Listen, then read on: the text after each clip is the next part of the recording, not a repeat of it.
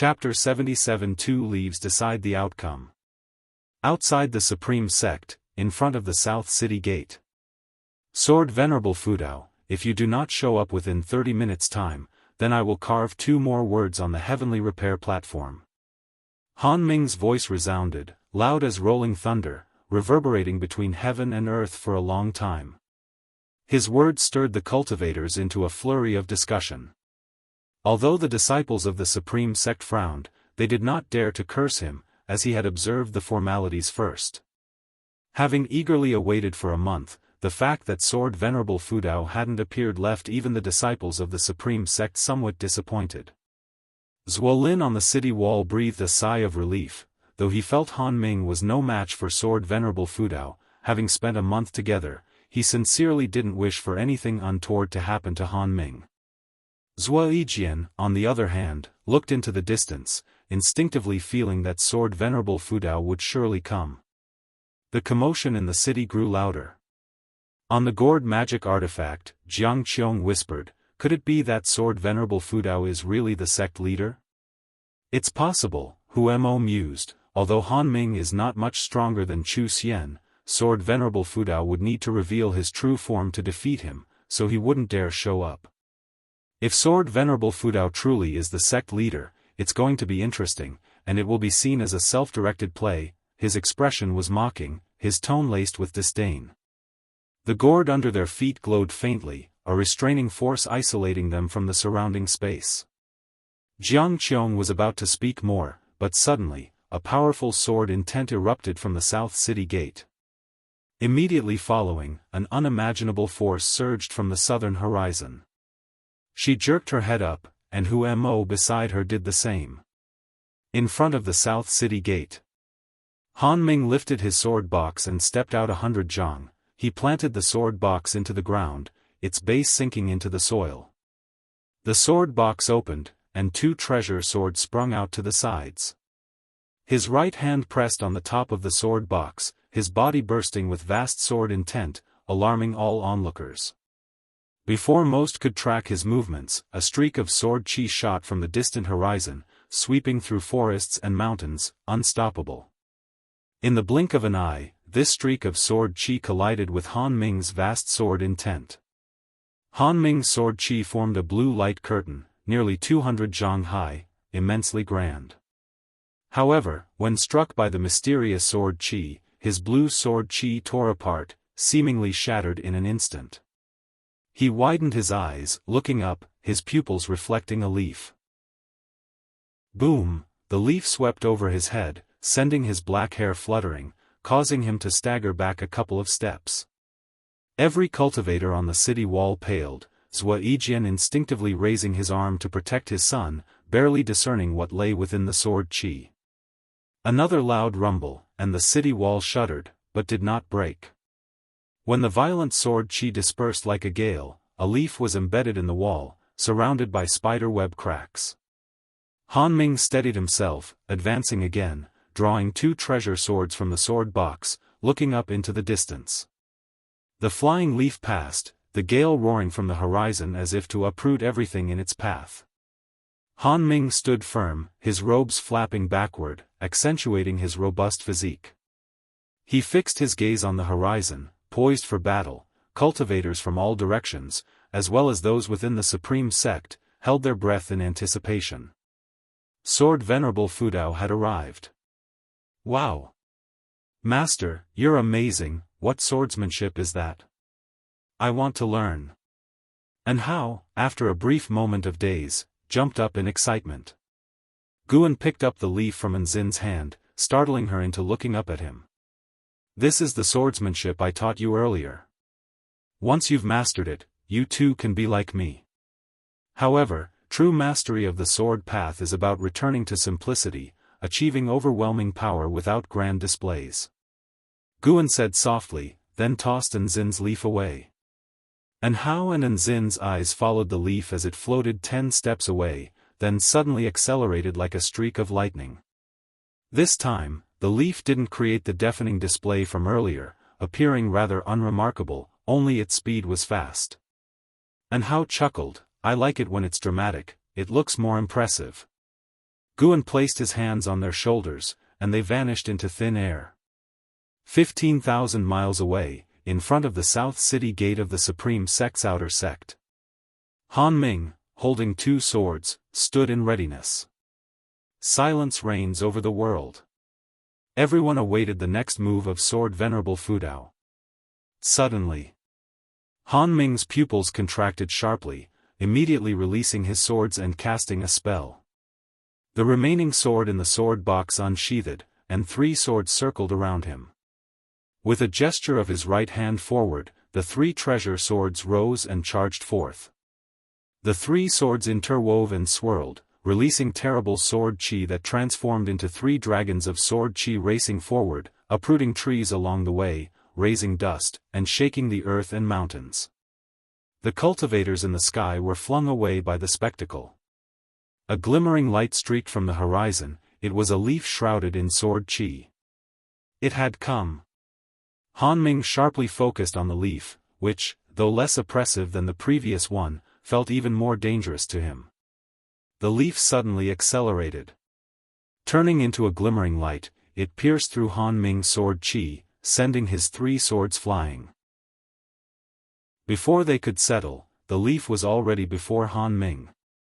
So fast. Damn it! Han Ming was horrified, instinctively pushing out his palm. His robes erupted with a golden light, forming a golden bell shadow. Boom! The leaf shattered the golden bell shadow, piercing Han Ming's right shoulder. The powerful force left him unable to resist, dragging his body along, splitting the ground beneath him. Han Ming crashed into the city wall, shattering the wall behind him but not bringing it down.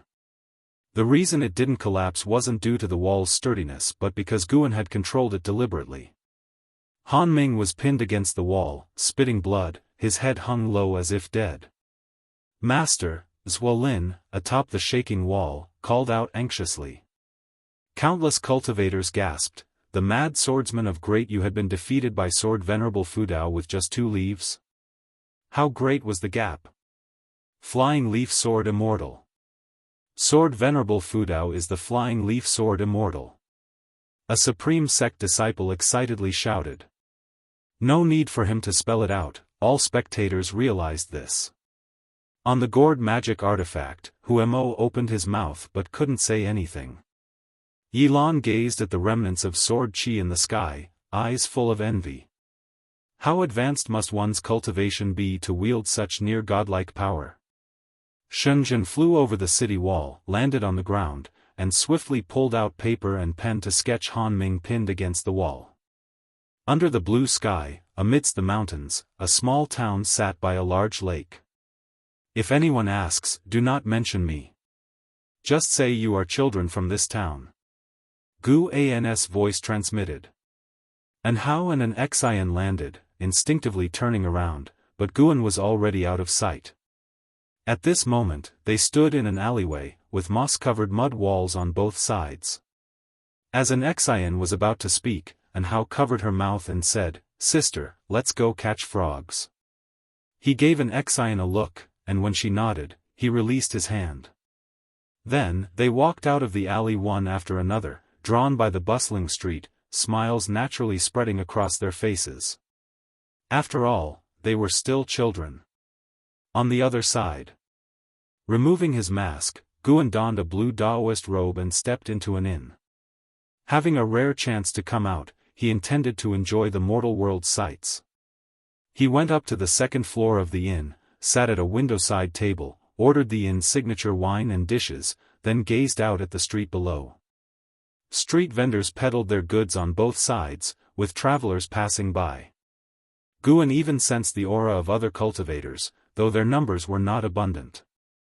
Patrons in the inn chatted about the grievances between Jianghu heroes, giving Guan a feeling of having traveled through time again. Before his food and drink arrived, Guan sensed a strong divine sense sweeping across the town. As expected, someone was coming. The divine sense swiftly vanished, not appearing again. Guan was in no hurry, ready to relax for the day. When his food and drink arrived, he began to drink alone, admiring the old-fashioned street bustling with people below the window. The sun set, the moon rose. As night fell, the town remained lively, red lanterns hanging on the buildings, with small rivers crisscrossing the town, glowing faintly. Guan stood atop a stone bridge, his brow furrowing slightly. He sensed a wisp of demon energy entering the town. Not very strong, just a second-rank demon creature, equivalent to the Foundation establishment realm. Guan initially planned to return to the Supreme Sect the next morning to enjoy Victory's accolades, so he wasn't in a rush, curious to see what the demon creature intended. Though no cultivators openly resided in this town, the second-rank demon creature was still cautious, suggesting a particular reason. Guan slowly walked toward the direction of the demon energy. As he passed by a courtyard, a voice called out to him. "Junior brother Gu." The voice was old, tinged with surprise and hesitation. Guan turned his head, seeing an old man watching him from a courtyard. The old man had white hair and a stooped back, appearing in his 70s or 80s. Guan frowned, suddenly thinking of something, hesitantly asked, "Senior brother Zhang?" Zhang Chuanxiu. It had been so long, Guan had nearly forgotten Zhang Chunqia's aura, and Zhang Chunqia's appearance had changed significantly. The old man quickly walked out, excitedly saying, "It's really you. I felt like the person on the bridge looked like you from upstairs, but I didn't dare to believe it. Junior brother Gu, what brings you here? Are you on a mission as an outer disciple?" Guan nodded, something like that. "Senior brother, what are you doing here? What a coincidence." Zhang Chuanxiu smiled, "This town is the wealthiest near the Supreme Sect. I'm here to spend my retirement." That made sense. Guan chose this place because of its safety and vibrant population. Zhang Chuanxiu took Guan by the wrist, smiling, "Come in and chat, you're not in a hurry, are you?" "Not at all," Guan replied, sensing no one else in the courtyard. He was curious about Lotus' whereabouts. He had once eavesdropped on Zhang Chuanxiu muttering to himself, learning Zhang Chuanxiu had come down the mountain for a girl named Lotus. Chapter 78 Demon Guan, renowned throughout the world. The end of summer moon was very round, but the clouds were too many, and the bright moon was quickly obscured. Guan and Zhang Chuanxiu sat inside the house, chatting leisurely. Zhang Chuanxiu spoke of his experiences over the years while Guan listened attentively. Zhang Chunqia's story was like one written by a scholar. He left the Supreme Sect for a woman he loved, only, that woman was a demon. Years ago, Zhang Chuanxiu went to the Supreme Sect seeking immortality. On the way, he was attacked by demons, and was luckily saved by a female demon named Lotus. Eventually, he safely entered the Supreme Sect. He always remembered Lotus' kindness. Every year, he would go out to visit her. Their feelings for each other grew rapidly.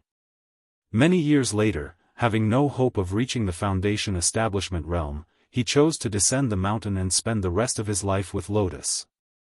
After they met again, they came to this town, bought a mansion, got married, and had a son. After being with a demon for a long time, Zhang Chunqia's spiritual power was drained, along with his chi blood. Lotus couldn't bear to drag him down, so one morning, she left without saying goodbye. Hearing the story up to this point, Guan wanted to say something but held back. "You might think I was deceived by her, but that's not the case. A human and a demon together end up this way.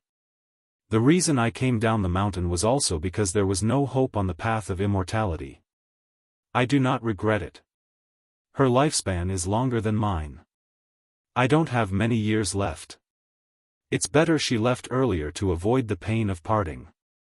Zhang Chuanxiu said with a smile, appearing kind. His cloudy eyes seemed to have seen through the vicissitudes of life in the mortal world. Looking at him, Guan couldn't help but think back to when he first entered the Mystic Valley. How young was Zhang Chuanxiu then? Truly, things had changed. He detected that Zhang Chuanxiu only had 3 years left to live, which made him feel a bit sad.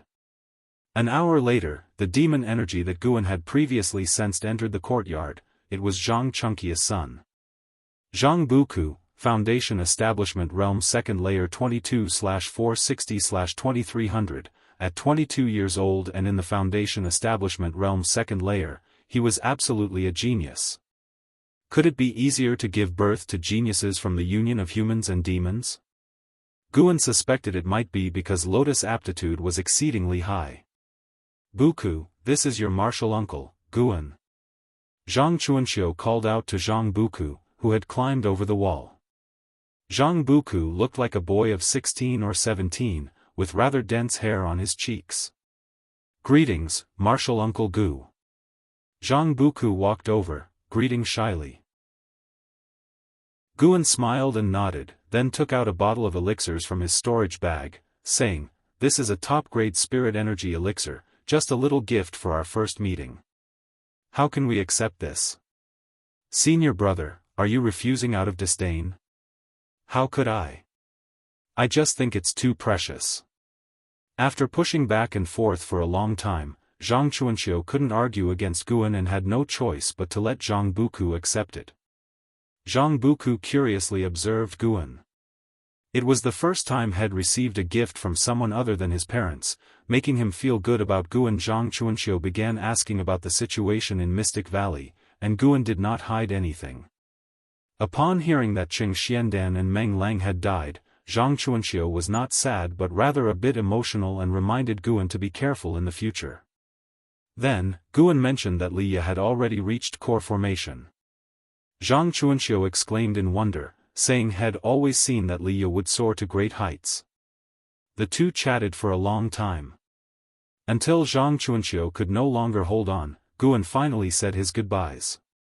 Before leaving, supported by Zhang Buku, Zhang Chuanxiu turned around and said, "Junior brother Gu, you've already reached Foundation Establishment, which means your aptitude isn't terrible. Keep cultivating diligently. See how the world changes after hundreds of years for me." Guan stood at the door, looking back at him and nodding slightly. From beginning to end, Zhang Chuanxiu did not ask him for anything, just reminisced. As Guan walked out of the courtyard, he couldn't help but look back. He could hear Zhang Chuanxiu whispering to his son, asking where he had been causing trouble today, while Zhang Buku said he encountered a young boy and they fought. The boy he met was An Hao.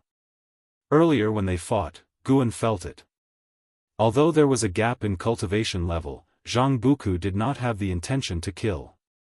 After several exchanges, he left. This could be considered fate. Zhang Buku had the potential for a lifespan of 2,300 years, likely becoming a famous great demon among the demon clan. As for An Hao, there was no need to mention that, he had the potential to be the best in the world. Many years later, when they meet again, will they recall their childhood battle in this small town? Guan smiled, then disappeared into the night. At dawn. In the wilderness, at the edge of a cliff, An Hao and an Xian sat in meditation on either side of Guan, facing the rising sun and practicing together. The sunshine poured down on them, making a harmonious picture. 3 blood marks on An Hao's left cheek were left by Zhang Buku. He had been searching for Zhang Buku all night but couldn't find him. Even after leaving the town and arriving at this desolate place thousands of miles away, he was still indignant. Guan couldn't sit still anymore. He stood up and said, "I have to go out for a while. I'll be back by evening. Hao, take care of your junior sister." With that, he disappeared from the cliff.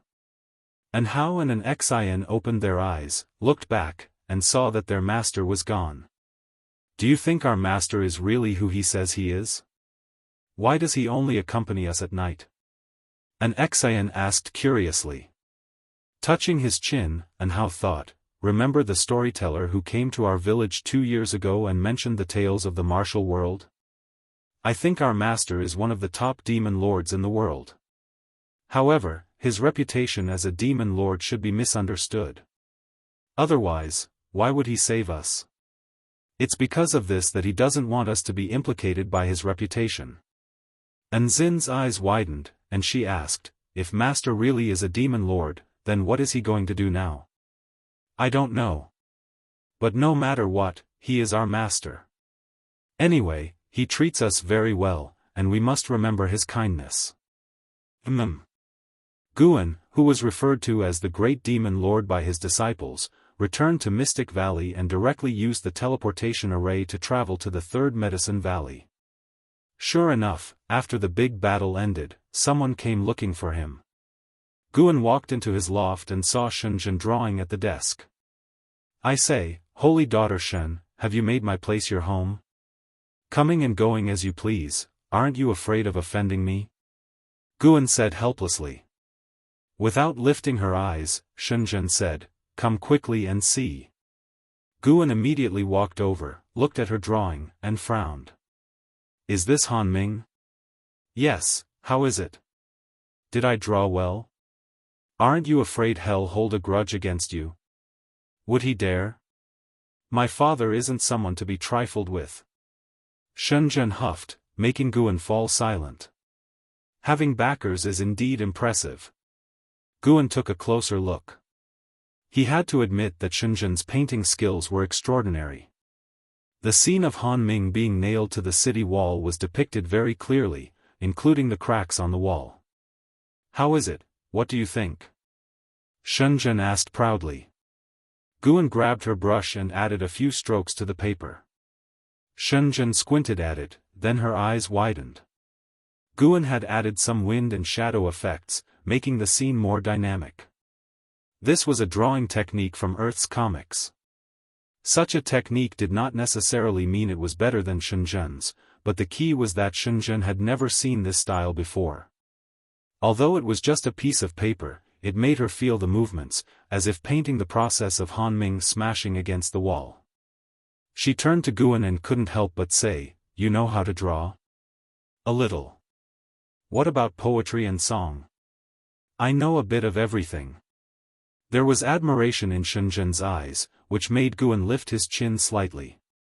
"Showing off, are we?" "Well, after all, you did write Investiture of the Gods." Shenzhen sighed. Guan then asked, "Why did you draw this picture? Could it be that Shenzhen had a grudge against Han Ming?"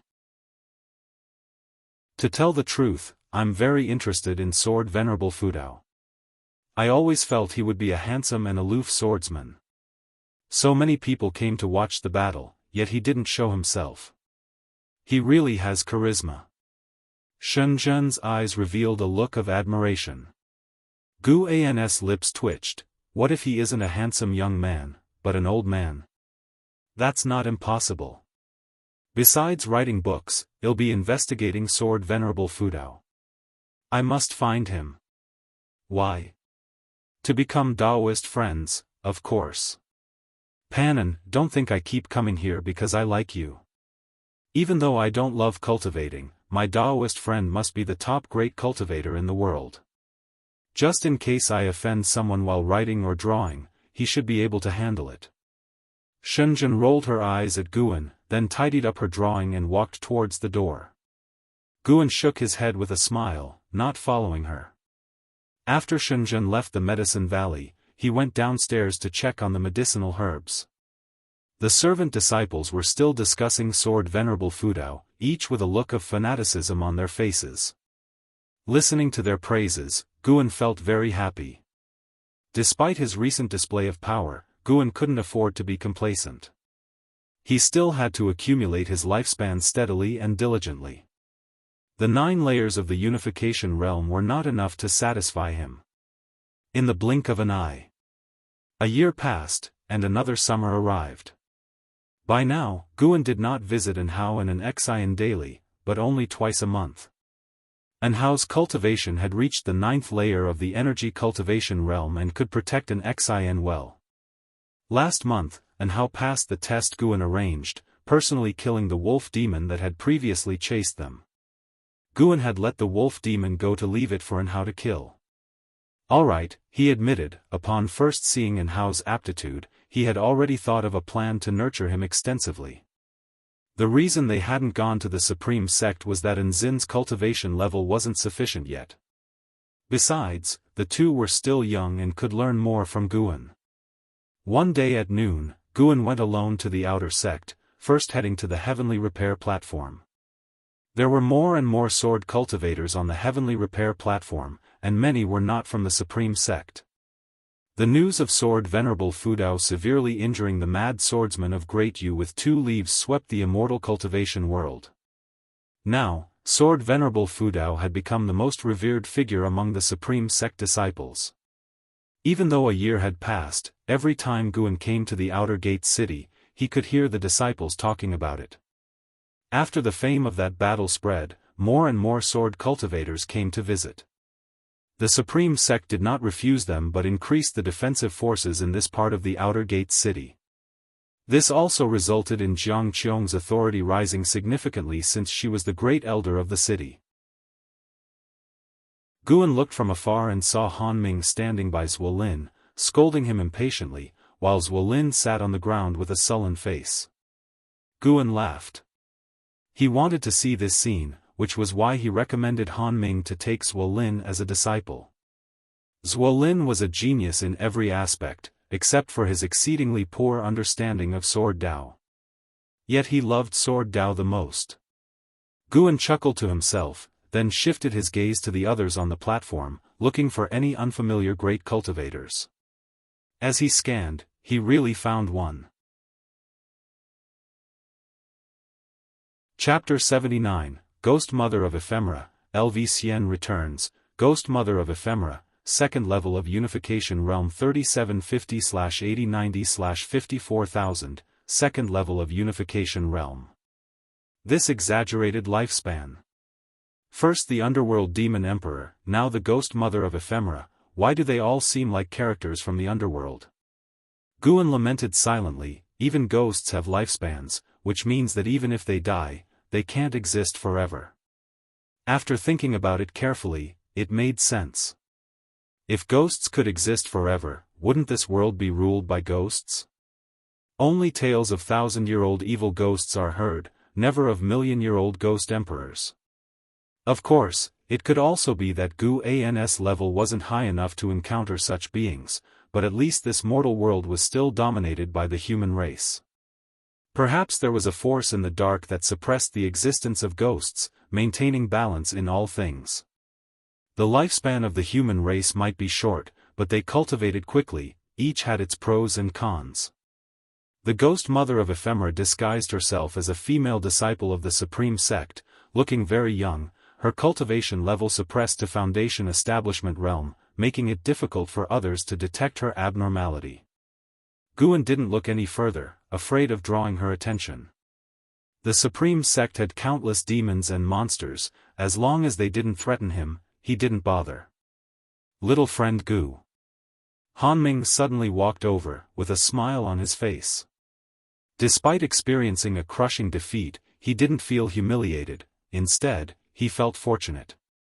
Sword Venerable Fudao had pinned him to the city wall with a leaf, and the sword intent contained in that leaf benefited him greatly, indicating a lesson in disguise.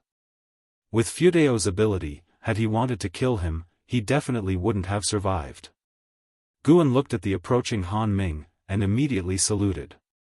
Han Ming came forward, warmly grabbing his hand, and said, "Little friend Gu, since you're here, you must practice swordsmanship with me. The disciple you recommended to me is really too dull, it's driving my Daoist heart restless with anger." As he spoke, Han Ming pulled Guan in the direction of Zwolin. Guan, unable to break free from his hand while hiding his cultivation level, could only walk helplessly.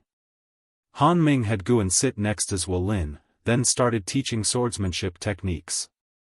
Zwolin, seeing Guan, was very pleased and kept pulling him to talk endlessly, making Han Ming very irritable and scold Zwolin again. Zhuo sat on one side, smiling as he watched his son being scolded, while also scrutinizing Guan. Besides being good-looking, his cultivation level seemed ordinary, and Zhuo couldn't understand what caught Han Ming's eye about this child. Zhuo closed his eyes, while feeling the sword intent within the words, "righteous path," and thinking back to the scene of Han Ming being defeated, he seemed to catch something in the dark, yet it felt like an illusion. This complex feeling made him bewildered. After a full ancient hour, Guan finally managed to escape Han Ming's entreaties. Han Ming's swordsmanship, Guan had memorized it after hearing it once, but to keep a low profile, he had listened to it 6 times, really exhausting himself. Guan hastily left under Han Ming's disappointed gaze. From now on, he had to avoid Han Ming when visiting the heavenly repair platform. This guy was too troublesome. Guan thought to himself, and then went to the Elixir Hall and the Book Collection Hall in sequence to report in, and finally visited Jiang Qiong at the Great Elder's residence. In the main hall, Jiang Qiong threw a storage bag to Guan and said, "These are all high-rank medical herbs I have collected. Once they mature, you can take 20%. Hasn't your martial master treated you well?" Guan scanned it with his divine sense and was elated. So many seeds, and the lowest grade was 4th rank. "Thank you, martial master," Guan said sincerely. Jiang Qiong could have asked someone else to nurture them. She was the great elder now, holding significant power. Hearing this, Jiang Qiong smiled contentedly. She enjoyed seeing Guan's gratitude towards her. Try not to sell the green vine fruit, it greatly enhances chi blood and root bones, making it a treasure beyond the measure of spirit stones, Jiang Qiong said earnestly. Clearly, she had found out about Guan's record of selling green vine fruit. Guan nodded. He no longer needed spirit stones to buy seeds, so naturally, he wouldn't sell them. Next, I plan to strive further upward. Your Medicine Valley can partly be credited to me, cultivate it well. In the future, I will find a golden core from a core formation realm cultivator and use secret techniques to help you become a core formation realm cultivator, Jiang Qiong continued. Guan quickly thanked her again. Then, Jiang Qiong waved her hand, indicating he could leave. Guan turned to leave. After taking a few steps, Jiang Qiong's voice floated from behind, "Guan, do you write books?" This statement made Guan's heart tremble. What did that mean?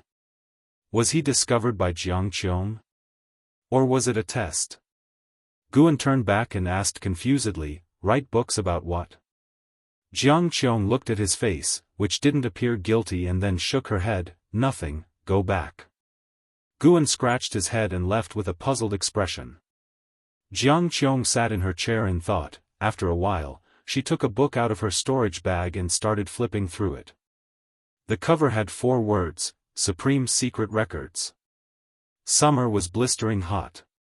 The 13-year-old Anhao lay by the river, facing the sky, his head immersed in the water, bubbling as he blew bubbles. Not far away, an Xian was sitting under a tree, meditating and cultivating. Her brows were furrowed, obviously finding her cultivation difficult. A figure covered Anhao's body, making him open his eyes subconsciously. When he saw who it was, he quickly got up. "Master." Anhao quickly got up, rubbed his wet hair, and then cultivated energy to dry his hair with spiritual power, causing wisps of white smoke to rise from his head. Guan wore a mask and spoke in a hoarse, low voice, "I won't teach you swordsmanship today, I'll teach you leg techniques." Hearing this, Anhao's eyes lit up, and he became excited. Finally, he didn't have to learn swordsmanship. Anhao was not only strong in spirit root qualification, but also had exceptional comprehension. After practicing the Taitsang Divine Shocking Sword for a year, he had fully mastered its moves and mental methods. Now, he only needed to cultivate his own sword intent.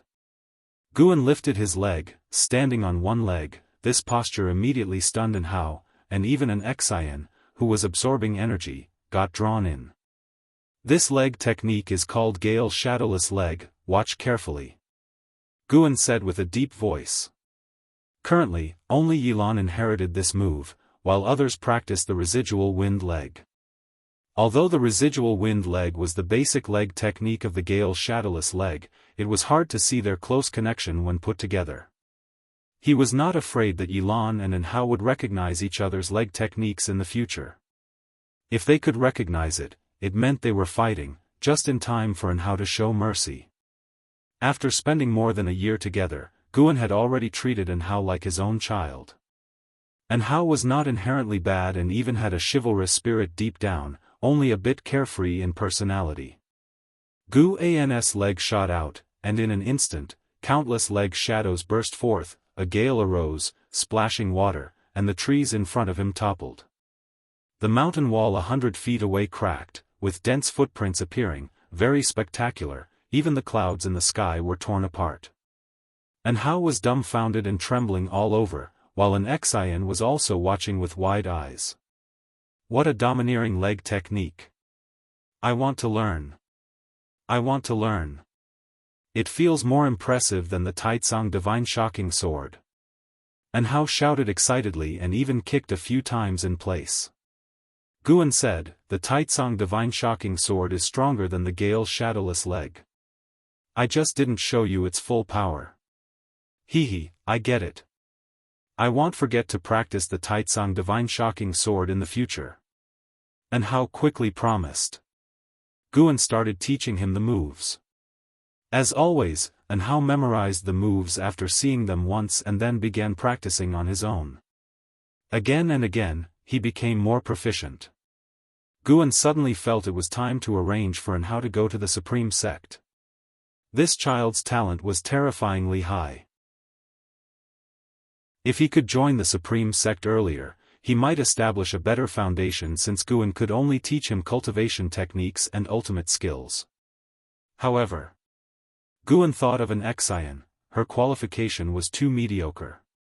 Never mind, let them go. Qualification wasn't something he could change for now, so why worry for her? Guan decided to wait another 6 months before sending the 2 children to the Supreme Sect. In 10 years, Hao might become renowned. He wondered how long it would take for him to catch up with Li Ye and Ji Xiaoyu. Guan even began to look forward to the duel between Li Ye and Hao. Li Ye, being naturally competitive, would certainly clash with Hao one day. There were internal combats within the Supreme Sect. Although the two were over 30 years apart, they could be considered the same generation. The summer heat was intense, and Hao soon became drenched in sweat, yet he continued practicing legs tirelessly. Despite his young age, once his clothes were soaked with sweat, his body showed strong muscle lines, full of strength. Guan just stood there, quietly watching. Tianya Valley. Guan was planting seeds, with Sun Sen following close behind, carrying a basket. To prevent being seen through, Guan didn't just harvest, occasionally, he did other tasks. I'm back. A voice came from the valley entrance. Guan didn't have to look to know it was LV Xian. LV Xian walked in from the valley entrance, wearing a blue robe and holding a folding fan, looking more masculine compared to his previous red attire. How did it go? Smoothly? Sitting on the mountaintop, Yi Luyun asked, his voice echoing through Tianya Valley. Luo Han appeared in front of the pavilion with a long spear, welcoming LV Xian's return. Guan also had to show his respect. Compared to LV Xian, Guan was more concerned about Li Ya's situation in the 100 Races Assembly. LV Xian wore a faint smile and said, naturally smooth, although there were some twists in the middle, I took the first place without any surprises. Hearing this, both Luo Han and Yi Luyun smiled. They all served Li Xiandao and would experience life and death together in the future. The stronger LV Xian was, the happier they would be. Yi Luyun asked again across the Medicine Valley, did the talents from the Ji family, Gu family, and Zhou family pose any threat to you? LV Xian replied, a woman named Ji Xiaoyu from the Ji family gave me some trouble. Unfortunately, she withdrew halfway, and without defeating her head-on, I felt some regret. Other than that, there were less than 5 opponents who could contend with me. Was there anyone among His Majesty's children who satisfied you? Luo Han asked, with some expectation in his tone. LV Xian shook his head and said disdainfully, although I greatly admire His Majesty, his children are really not up to par, not even close to him. By the way, there was a prince named Li Ye who showed surprising ferocity. To win, I had to break his limbs. He'll probably need a year or 2 to recover. This statement caused Luo Han's face to change dramatically. Guan couldn't help but frown as well. Chapter 80, Mystic Tortoise Surging Wave Palm, shockingly revealed Heavenly Spirit Root. Guan felt annoyed when he heard about Li Ya's injury. This guy was too harsh with his moves, and now he was belittling Li Ya. Previously, Guan thought that even if LV Xian defeated Li Ya, he would show some mercy for Li Zuando's sake, but he hadn't expected such arrogance, with a tone that showed no regard for Li Xiandao. Yi Luyun appeared out of nowhere in front of LV Xian and frowned as he asked, "Why did you injure His Highness? Couldn't you just knock him out?" Clearly, Li Xiandao frequently mentioned Li Ya in front of him. "What's the matter? He can't be injured. He's not the Crown Prince, and compared to the Crown Prince, he's far inferior." LV Xian frowned and retorted, his tone filled with dissatisfaction. "Even if he's not the Crown Prince, he's still a prince that His Majesty cares about." Yi Luyun's tone was somewhat heavy. Luo Han remained silent, but from his expression, it was clear he was also displeased.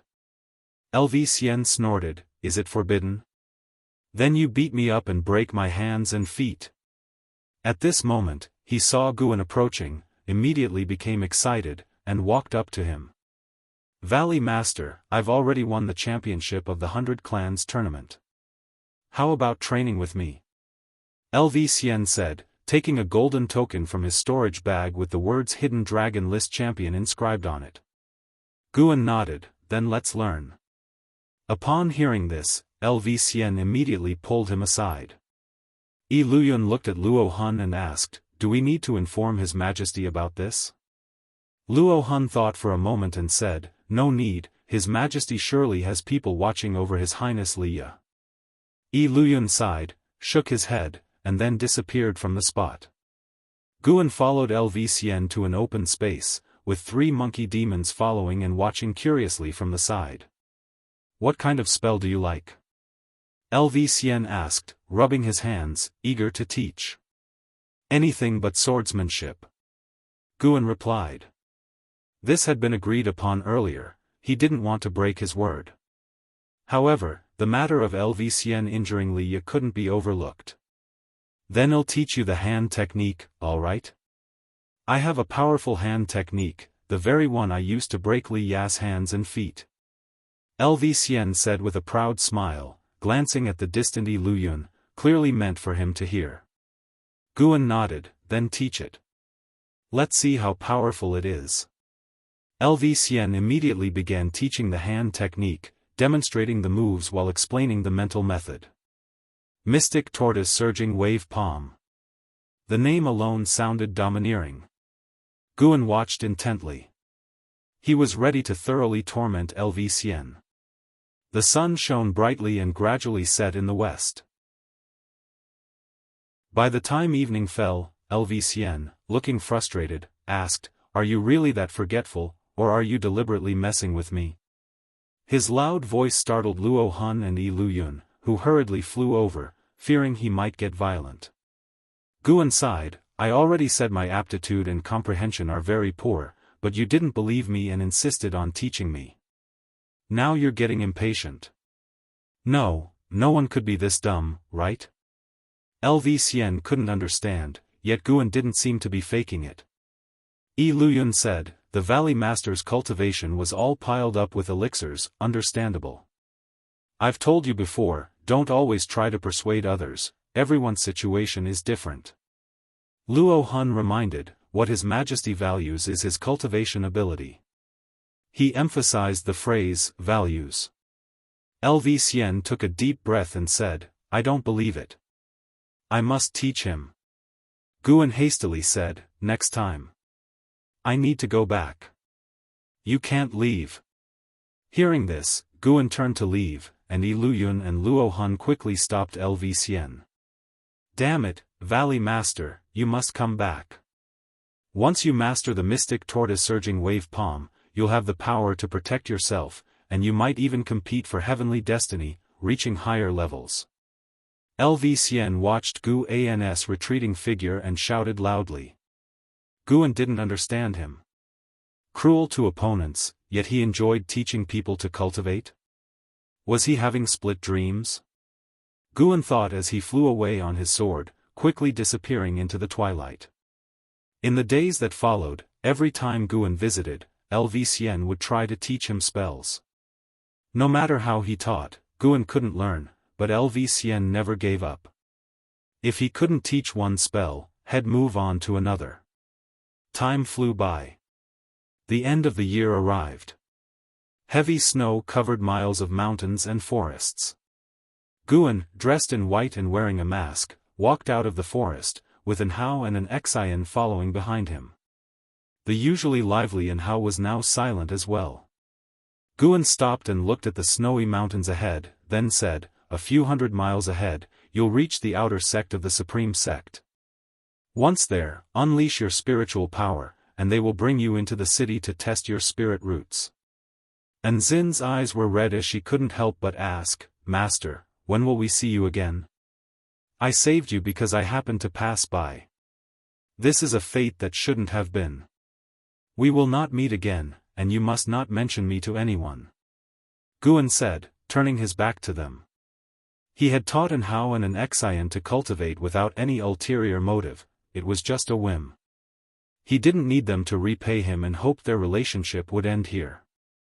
An Hao suddenly knelt down, and an Xian followed, kowtowing to Guan. This time, Guan didn't stop them and accepted their 3 kowtows. An Hao's forehead was directly broken, blood and flesh mingling, but he felt no pain, staring firmly at his master's back. He could never forget the terrifying experience in the demon cave and the despair when facing the wolf demon. "Master, no matter who you are, I will always remember your kindness. I will strive to cultivate, make a name for myself, and become the greatest person under the heavens. When you hear my name and need anything, disciple would die 1,000 deaths without hesitation." An Hao said solemnly. Though he had just turned 14, there was a determination in his eyes fiercer than that of an adult man. Guan waved his sleeve, and the wind and snow swept in from the horizon, causing an Hao and an Xian to instinctively raise their arms to shield their faces. "If you want to help me, live for 1,000 years first." Guan's voice drifted away in the wind. When the snow passed, the two raised their eyes, and he was already gone. An Xian couldn't help but look at an Hao, waiting for his decision. He stood up, looked toward the horizon, and said softly, "An Xian, we must not disappoint Master." An Xian nodded firmly. The siblings stepped forward into the flying snow that seemed ready to swallow them.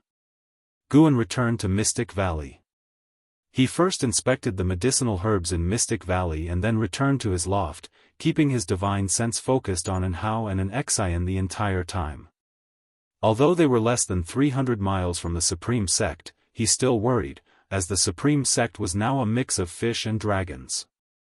For the next few days, no matter where he went or what he did, he kept part of his divine sense watching over an Hao and an Xian until they safely reached the outer sect of the Supreme Sect.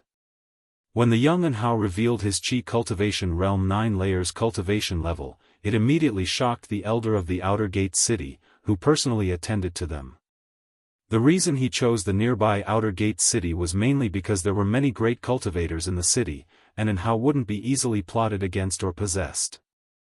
As the new year arrived, during the Spring Festival, Mystic Valley, Guan, Yilan, Zhenqin, Wuxia Xianxia, Tangyu, and others sat around a long table celebrating. Other servant disciples sat at another table, clinking glasses together. "Have you heard? Recently, the outer sect recruited a disciple with heavenly spirit root. Even the elders of the sect's main city were alerted. His name is an Hao, and he's only 14 years old, almost at foundation establishment. It's unbelievable. Compared to him, I feel like my cultivation has turned me into a pig." Zhenqin marveled while holding a wine bowl. Heavenly spirit root. Everyone was intrigued, and Wuxia couldn't help but ask, "Is that true? The Taizong dynasty hasn't had a heavenly spirit root for hundreds of years." "It's true. Our law enforcement hall even guarded him for a few days until the sect leader took him away." Yilan nodded, much calmer than Zhenqin. Everyone continued discussing the heavenly spirit route, with Wuxin sharing many legends, making Yilan frown. How does this kid know so much? Is there something suspicious about him? Yilan thought silently as she looked at Wuxin. Although she had known him for years, people could change. No, she had to check Wuxin's entry records. Listening to everyone talk about and how, Guan couldn't help but smile.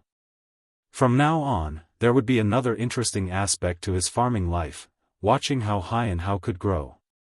After a long discussion, the topic shifted to the immortal cultivation world. It was said that a demon disaster was occurring in Changluo, Zhangzhou, with a demon attempting to assassinate the emperor. The emperor narrowly survived, resulting in anger and a pursuit of those responsible, with entire families being executed. Guan knew that Li Xiandao hid the 9 layers of divinity transformation realm, so he wasn't worried, listening with great interest. The New Year's celebration, bidding farewell to the old and welcoming the new, lasted until dawn. When the sun first rose, Yilan and Zhenqin left. Guan did not immediately leave Mystic Valley but quietly entered the 8 scenic caves to bring delicacies to Sky Dragon. Under the green vine tree, seeing Guan arrive, Sky Dragon was very happy, swimming quickly around him. Now it was nearly 2 zhang long, with dragon horns fully grown, looking like a real dragon, its black dragon scales gleaming with cold light. "Master, when can you take me outside?" Sky Dragon rubbed Guan's face, asking pitifully. Guan stroked its head, smiling, "Didn't I tell you? When you grow up completely. Outside, many people are eyeing your flesh, just like you look at mutton. How big counts as grown up? I feel I'm very strong now, even stronger than you, Master." Sky Dragon said aggrievedly. Although Guan had practiced swordsmanship under the tree, he had never shown his true strength, so even Sky Dragon didn't know his real abilities. Hearing its words, Guan thought he couldn't continue like this. "I'll think of a way." Guan pondered. He decided to find Jiang Qiong to see if she understood transformation skills, to turn Sky Dragon into a snake so that it could follow him outside. Upon hearing this, Sky Dragon immediately became happy, even cheering, making Guan laugh. After staying in the 8 scenic caves for an ancient hour, Guan left, leaving quickly because he sensed a familiar presence approaching Mystic Valley. Guan returned to his loft, pretending to read a book. After a while, a figure leapt in through the window, and before landing, the voice rang out, "Junior brother Gu, guess what treasure I brought back for you?" Chapter 81 Ancient Gold, Swallowing Insect, Demon Path besieges Supreme Sect. Guan looked at Liya, who climbed in through the window, and said helplessly, "What treasure could be better than my windowsill?" Liya, dressed in green, walked to the table, took a bag from his waist, placed it on the table, and said with a smug smile, "This treasure, you will definitely like." Guan probed with his divine sense, frowned, and asked, "Why are they just bugs?" "These are ancient gold-swallowing insects. Their jaws can bite through any gold, iron, or in the world. If fed with golden attribute spirit energy, they can grow even stronger. There are 16 in total here, one of them is a queen. They are quite good for guarding the house and can also help you dig the ground," Liya said with a smile. Upon hearing this, Guan became interested and asked curiously, "How do you make them recognize their master?" "There is a special recognition ritual. You have to drip your blood essence onto the queen insect to establish a soul connection," Liya said, following by handing Guan a thin secret book from his storage bag. Guan took it but did not open it immediately. Instead, he asked, "How did the 100 clan assembly go?" Liya pulled over a chair from the side, sat opposite Guan, and sighed. "It wasn't smooth, but it was enlightening. The world is truly full of experts and talents. My talent was nothing at the assembly of the 9 dynasties and 100 clans. I barely made it into the top 100, and Zhou Tongyu only made it into the top 10. Seeing how optimistic he seemed, Guan felt slightly less worried. Liya began to recount what he had seen and heard at the 100 clan assembly, and Guan listened attentively. Halfway through, Guan even got up to pour some wine, listening while drinking. Leah kept talking until dusk and still had more to say. Guan lamented, so it seems only our family's third miss can pose a threat to Xian? Her Qilin step is indeed formidable. She was the only one able to wound Xian. Unfortunately, she encountered a heavenly tribulation after taking 9 steps, temporarily halting the combat. She hasn't been seen since, Leah nodded. Heavenly tribulation? What does that mean? Is the Qilin step that powerful? Guan was surprised. He had taken countless steps over the past 2 years and hadn't encountered any heavenly tribulations. Leah shook his head. How would I know? Maybe she has some hidden secret within her body. Innate Daoist talisman. Guan sighed in his heart. Is she cheating? Compared to Ji Xiaoyu, Xian's strength was what shocked me the most. He is my next target and I will challenge him and win next time, Leah said with fighting spirit. Guan asked, didn't you just say he broke all your limbs? Don't you hate him? Leah shook his head. It was a normal sparring match, nothing to hate. Besides, I refused to admit defeat at the time. I heard from a senior that he's also a pitiful person. He has other remnant souls within him that want to seize his body. That's why he sometimes acts friendly, sometimes violent. Other remnant souls? Guan breathed a sigh of relief. If that's the case, then he was reassured. He had been worried that Xian was an immortal reincarnated. Now it seemed that wasn't the case. What do you mean by other remnant souls? Guan asked in confusion. Not sure. It might be related to some treasure or maybe he was possessed. Anyway, he will be tormented until he clears those souls. No wonder he was never mentioned in the Supreme Sect before. Perhaps the LV family kept him protected.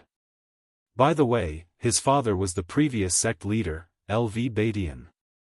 LV Badian went into deviation while cultivating, and his son is tormented by residual souls. Is it just a coincidence? Leah frowned as he spoke, then sighed and said, if Xian were not affected by the residual souls, he might have already formed his nascent soul. His power would be unimaginable. Guan laughed, amused that he was starting to sympathize with Xian. By the way, who was that senior you mentioned? He sounds amazing, Guan asked, feigning curiosity. An unnamed senior. Sorry, I can't reveal more, Leah replied. Must be the old master inside you. Guan could sense the growing presence of a soul within Leah. He suddenly thought of something.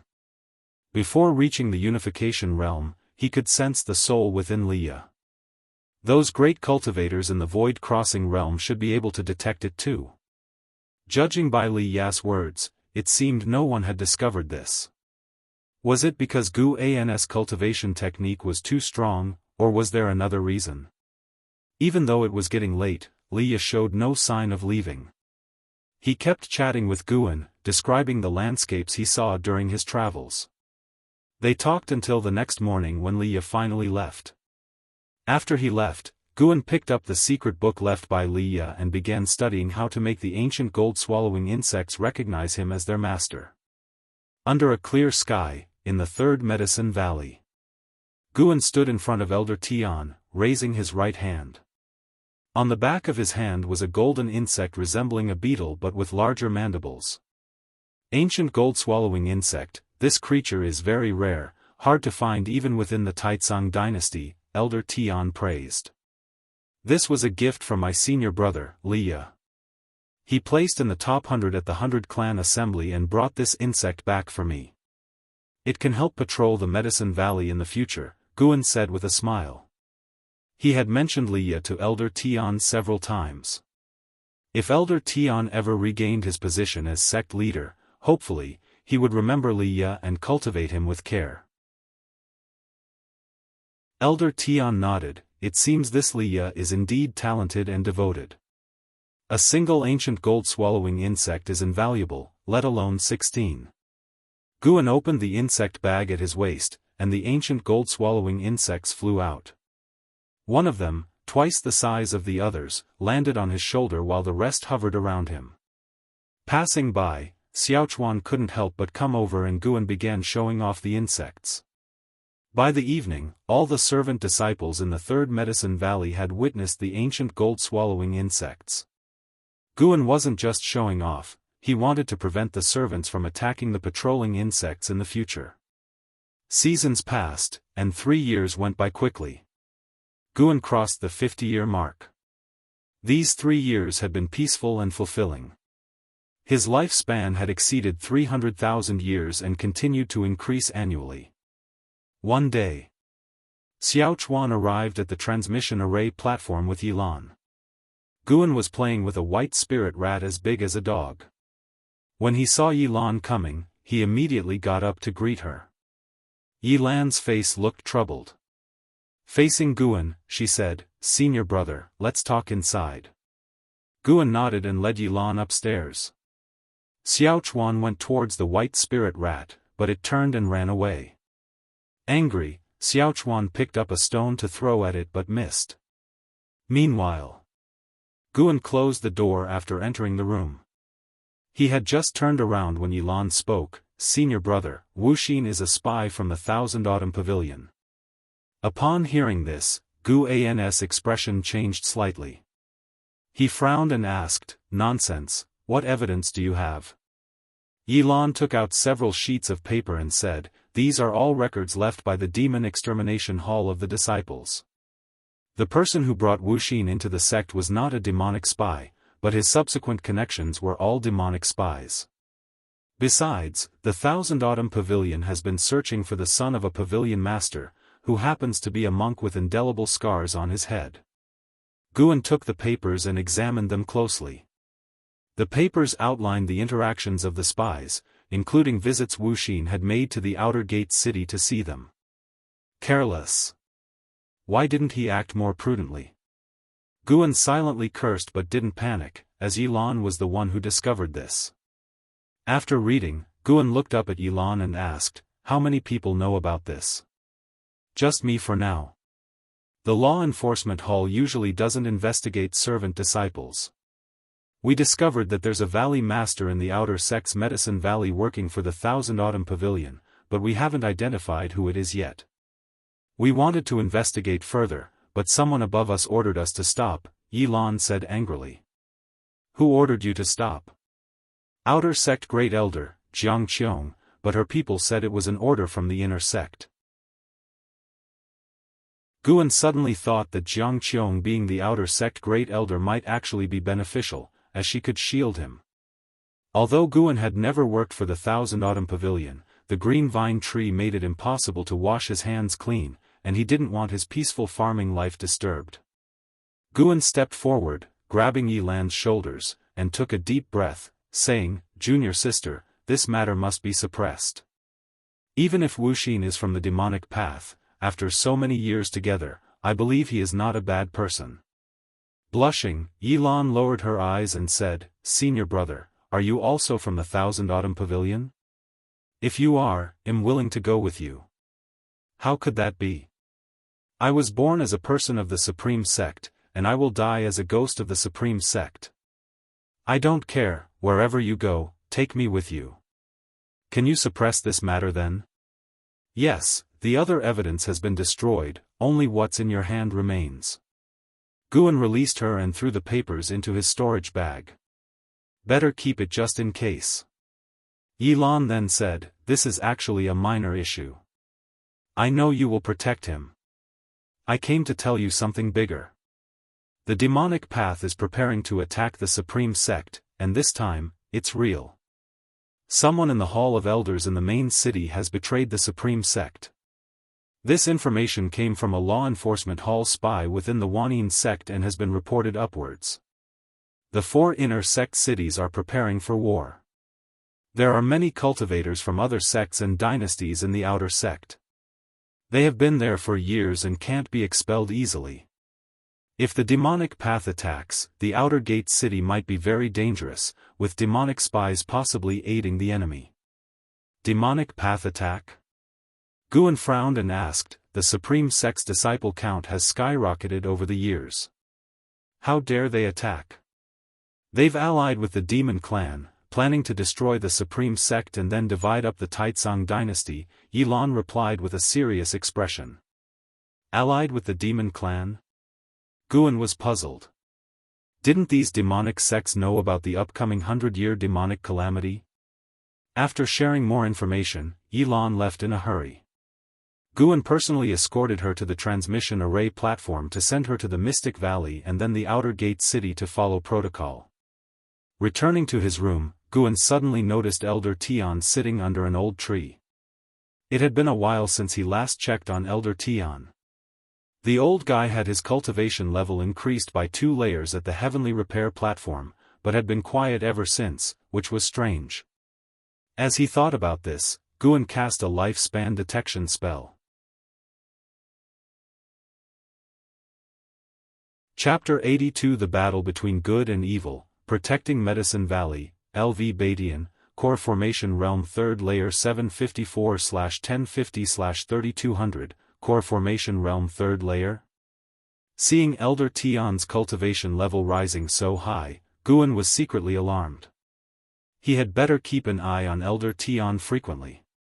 What if one day he surpassed him, and he didn't even know? Guan realized that the higher the realm, the more cultivators practiced the energy-concealing sorcery. It was very difficult to judge an opponent's cultivation level based solely on sensory perception. In other words, the immortal cultivation world was all about who could conceal themselves better. Fortunately, he concealed himself deeply enough. He was confident he could continue to do so. Elder Tian seemed to sense Guan's gaze. He opened his eyes and looked at him. Guan gave a slight nod, then returned to his room. The demon path was about to attack, but he did not panic at all. He went about his usual business. The Supreme Sect was not a soft target, especially with Elder Tian, this hidden sect leader, secretly gaining power. What Guan needed to do was protect his Medicine Valley. At the end of summer, the weather was cool. Guan walked within the Outer Gate City and found that the number of disciples from the law enforcement hall in the city had increased significantly. There were also many divinity transformation realm auras on the city walls in all directions. The whole city exuded a tense and murderous atmosphere. The demon path was really coming. As usual, he first went to the heavenly repair platform to take a look. The underworld demon emperor and the ghost mother of Ephemera were still there. The two seemed like ascetics, sitting alone in meditation, with no other hidden demons around. Guan always felt that the underworld demon emperor might be related to the demon path, but he was reluctant to report it for fear of being dragged into the whirlpool. His goal was longevity. Would the Supreme Sect still exist after 10,000 years? He was never someone with great noble aspirations. He was just an ordinary person. After scanning the surroundings, Guan did not see any powerful unfamiliar faces. It seemed that the Supreme Sect had recently been strict in controlling outsiders, only permitting them to leave while barring them from entering. Afterward, Guan visited Jianghu. Jianghu was not in her residence. Her servant asked him to wait in the hall. Standing in the main hall, Guan observed the surroundings. He could feel the presence of very intricate restrictions here, which could not be seen with the naked eye. The Ziwei Array Chronicles Jianghu gave him, he had often read, and he had built a considerable understanding of formations. So now he could see some of it. While observing, Guan suddenly felt something, and his expression turned strange. There was a large space beneath this residence, just like the 8 scenic caves below the Mystic Valley. An ancient hour later, Jianghu finally returned. When she entered the hall, she waved her right hand, and the door closed with a bang. Guan stood up and looked at her.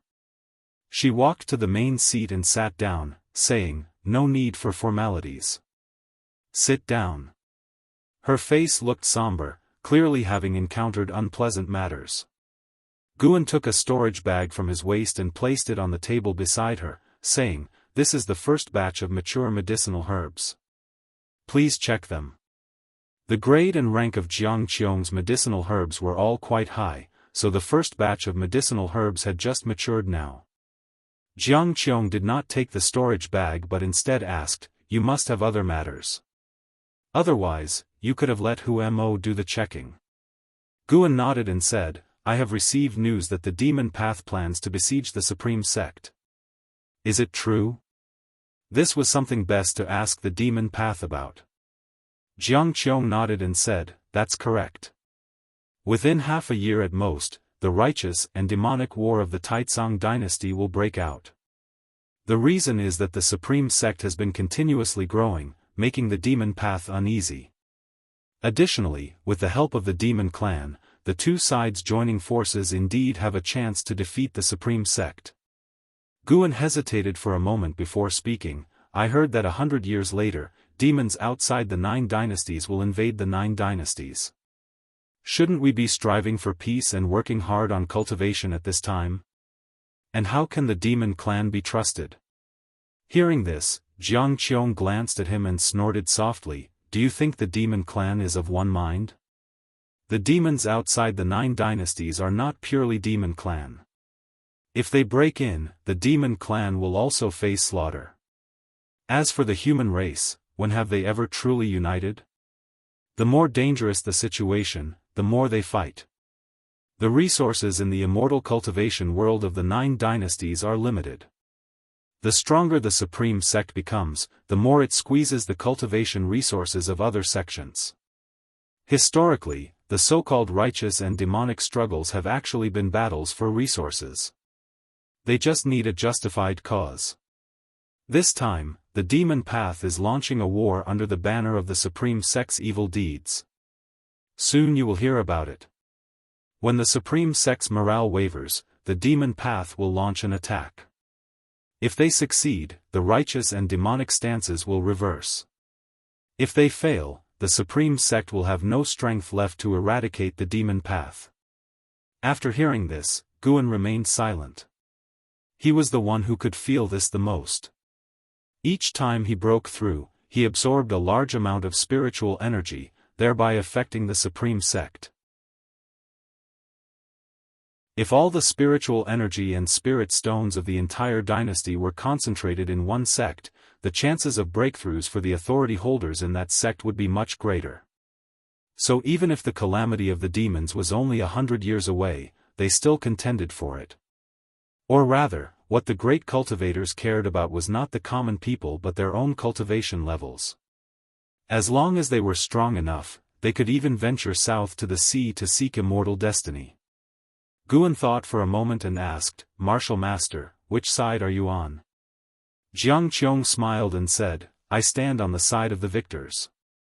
Don't worry. I can ensure that our outer gate city remains safe. Moreover, there are too many great cultivators in this city.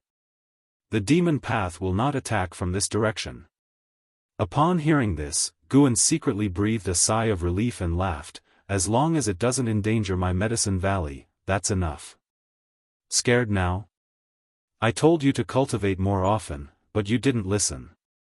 Cultivation is not something that can be rushed. Humph, you are just lucky to have a martial master like me. Before you go, find Hu Mo. I have already prepared a batch of immortal cultivation elixirs for you in advance to help boost your cultivation level. You are already 50 years old, still not in core formation realm, what a waste. Don't ever say that you are my disciple's grandson." "Thank you, Martial Master," Guan said with a smile, but inside, he was grumbling. A 50-year-old at Unification Realm 9th layer, have you ever heard of it? It would scare you to death if you knew. Next, Guan inquired about the cultivation level of the strongest member of the demon path, but Jianghu didn't know.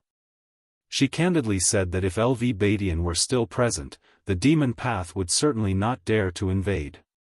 But now that the sect leader was Chu Tianqi, the battle between the strongest of the righteous and the demonic factions would be difficult to determine. These words made Guan feel sympathy for the demon path. LV Badian was not dead yet. By the way, Martial Master, have you ever heard of the underworld demon emperor? Guan suddenly asked. Jiang Qiong thought for a moment and shook her head. I've never heard of him. Why? It's nothing. I just read about him in a book. He's supposed to be very powerful. Since you don't know, then never mind. I should take my leave. Guan answered, then stood up, saluted, and turned to leave. Jiang Qiong watched his back, lost in thought. After talking with Jiang Qiong, Guan's worries about the righteous and demonic war eased significantly. His days returned to being as peaceful as before. 3 months later. At the end of autumn, the third medicine valley was still covered with many withered yellow leaves. In the early morning, Guan was leading his disciples in exercises, with Elder Tian also participating. Only Guan noticed that his body was sturdier than before. This guy's cultivation level had already reached core formation realm 9th layer. Guan had no idea how he managed to cultivate. Whenever Guan was around, he never caused a spiritual energy disturbance. After the exercises, Guan dismissed the disciples and headed towards the pavilion. 16 ancient gold-swallowing insects circled him, making him appear surrounded by golden stars. Just as he reached the bottom of the building, he stopped. He saw 2 figures swiftly approaching from the horizon. It was Vice Sect Leader Ji Hantian and Elder Guzong. Checking the medicinal herbs in the garden, Elder Tian glanced back and then turned away. After Guzong and Ji Hantian landed, they called Guan upstairs to talk. Upon entering the room, Guzong, as usual, laid down a restriction. Bang! Ji Hantian suddenly slammed the table, causing Guan's heart to race. Damn it! Every time they came, they had to slam the table? Guan really wanted to use the Great Yin-Yang transformation, transform into a demon cultivator, and beat Ji Hantian violently. The furniture in this room was made of the finest wood. If it got damaged, he would feel a pang of heartache. Chu Tianqi has gone too far.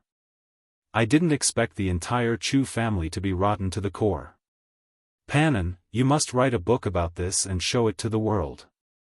The Supreme Sect is the orthodox sect of the world and must be supervised by the world. Ji Hantian said furiously. Again? Guan remained silent. He shouldn't have shown mercy back then. Guzong sat down and said impatiently, "What's the rush? It seems you are completely unaware of his actions. I think you just want to be the sect leader. This time, don't use Panan as a tool. Panan is the banner of the Supreme Sect's disciples. This banner cannot become a weapon in the sect's power struggle." Guan looked at Guzong. At least he made sense. Ji Hantian sighed and said, "It's true, I want to be sect leader. I believe that if I become the sect leader, I can lead the Supreme Sect to greater heights. Look at the mess Chu Tianqi has made. His men are manufacturing demons of greed, and someone even plans to sacrifice an entire outer sect. I once thought he was the sword Venerable Fudao and trusted him, but he is not. Now the demon path is aggressive. Anti-Chu Tianqi sentiments have spread within the sect, morale is shaken, and the Supreme Sect is in grave danger. Manufacturing demons of greed? Guan was astonished. He had thought it was the Chu family's enemies creating the demons of greed per Chu Jingfeng's words. It seemed there were deeper secrets. Was it a clan feud, or a self-directed act? Chu Tianqi is indeed disappointing. When he punished Chu Xian's descendants back then, I thought he was sacrificing kin for the greater good. Now it seems it was just self-preservation. However, taking down Chu Tianqi is not easy. Many in the Hall of Elders were promoted by him, and he has good relations with the Daotian sect. Guzong shook his head as he spoke. Hearing this, Guan was confused. What were these two playing at? What was the point of discussing such matters with an outer disciple? They were probably putting on an act to stir his feelings, trying to make him outraged and willing to expose the dark side of the Supreme Sect.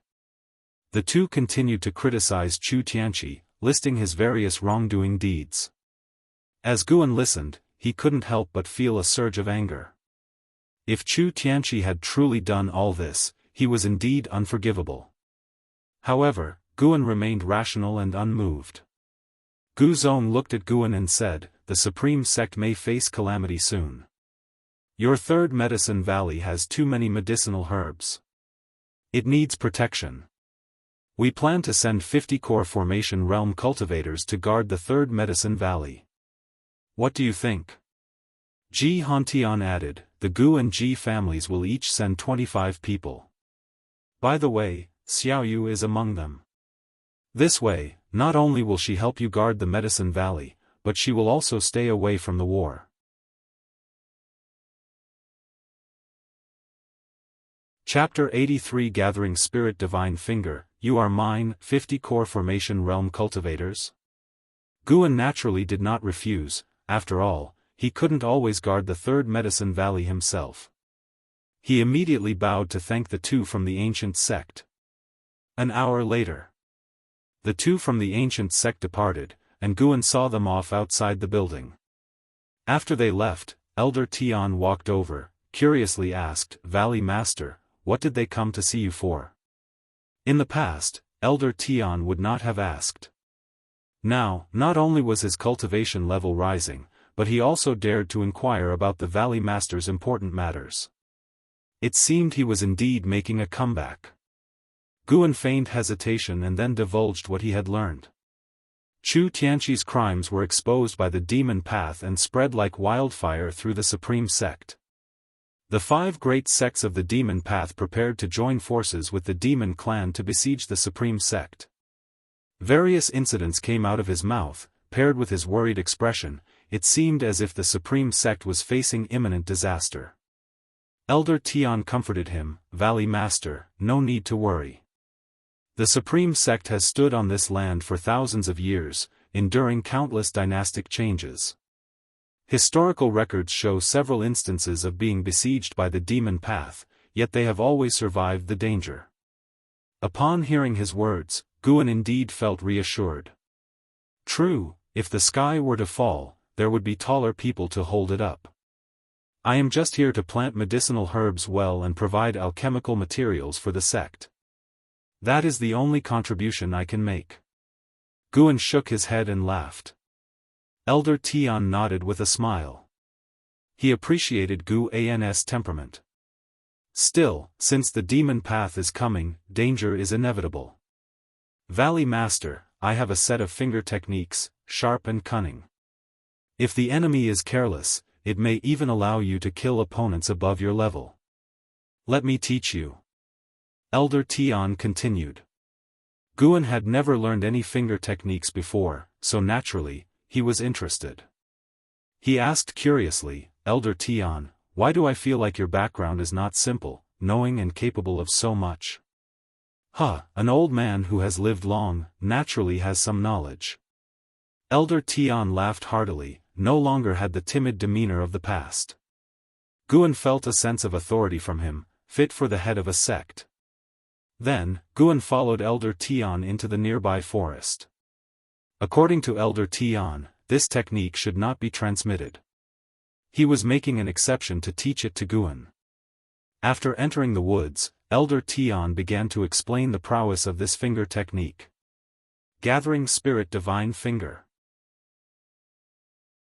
This finger technique could gather spiritual power and spiritual energy onto the fingertip, storing power to be released. The longer the compression time, the greater the destructive power. In theory, it had no limit. After listening, Guan became even more interested in the Gathering Spirit Divine Finger. The ancient sect and Ji Hantian moved quickly. 2 days later, 50 core formation realm cultivators arrived, including Guan's son Guyu. Guyu was the first to come to Guan's pavilion to look for him. "Your connections are truly vast, being able to have the Gu family and Ji family each send 25 core formation realm disciples to protect you. These people are not just Supreme Sect disciples, they're all noble family offspring." Guyu sat down, teasingly remarked. Guan replied, "It's probably not to protect me, but to protect this medicine valley." Is there another such large medicine valley in the Supreme Sect? There is, but not as large, and definitely not in the outer or inner sections. Mainly, it's because your identity as Panan makes the higher-ups take notice. If it's because of Pan's identity, such ostentation exposes me, doesn't it? True. In truth, Guan believed that the Supreme Sect was not protecting the Medicine Valley, but the 7th-grade spirit tree within it, the mystic pure tree. Guyu did not dwell on this. He mysteriously took out a book and said, "Guan, you must read this book, it's too wonderful, and even has illustrations." Guan glanced at it, feeling speechless. Supreme Secret Records. Guyu had changed, he no longer pursued the latest updates on the Supreme Immortal Venerable. Guan felt a surge of frustration, restraining his displeasure, he took the Supreme Secret Records. After flipping through a few pages, he was captivated. Goodness, Shenzhen had actually stolen techniques. The illustrations used comic-like action strokes, allowing one to imagine an entire sequence of movements, sparking endless thoughts. He faked a cough, closed the Supreme Secret Records, and tucked it into his chest, saying, "I'll read it later. With the demon path about to invade, I don't have the mind to read right now." Guyu secretly despised him, but outwardly said, "True, but keep this book safe. The Supreme Sect has been conducting strict inspections lately, making it hard to get this book. Rest assured." After a few more words, they went downstairs. Guyu flew to his designated post, while Guan began patrolling the medicinal herbs along the way.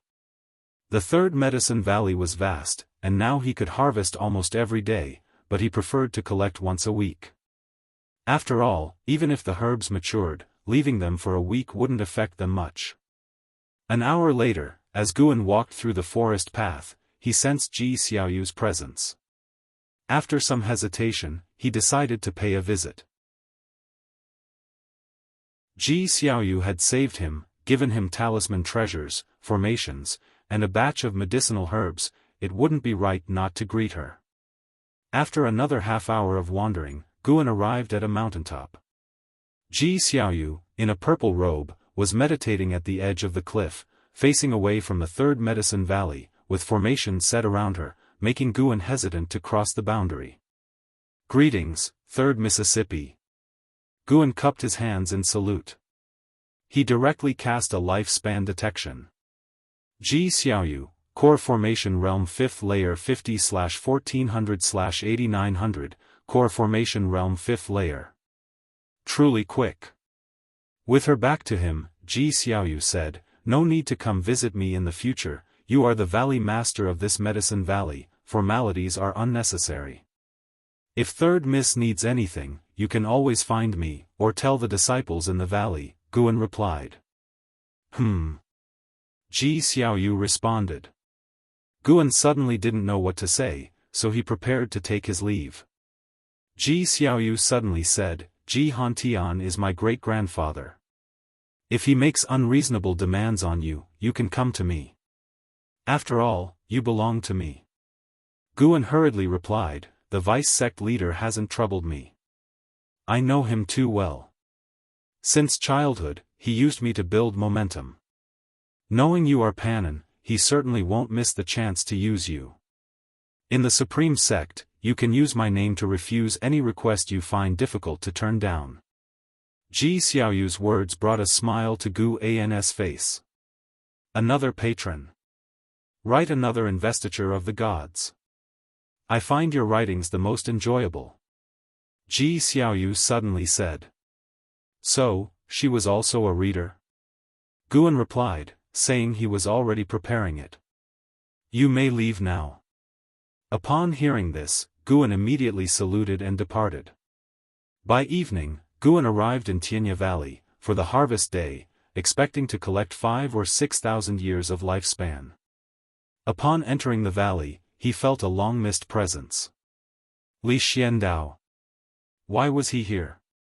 Was there not a demon rebellion in Changluo, Zhangzhou? "Valley Master, His Majesty is here, quickly go meet him inside." Luo Hun called from halfway up the mountain. Guan nodded and then hurried toward the cluster of pavilions. Li Xiandao was staying in his pavilion, with LV Xian and Yi Luyun accompanying him. Upon seeing Guan enter, Li Xiandao smiled, motioned for LV Xian to be silent, and then smiled at Guan. Guan, long time no see. How is your cultivation progressing? After respectfully saluting, Guan replied, it's progressing well. Thanks to your majesty dividing so many herbal materials for me, I have now reached the 3rd layer of the foundation establishment realm. The 3rd layer is not enough, you must work harder. As long as you reach the 9th layer of the foundation establishment realm, I can help you form a core. Thank you, your majesty. I will certainly work hard. As Guan answered, he deliberately avoided looking at LV Xian. LV Xian glared at him, as if wanting to devour him, his expression both angry and resentful. Having taught Guan for so long, Guan had learned nothing. If it were not for Guan only coming once or twice a month, he would have suspected Guan was deliberately messing with him. Li Xiandao gestured for Guan to sit at the table, and Guan did so without hesitation. LV Xian and Yi Luyun remained standing, making LV Xian even more dissatisfied. Li Xiandao looked at Guan, examined him briefly, and softly asked, has anything significant happened in the Supreme Sect recently? Guan frowned, hesitated, and said, I heard the Demon Path plans to besiege the Supreme Sect, and there are unfavorable rumors about the sect leader within the sect. He recounted what he had heard in detail, but did not mention his 3rd Medicine Valley. After Guan finished, Li Zuando's smile deepened, he laughed. Chu Tianqi is proud and arrogant, looks down on everyone, even his kin are seen as pawns. It's not surprising he did these things. My informant in the Demon Path also sent word. At the end of the year, the Demon Path will launch a full-scale attack on the Supreme Sect. Guan began to ponder Li Zuando's attitude toward the Supreme Sect. He asked confusedly, doesn't the Demon Path fear Sword Venerable Fudao? They say Sword Venerable Fudao is the world's foremost sword cultivator. Li Xiandao shook his head, of course they fear him, that's why they have waited until now to act.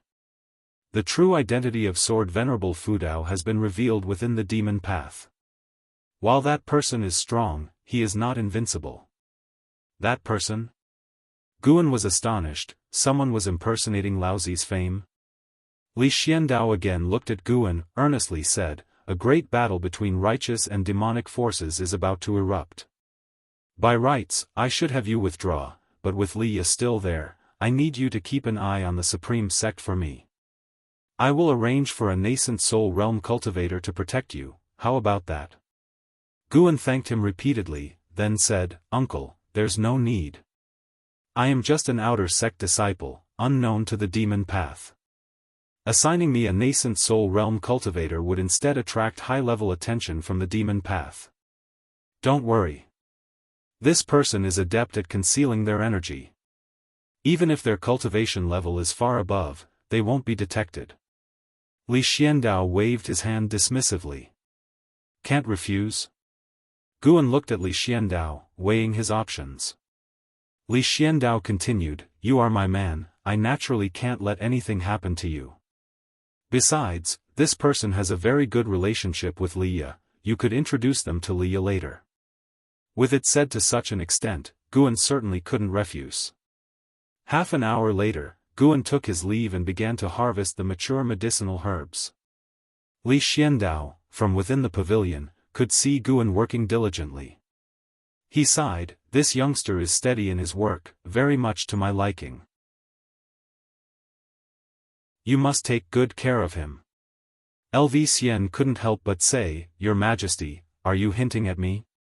I just want to ask, who is more important to you among Liya and the Crown Prince? Yi Luyun frowned but did not stop LV Xian. Li Xiandao chuckled, they are both important.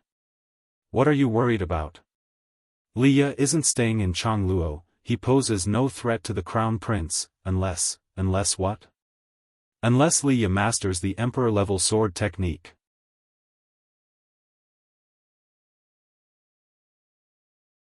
Chapter 84 Shrouding the Sky and Blocking the Sun. heaven-swallowing dark bird. Learning the emperor-level sword technique secures the position of crown prince? Guan picked herbs while eavesdropping. The emperor-level sword technique, now that was something he knew well. In the future, perhaps he could ask Leia about it. If Leia wanted to compete for the throne, he might offer some pointers. Wait. This old man had some malicious intentions. Guan felt uneasy, suddenly suspecting that Li Xiandao had said it deliberately for him to hear, as the pavilion hadn't been isolated by any restrictive barriers. Another thought struck him. Li Xuando's ambition was to become an immortal emperor. For an emperor, the greatest threat could be the crown prince. Even without pursuing immortal cultivation, a mortal emperor in his old age would be wary of the crown prince. Not many crown princes smoothly inherit the throne. Could it be that Li Xiandao wanted to use Leia to eliminate the crown prince? It's quite possible. Guan stopped thinking about it, focusing on picking herbs and letting the father and son deal with each other. Because of Li Xuando's presence, Guan didn't leave immediately after finishing collecting the herbs. He only left the next morning.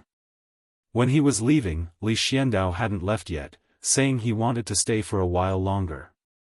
Guan suspected that Li Xiandao wanted to watch the drama of the righteous and demonic conflict. After returning to Mystic Valley, Guan instructed Wuxin and others, telling them that the demon path was about to invade and that they shouldn't wander around casually, making all the disciples, including Wuxin, very nervous. Guan planned to stay overnight in Mystic Valley from now on.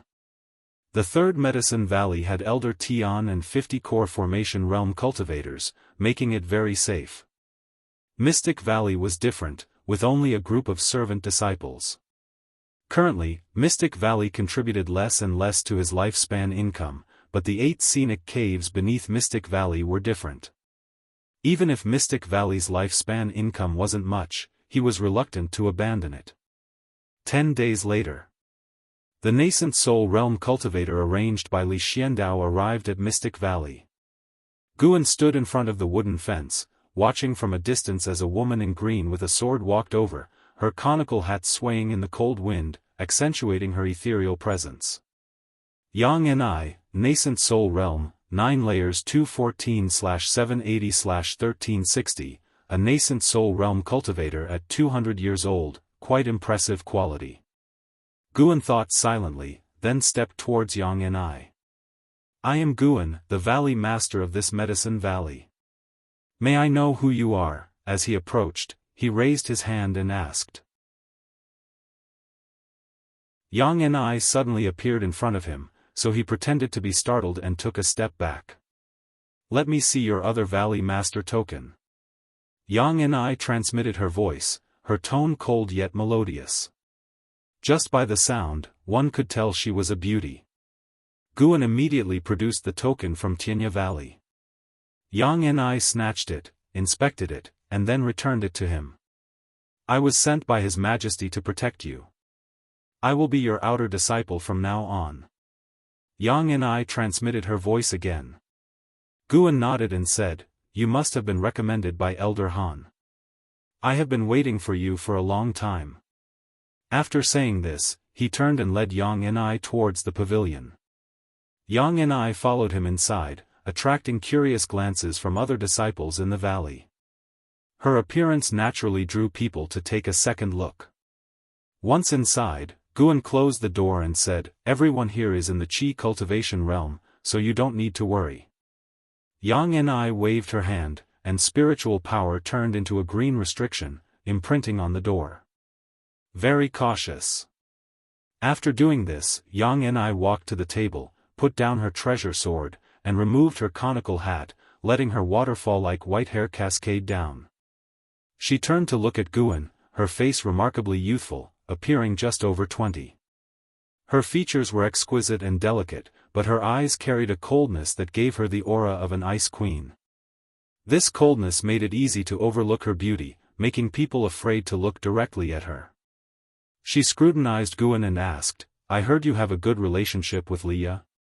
Indeed, senior brother Li was also a servant disciple in this Medicine Valley. We joined on the same day. Guan responded. Hearing this, Yang and smiled, her smile stunningly captivating. Guan didn't think much of it, as he knew Ji Xiaoyu was even more beautiful. That stubborn child never got along with his siblings, yet he managed to build a friendship with a servant disciple like you.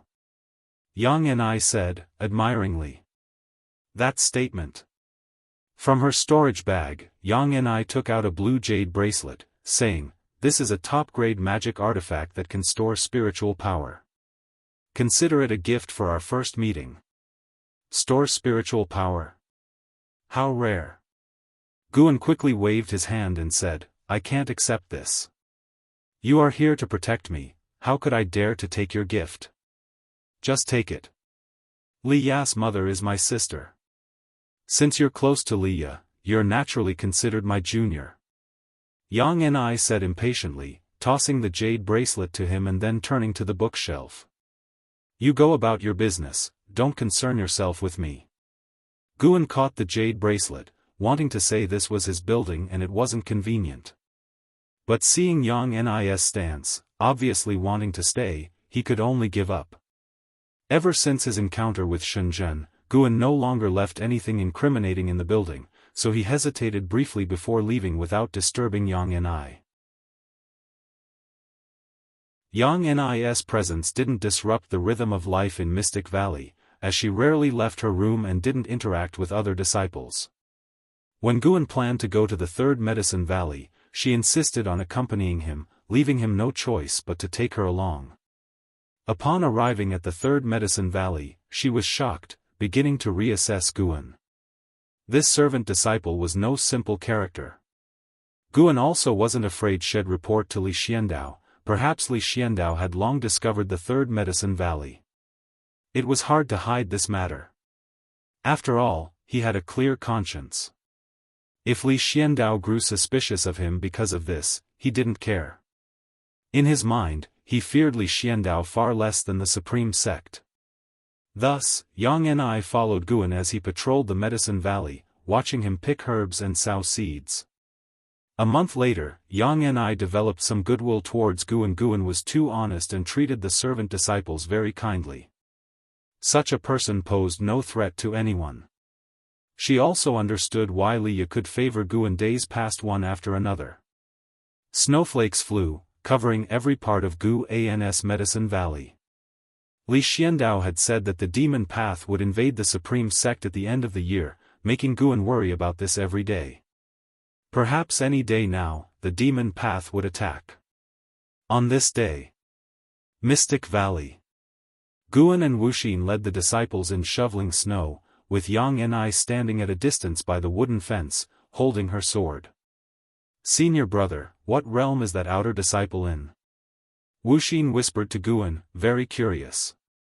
Yang and stance alone looked very strong. "What's it to you?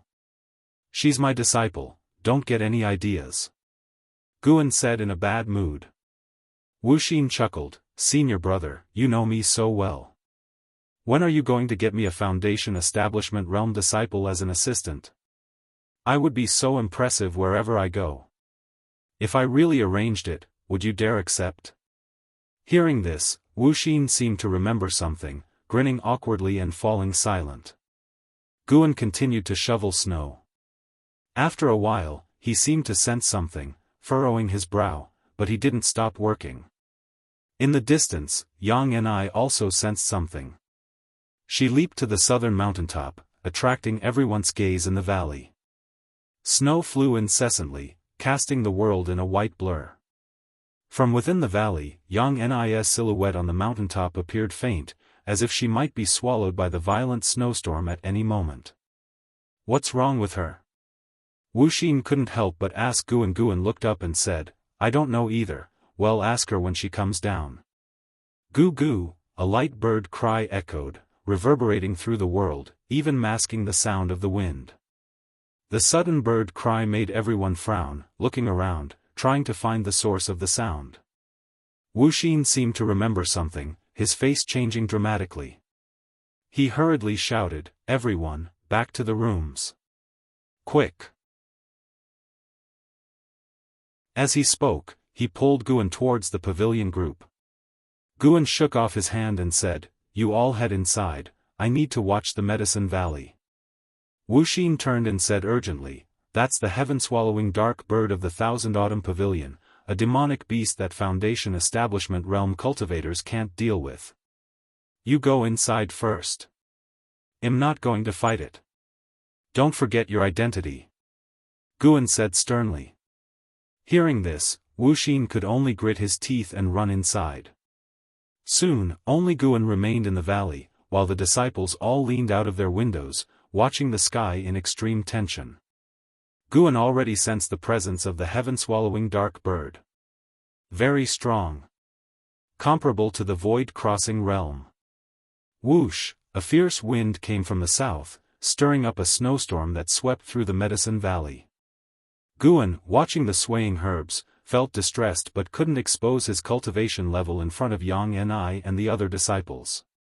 He could only go to the section with the highest grade herbs and use his Foundation Establishment realm spiritual power to protect them.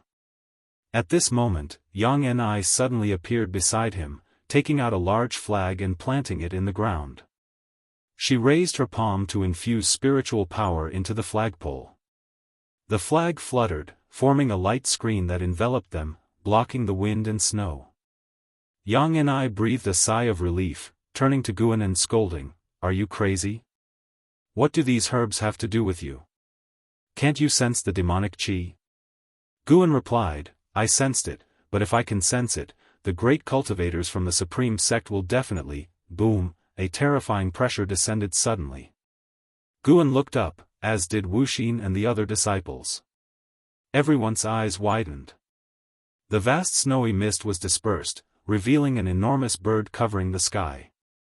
It flew over Mystic Valley, plunging the valley into darkness that wouldn't dissipate for some time. Even someone as calm as Guan was stunned by the heaven-swallowing dark bird's size. In his view, its wingspan exceeded 100 miles, extremely exaggerated. On the bird's back were numerous demonic cultivators, at least 10,000 of them. Its destination was precisely the outer gate city of the Supreme Sect.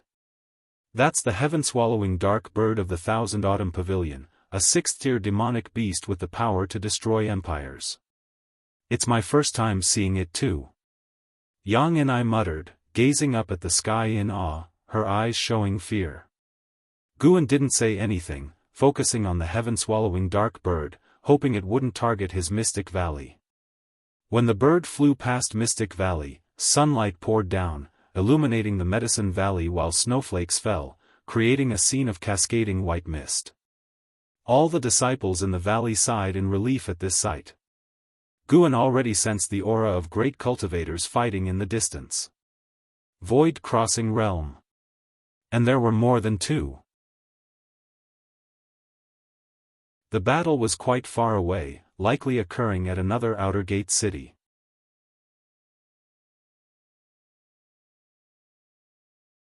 Chapter 85, The First Trial of the Divine Finger, Su Lian Demon Lord Outer Gate City. The city wall was lined with outer disciples, including Yilan and Zhenqin. They frowned and looked into the distance. Not just them, all the disciples were looking in the same direction, as if facing a great enemy. Heavy snow covered the land and mountains. The wind howled, and amidst the swirling snow, the outlines of mountains could be seen faintly. Goo goo, a mysterious bird cry rang out again, as if beings from the underworld were approaching, causing the hearts of the disciples on the wall to pound like war drums. Gradually, a shadow appeared in the snow-covered expanse, making all the disciples' faces change. What is that? Zhenqin stammered, her voice low as if asking herself. Yilan's eyes were also wide open. She considered herself knowledgeable, yet she was stunned by the current sight.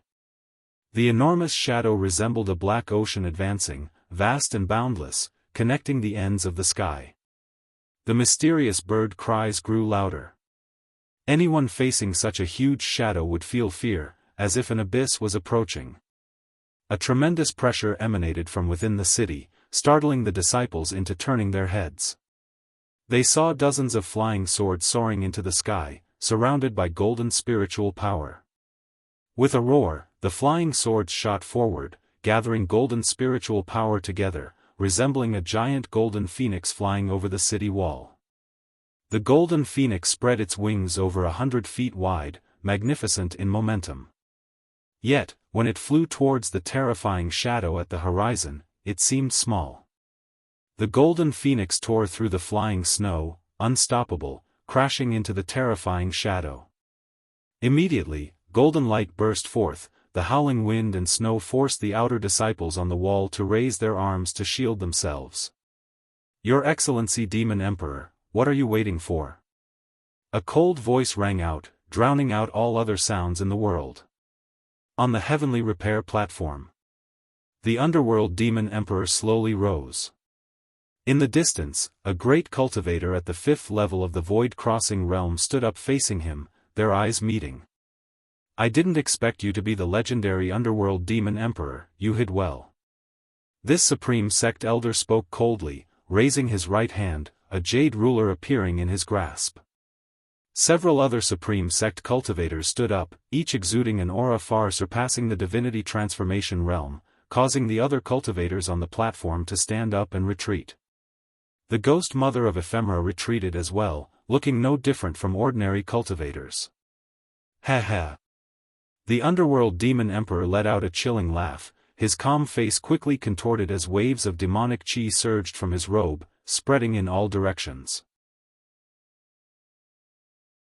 Rumble, the sound of thunder came from the sky, as rolling thunderclouds surged from all directions, pressing down on the flying snow, forming a thick white mist, creating an oppressive atmosphere. The underworld Demon Emperor raised his eyes, a mocking expression on his face. He suddenly squatted down, slapping the ground, causing the demonic chi covering the heavenly repair platform to churn violently. Evil ghosts crawled out of the demonic fog, letting out roars that shook the heavens and earth. The great battle between righteous and demon paths erupted. In Mystic Valley, Guan was leading the disciples in inspecting the medicinal herbs. The wind howled, causing snow on the mountains to slide continuously, and the distant rumbling persisted. Yang and I stood next to Guan, not shoveling snow, her eyes fixed on the sky, frowning. Wuxin approached Guan nervously. "Senior brother, the commotion is quite loud." Guan cursed inwardly. Didn't Jianghu say it wouldn't reach this outer gate city? Why did it feel like the demon path was invading from here? "Don't worry, the supreme sect won't be easily breached," Guan consoled.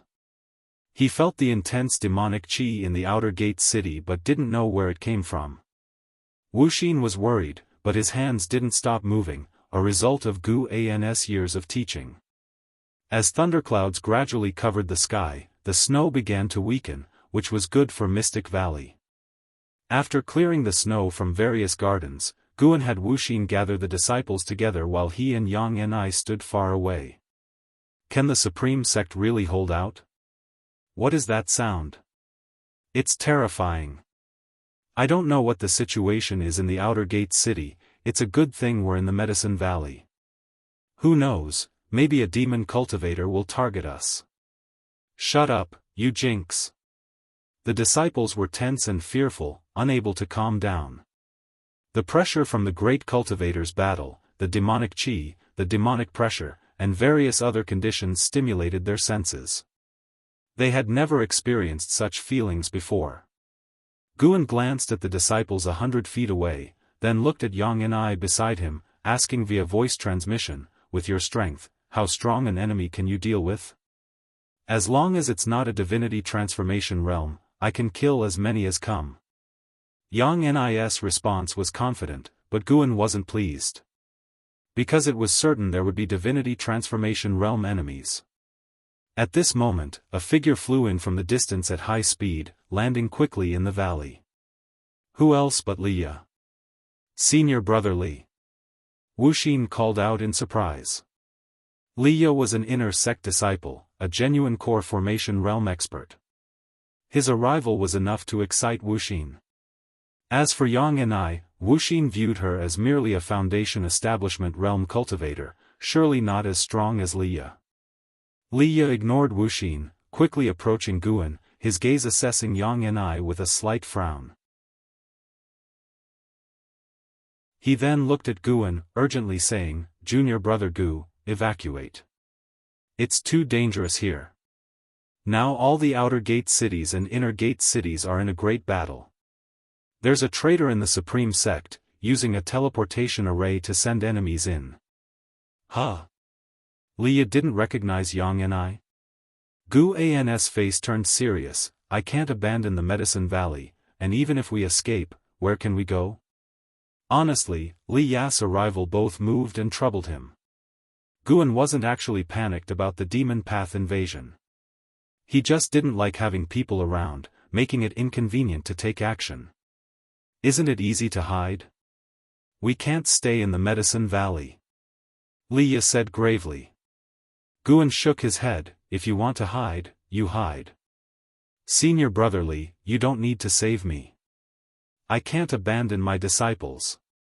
Mystic Valley had more than 20 servant disciples, making it difficult to move together. It was a good excuse for him. Leo was about to speak when Yang Ni suddenly said, "Someone's coming." Leo instinctively looked up, as did Guan. They saw rolling thunderclouds forming a huge vortex in the sky, with a figure falling from it, aiming directly at Mystic Valley. The figure descended like a falling star, landing on a northern mountain peak, raising snow and mist. "Wuxin, you sure made it hard for me to find you. I didn't expect you to be hiding here. Where did you get the courage to infiltrate the Supreme Sect as a spy?" A contemptuous, cold laugh echoed through Mystic Valley, startling everyone to look at Wuxin. The disciples around Wuxin exclaimed and retreated. Wuxin looked up at the person on the peak with a grim face, eyes full of hatred. The person on the peak wore a blood-patterned black robe, with disheveled hair and handsome features, but his brows were full of killing intent. His smile was hideous as he looked at Wuxin like a crawling insect. Bai Wu, first layer of Nascent Soul Realm 203/790/980, Guan saw the result of the lifespan detection and remained unflustered. He dared to let the other party enter the valley, sensing their cultivation level wasn't a threat. He was just being cautious, verifying it. Leah frowned, looking at Wuxin from afar, a flicker of killing intent in his eyes. Wuxin seemed to know Bai Wu's fierceness, gritting his teeth, "I'll go back with you, just don't hurt anyone else." "That won't do, my orders are to kill everyone in the Supreme Sect, including insignificant servant disciples." Bai Wu licked his lips, taunting, "And who said I was taking you back? Today, you will be buried with them. I can bring your head back." "Humph." A cold snort suddenly sounded, making Bai Wu's pupils shrink. He glanced over reflexively to see a woman in green appear next to him out of thin air, drawing her sword to slash. It was Yang Ni. He leaped aside but still got slashed on the arm, blood splattering. Yang Ni continued her assault, the two battling on the peak. Sword chi surged, and demonic chi spread like mist. They quickly flew into the sky to fight. Leah couldn't help but look at Guan, asking, "Who is she?" "Your mother's sister, Yang Ni, don't you recognize her?" Guan replied quietly. Li Ya's expression became bewildered, mumbling, "Why is it her?" Guan noted his expression, feeling puzzled. What did that mean? Could it be they didn't get along? Guan didn't ask and said, "I'll check the forest, there's a lot of medicinal herbs planted in there." Saying that, he ran towards the woods. Leah wanted to stop him, but Yang Ni's battle captured his attention. "Damn it!" Leah cursed, leaping to support Yang Ni. In truth, Yang Ni didn't need his help, she was already overwhelming Bai Wu. Within 10 breaths, Bai Wu was covered in blood. Despite his wide and aggressive spells, Yang Ni's movement technique was too exquisite, allowing her to dodge easily. Seeing Bai Wu so miserable, Wuxin's eyes widened. He hadn't expected Yang Ni to be so formidable. Where did senior brother find such a powerful great cultivator? On another side, Guan reached the forest's edge, turning his back to Mystic Valley, looking at the distant mountains. He raised his right hand, thumb pressing on middle finger, aiming into the distance. He sensed a void-crossing realm presence hundreds of miles away, lingering suspiciously. Too close to his medicine valley, it must be killed.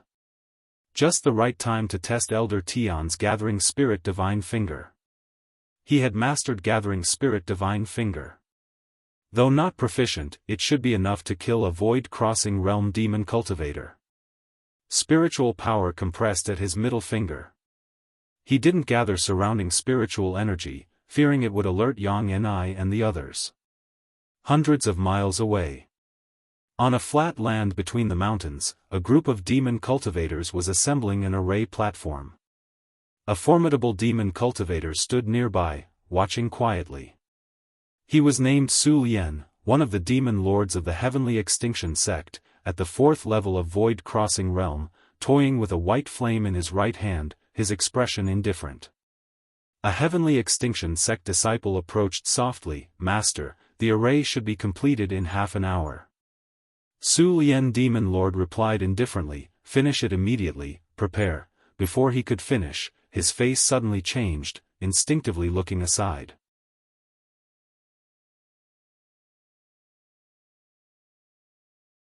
Chapter 86 Elder Tion's Resolve. Demons overwhelming the sky. When Su Lian Demon Lord spoke, his thoughts had already floated inside the Supreme Sect. This great war concerned the Millennium Chi fortune of the Wanyin sect, even its rise and fall. He could not wait to join the battle. However, before he could finish his sentence, he instinctively sensed the terrifying aura of danger and glanced sideways. Everything happened too quickly. Even he, a great cultivator with a void-crossing realm 4th layer cultivation level, had no time to react.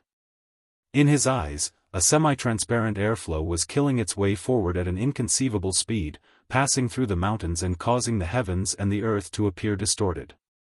His disciple standing in front of him was still looking at him, and all disciples who were building the array platform stopped. Everything fell into stillness, only the aura of death approached rapidly. Boom!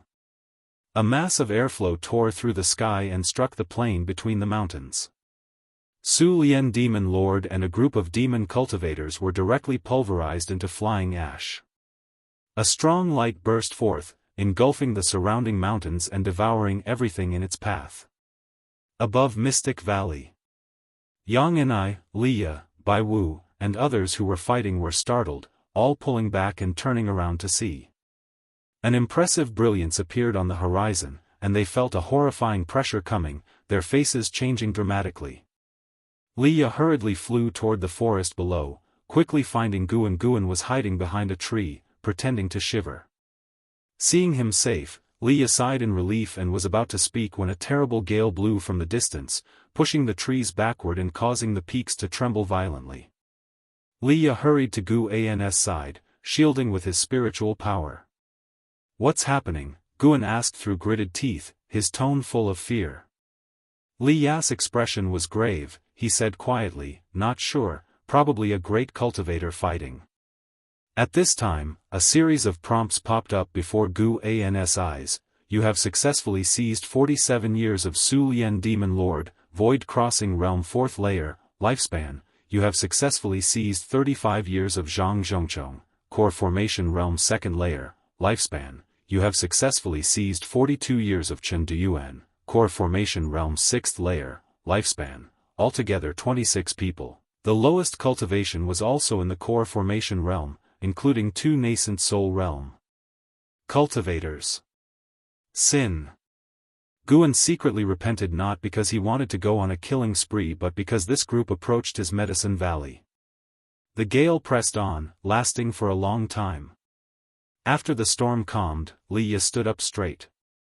He whispered, "It seems we can only hide in Medicine Valley for now, there's danger everywhere. I told you. First, follow me into the valley." Li pulled Guan and walked into Mystic Valley. Just as they entered the valley, Yang and I descended from the sky, carrying a bloody head and Bai Wu's nascent soul hanging on her sword blade. At this moment, she was full of killing intent, making the disciples in the valley dare not approach. Yang and I threw Bai Wu's head in front of Wu Xin, then shook her sword, shattering Bai Wu's nascent soul. She raised her sword toward Wu Xin, coldly asking, "Do you have any last words?" Wu Xin turned pale, trembling all over. "Stop!" Guan quickly rushed over to stand in front of Wu Xin. Yang N's eyes were cold. She said, "He is from the Thousand Autumn Pavilion. But he's been with us for decades and has never harmed us. He probably has no choice. Once this is over, it'll make him leave the Supreme Sect." Guan said through gritted teeth, determined. His words made Yang and I frown. Wu Xin was very moved. He dared not look at the other disciples, wishing he could find a hole to hide in at that moment. Yang and I took a step forward, her sword tip almost reaching Guan's throat. Guan glanced at Leah, shouting, "Senior brother Li, say something." Leah frowned and walked over, pushing Yang N's sword away, saying, "Let's give him that." Clearly, those demon cultivators had a grudge against Wu Xin. Humph. Yang and I sheathed her sword and turned away. Guan turned to Wu Xin and said, "Sorry, senior brother, we won't be able to keep you here in the future. Returning to the Thousand Autumn Pavilion will surely bring you torment. Find a place to hide and live under a different name. As long as you have goodness in your heart, no matter where you come from, you can be a good person." His sincere words made Wu Xin tear up. He knelt with a thud, kowtowing to him. Li Ya's frown relaxed, sighing slightly. Yang and I glanced at Guan, her eyes showing surprise. Listening to Guan's words, it was evident that he had long known Wuxian's identity. And Wu Xin seemed unwilling to be a cultivator of the Thousand Autumn Pavilion. Guan pulled Wu Xin up and had him hide inside the house to avoid being recognized by other disciples from the Thousand Autumn Pavilion. Leah looked at Yang and I and transmitted a message, "Why are you here? Do you need to ask? Tell him, I don't want to fight for the throne. But he said he owed your mother and had to pass the throne to you. The Crown Prince is virtuous, talented, and has a 3-spirit root qualification. He is the ideal Crown Prince. It's useless to tell me this." The two communicated through voice transmission. Yang and I kept her eyes fixed on Guan, her thoughts unknown. Leah reminded through voice transmission, "Do not harm my junior brother, or I won't recognize anyone."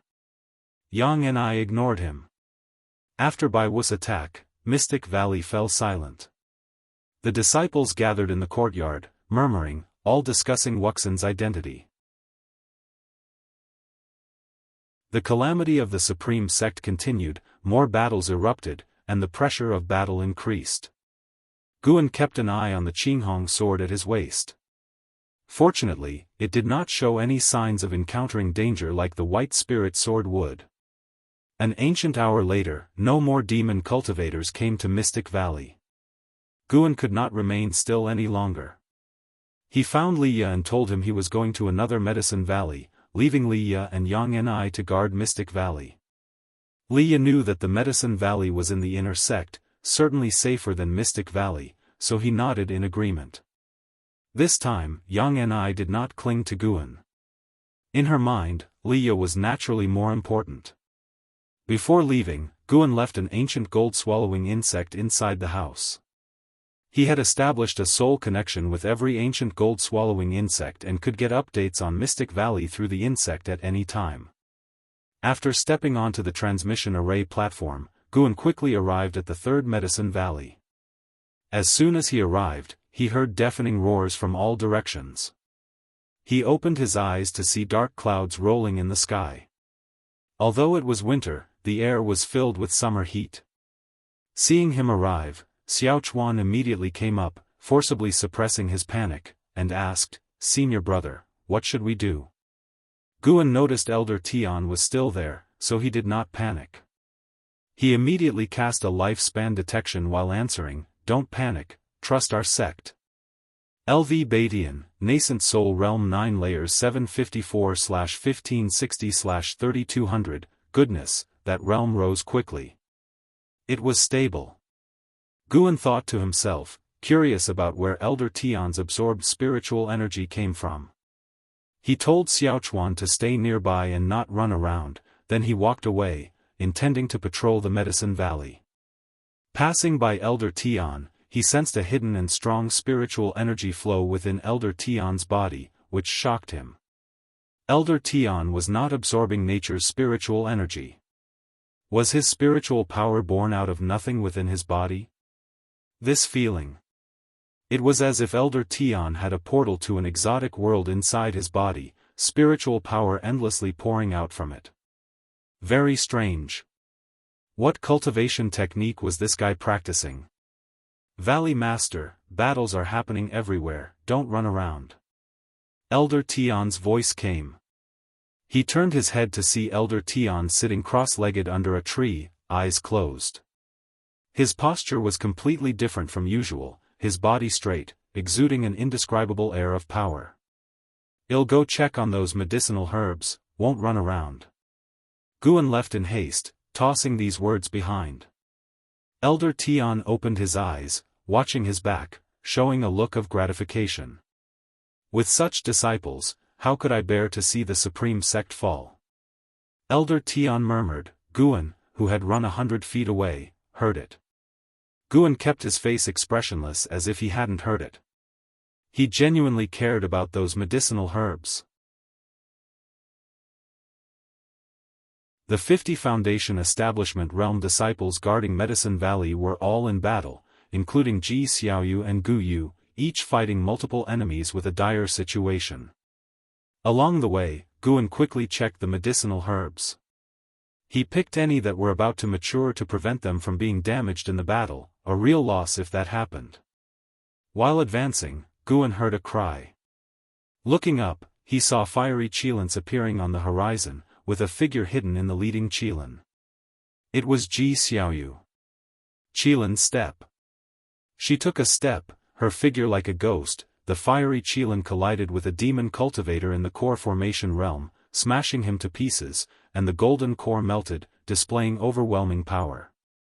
Guan felt her aura and speed were on par with low-level nascent soul realm cultivators. Ji Xiaoyu seemed to sense his gaze and glanced back during the battle. She practiced qilin step, casting spells with her sword, unmatched by anyone. Gradually, more demon cultivators swarmed toward her, with various spells attacking her from all directions, grandly. Ji Xiaoyu's eyes sharpened, and a powerful wave burst from her body, blasting away the surrounding demon cultivators by miles. Foundation Establishment Realm cultivators exploded on the spot. She raised the treasure sword in her right hand and thrust it skyward. Spiritual power surged up the blade and shot into the sky, forming a golden disc 10 miles in diameter, containing profound and mysterious runes. Gu An's keen eyes easily recognized that the wave Ji Xiaoyu had just released was a divine skill, Heaven and Earth Path Gang. Previously, Jianghu had stolen the divine power collection containing Heaven and Earth Path Gang from the Ji family's birthday banquet, which Guan often contemplated.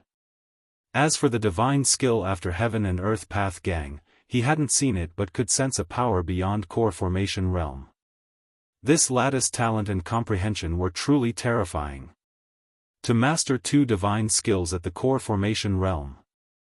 Golden dragon shadows burst forth from the golden phenomenon, like a dragon herd coming from other worlds, rushing toward demon cultivators everywhere, scaring them into panicked evasion.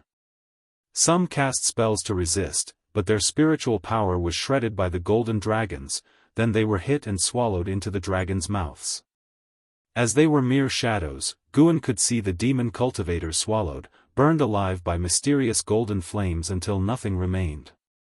After moving forward 10 miles, Guan found no demon cultivators within 5 miles of Ji Xiaoyu. In one breath, she had killed over 100 core formation realm cultivators and more than 300 foundation establishment realm cultivators. That was just what Guan saw. She had fought for a long time before he arrived. Ji Xiaoyu hovered in midair, holding her sword, breathing slightly, with sweat beading on her snow-white forehead. She suddenly turned around, her brows furrowed. Following her gaze, countless monsters and evil ghosts like a black ocean approached from the horizon, densely packed, impossible to count. In front of the monster army was a black-robed man standing on a bone sword, holding a large black flag. Ji family's Qilin Step, Heaven and Earth Path Gang, and Heavenly Dragon Demon Suppressing Form. At such a young age you have mastered so many powerful techniques. If you grow further, you will dominate the world single-handedly. The black-robed man's icy voice rang out, followed by a terrifying pressure enveloping all the world.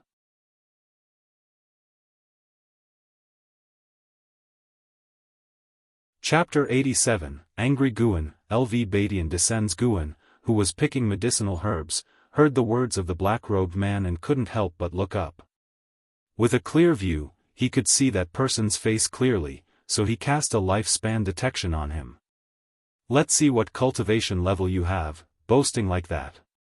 Su Ju, Void Crossing Realm, 9th layer 982/2200/2300, Void Crossing Realm, 9th layer. Impressive. Guan looked from a distance. He had no intention of making a move. Perhaps there was a great cultivator from the Ji family watching over Ji Xiaoyu. Ji Xiaoyu looked at Su Ju, her eyes indifferent, showing no fear of his almost overwhelming aura. The heavenly dragon demon suppressing form above her head began to descend, then stood upright and hovered behind her. Strands of golden dragons emerged from it, surrounding her, making her look like the master of a dragon horde, majestic and imposing. Seeing that Ji Xiaoyu was preparing to fight, Su Ju's face showed a sneer. He raised the black banner in his hand and was about to speak when a cold snort resounded through the heavens and earth. Su Ju, you, as the vice sect hierarch of the Wanyin sect, bullying a junior, don't you feel ashamed? Vice sect hierarch of the Wanyin sect? Guan remembered Lin Futian saying that Su Rui's father was already the vice sect hierarch of the Wanyin sect. So it's him. As Guan thought about this, he continued moving forward. Su Ju raised an eyebrow and snorted, Ji Chen, I didn't expect you to come as well. It's time to settle our old scores. He leaped up and dived into the thunderclouds. Immediately, deafening roars came from the clouds, and the boundless thunderclouds began to churn violently, with occasional rays of light piercing through them and spilling down to the mortal world. A torrent of demons roared, rushing towards the third medicine valley like wild beasts off the leash. The aura of these demons and evil spirits was not weak. They ran swiftly in the air, exuding a palpable sense of oppression. Ji Xiaoyu raised her sword, and the golden dragons from the heavenly dragon demon suppressing form immediately charged into the demon army, unstoppable. But the number of demons and evil spirits was simply too great. The golden dragons couldn't kill them all. After rampaging for over 10 miles, they dissipated as their spiritual power faded. Guan entered the forest to clear the snow accumulated in the garden area. Many medicinal herbs were crushed by the snow, causing him great distress. At the same time, his killing intent began to grow. Fight all you want, tear it all you want, just don't damage my medicinal herbs. Guan's heart was trembling. While he was worried about the medicinal herbs, Ji Xiaoyu had already fallen into the demon's encirclement. She no longer used sorcery, but fought with her twin swords, cutting down one demon or evil spirit with each strike, her momentum like a rainbow. Soon, other disciples at the core formation realm came to support her, but their numbers were still insignificant compared to the demon army. Gu gu, the cry of the heaven-swallowing dark bird suddenly sounded, drowning out all the roars of the demons and evil spirits. Guan felt annoyed. Why hasn't this creature been killed by the great cultivators of the supreme sect? Just then, Guan suddenly sensed something. He turned his head and saw, 30 miles away, a resentful cat demon that had been cut in half fell into a garden area, its body thrashing in pain, crushing patches of medicinal herbs. His eyes narrowed, and a streak of sword chi shot out from the ground, killing the resentful cat demon. Looking up, he saw more demons falling like rain into the third medicine valley. Guan's face instantly turned gloomy, and he moved his right foot to the side. At the same time, the battle in the sky remained intense. Guyu wielded a long whip, swinging it like a dragon. He shouted, "Everyone, do you have backers? Call for help quickly. My father is blocking the demons in the cold poison valley." The disciples fighting were all from the Gu and Ji families, each with a background. Without his urging, some had already taken out secret treasures, summoning reinforcements. In an instant, various rays of light and dazzling spirit lights burst forth, traversing the battlefield. In the midst of the battle, Ji Xiaoyu suddenly looked down, her face changed slightly. She saw green lights appearing on the mountains and rivers below her. These lights were rapidly growing, as if a vast green ocean would soon rise from the ground, a magnificent sight. In the distance, under a tree, Elder Tian, who was meditating, suddenly opened his eyes and turned to look towards the battlefield, his brow furrowed. Such an immense spiritual power. Is it from the Gu family or the Ji family? Elder Tian felt puzzled. He could sense that the vast spiritual power was meant to protect the Medicine Valley, so he wasn't worried and continued to practice. The green spiritual power covered half of the third Medicine Valley. Even the servant disciples near the pavilion area saw this from afar. What is that? Is this a spell? It seems to be protecting our Medicine Valley. It should be one of ours. What kind of battle is happening over there? At the edge of the third Medicine Valley, on a mountain peak, Shenzhen stood on a cliff. From her vantage point, she could overlook the vast sea of spiritual power. She immediately took out pen and paper and began to sketch. Suddenly, her pupils shrank sharply. The green spirit sea burst out countless streaks of green sword chi. An unimaginable number of green sword chi rose into the sky, an awe-inspiring sight. Swish! Swish! Swish! The sound of sword chi slicing through the air echoed through the heavens and the earth. The disciples of the Gu and Ji families were all shocked and dodged, but they soon realized that the sword chi was aimed at the demons. One by one, the demons and evil spirits were exterminated, the sky blooming with blood-colored fireworks, tragically beautiful. Ji Xiaoyu stopped, staring at the green sword chi around her, secretly astonished. What kind of sorcery is this? The spiritual power contained in these sword chi was beyond her reach. She felt that even her great-grandfather was not its match. The green sword chi did more than just rise into the air, it could also hunt down demons. In less than 10 breaths, the world fell silent. Countless streaks of green sword chi hovered in the air. Blood mist filled the sky but could not obscure their presence. The sword chi dissipated, and there were no more traces of demons or evil spirits. All the fighting disciples were stunned, staring blankly around. In the forest, Guan exhaled softly. This wave of exertion took a toll, not just in casting the spell but also in controlling the sword chi to avoid harming the supreme sect disciples. Looking at the prompts that kept popping up, his face darkened. You successfully gained 2 years of life from the resentful cat demon, Tier 3, you successfully gained 1 year of life from the flying winged snake, Tier 2, you successfully gained 1 year of life from the greedy dog, Tier 2, all were 1 year or 2 years of life, and the proportion of 2 years of life was minimal. No sign of those evil spirits' lifespans. What's going on? Guan frowned deeply. He thought of the black banner in Su Ju's hand. Could it be that these demons weren't normal living beings? Thinking carefully, it made sense. This was the inner sect. How could the demon path bring so many demons and ghosts in? It could only be a powerful demon cultivator entering and summoning them with some form of sorcery. Even so, Gu An's lifespan still began to grow rapidly, given the sheer number of demons present. At that moment, Guan suddenly felt an urge to slaughter all around him. This method is a quick way to gain lifespan. But he restrained this impulse. Excessive slaughter could bring disaster. He should stick to his previous path to power, with no enemies, and grow stronger discreetly. Because he still wasn't sure how far the highest realm in this mortal world was from him. Before becoming invincible, it was best to be cautious. From another perspective, if he saw an ant on the ground rapidly growing by devouring other insects, he would certainly kill it. Just as the ant couldn't see him in the sky, he couldn't see those in higher realms, like the immortals.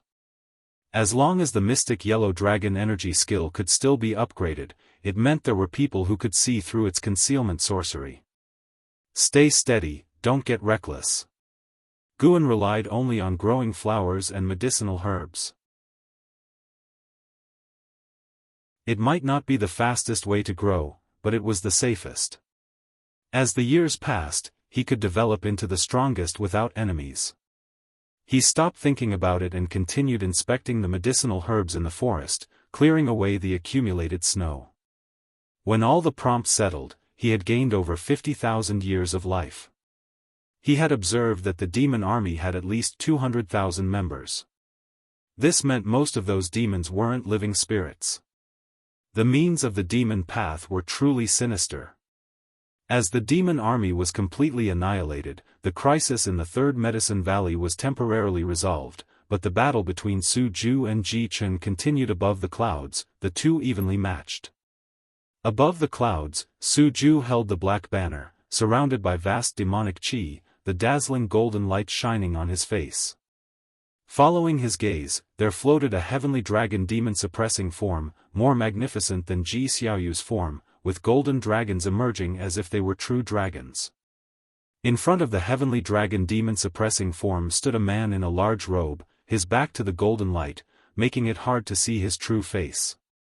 He looked like a true immortal in the mortal world, with a commanding presence. Your demon rebirth formation is just for show, nothing more. Ji Chen spoke coldly, raising his hand. The heavenly dragon demon-suppressing form behind him burst out a golden light, which entered his hand and condensed into a long spear, emitting scorching golden flames. Su Ju snorted coldly, suddenly turned, and transformed into a mass of demonic qi, swiftly flying towards the horizon. Ji Chen immediately pursued, preceded by the golden dragons, looking like a golden dragon horde towing the sun, its light illuminating the heavens and earth, radiating divine might. After Ji Chen and Su Ju left, the Third Medicine Valley finally regained its calm, and Guan continued his work. An ancient hour later, Guan reached a small river and moved all the nearby snow into it to melt. Suddenly, a figure appeared beside him. He pretended to be startled, stumbling back 2 steps. "It's you?" "You," seeing the visitor's face, Guan asked in surprise. "LV Badian, Void Crossing Realm, Second Layer 754/1950/3200, what's with this ghostly speed?" Elder Tian was still wearing simple clothes, but his body had become robust, his withered hair floating, gradually regaining vitality. Even his skin looked younger. Under Gu An's gaze, he rapidly looked decades younger, appearing to be just over 30, with a head of white hair like silver threads floating. Transformation? Elder Tian slightly raised his chin, hovered above the ground, looking down at Guan, and said, "Do you hate these demon path cultivators?" Gu An's mind raced, pretending to be uneasy and nervous as he replied, "I hate. In that case, let me take you to wipe out the demon path, how about it?" Who are you really?" Elder Tian was just a temporary name I used. My real name is LV Badian. Have you heard of it?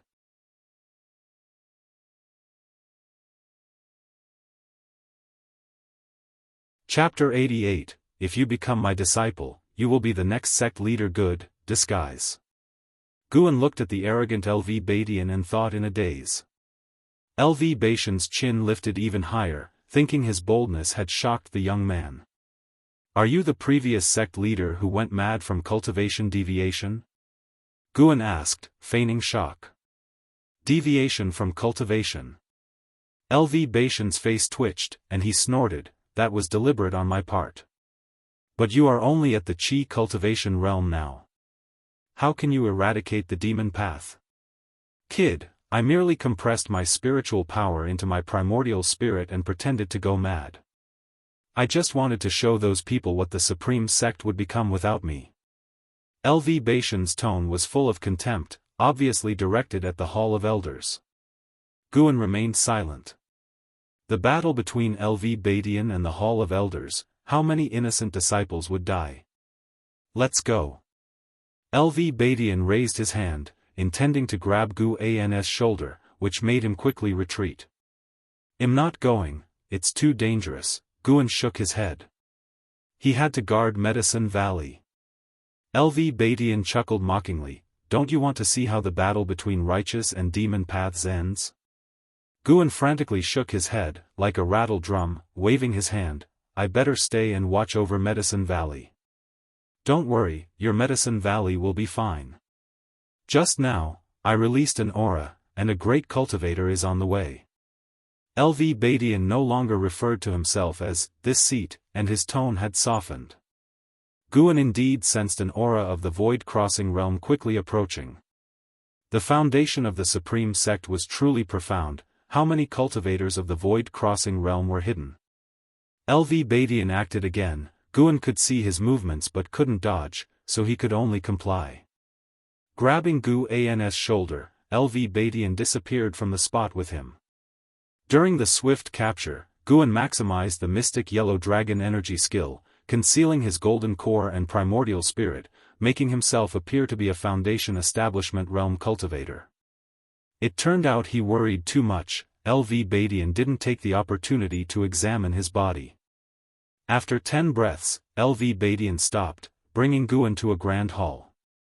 The hall was spacious, with stone pillars on both sides entwined with true dragons, phoenixes, qilin, and other divine beast auspicious carvings unfamiliar to Guan. LV Badian let go, stepping forward, leaving a sentence, wait here, my power hasn't fully recovered yet. Guan, through lifespan detection, could see he hadn't recovered to his peak. These words from LV Baishan's mouth sounded like nonsense. Your power hasn't recovered, and you're still acting tough. Releasing your aura, aren't you afraid your enemies will seize this opportunity to eliminate you? Wait, this reckless guy forced me to follow, could he have found out in the sword Venerable Fudao? Guan thought of this and broke into a cold sweat. He watched LV Badian climb the steps, sitting in a golden chair, like a supreme ruler, imposing. He could tell LV Badian was indeed cultivating, with spiritual power rapidly flowing within. The hall fell silent, and Guan pondered LV Baishan's intentions. After a while, Guan sensed 2 auras approaching quickly, one of which felt familiar. And how? The other aura had already reached the unification realm. He didn't turn around, just walked to a nearby stone pillar to wait. A few breaths later, 2 figures flew into the hall. Guan looked up, directly using lifespan detection. Lei Zhen, first layer of unification realm 1465/2700/2750, Lei Zhen? Guan had never heard of him, thinking sect leader Chu Tianqi had arrived. It seemed Chu Tianqi's cultivation level was much higher. Guan's confidence in his cultivation level of the 9 layers of unification realm wavered. After this tribulation, he had to work harder to accumulate lifespan. Being the strongest in the supreme sect wasn't enough, he had to survive the great demon tribulation too. This realization brought pressure to Guan. LV Badian, you're still alive. Lei Zhen spoke loudly as he walked towards LV Badian, his voice booming like a bell. He was burly, wearing an embroidered black robe, with a mysterious and fierce beast head on his back, holding thunder in its mouth, making him look even more formidable. 16-year-old and Hao had grown taller, wearing a fitted blue robe, his long hair tied high, with 2 strands of black hair fluttering like swords. His handsome face couldn't hide the sharpness in his eyes. Guan felt very gratified looking at him now. So handsome, like me. And Hao noticed his gaze and looked back, nodding slightly. Lei Zhen, do you now hope I'm alive or dead? LV Baishan's voice echoed, not opening his eyes, his tone indifferent and more oppressive than when he faced Guan. Leijun stood in the hall, eyeing LV Badian, squinting. Void crossing realm, looks like you were still affected. LV Badian didn't respond. The atmosphere in the hall grew tense. And Hao came to Gu An's side, transmitting his voice. Brother, who is this LV Badian? Guan looked at him in surprise. He didn't know and still came. And Hao followed with a voice transmission. I was captured. My master had Elder Lei protect me as we retreated, but Elder Lei suddenly turned and brought me here. Guan couldn't help but ask through voice transmission, in front of them, do you think our sound transmission skill is useful? And Hao looked towards Leijun. Leijun's robe fluttered slightly, an overwhelming aura brewing, poised to erupt at any moment. LV Badian, since you faked your death, don't come back. The Supreme Sect doesn't need you. As Leijun's words fell, the Grand Hall's doors slammed shut, an immense aura enveloped the entire hall, making An Hao's breath hitch. Attacking me, the former sect leader, in front of juniors? LV Badian's voice echoed, never opening his eyes. Leijun stepped forward, a chance for him to witness the cutthroat reality of the immortal cultivation world. He suddenly lunged at LV Badian, right palm raised, slapping towards LV Badian's skull. Boom! Two powerful spiritual forces collided, unleashing a terrifying gust, making the entire hall tremble. Guan pretended to struggle to withstand it. And Hao stepped in front of him, using his own spiritual power to shield him. This kid. Guan felt gratified seeing An Hao's protective stance. Despite being only 16, An Hao had already reached the 5th layer of Foundation Establishment realm. In terms of aura, Guan felt he wasn't inferior to an 8th layer cultivator of the same realm. Unfortunately, he was facing the aura of a Unification realm cultivator. An Hao gritted his teeth, but was still forced back by the auras of Leijun and LV Badian. Guan sensed something, looking ahead, seeing Leijun trembling despite attacking, his aura weakening rapidly, while another aura surged quickly. LV Badian. You, impossible, Leijun suddenly exclaimed, his tone filled with disbelief and despair. LV Badian slowly stood up, both feet leaving the ground, floating, looking down at him. LV Badian's expression was icy. 9 layers of void crossing realm. LV Badian's cultivation increased by several layers at once. Furthermore, he was breaking through to the Unification realm, releasing his true power. And Hao was also captivated by LV Badian's power, eyes full of wonder. You tricked me. Defying fate, divine skill. Leijun trembled, his voice filled with shock and anger. LV Badian looked down at him, mocking, Leijun, you remain as reckless as ever. How many died due to your rashness? You've never learned. Today, it's your turn to face the consequences. I wanted to wait for Chu Tianqi, but you came to die instead. I'll take your cultivation. Don't flee too quickly in the afterlife, Chu Tianqi will join you soon. As he finished, LV Badian raised his right hand, pressing it against Leijun's forehead. Leijun struggled desperately, unable to break free. Guan could see his primordial spirit struggling too. LV Badian used a baffling skill to suppress Leijun's body and primordial spirit while devouring his spiritual power. Guan was also frightened. What kind of cultivation technique was this? Boom!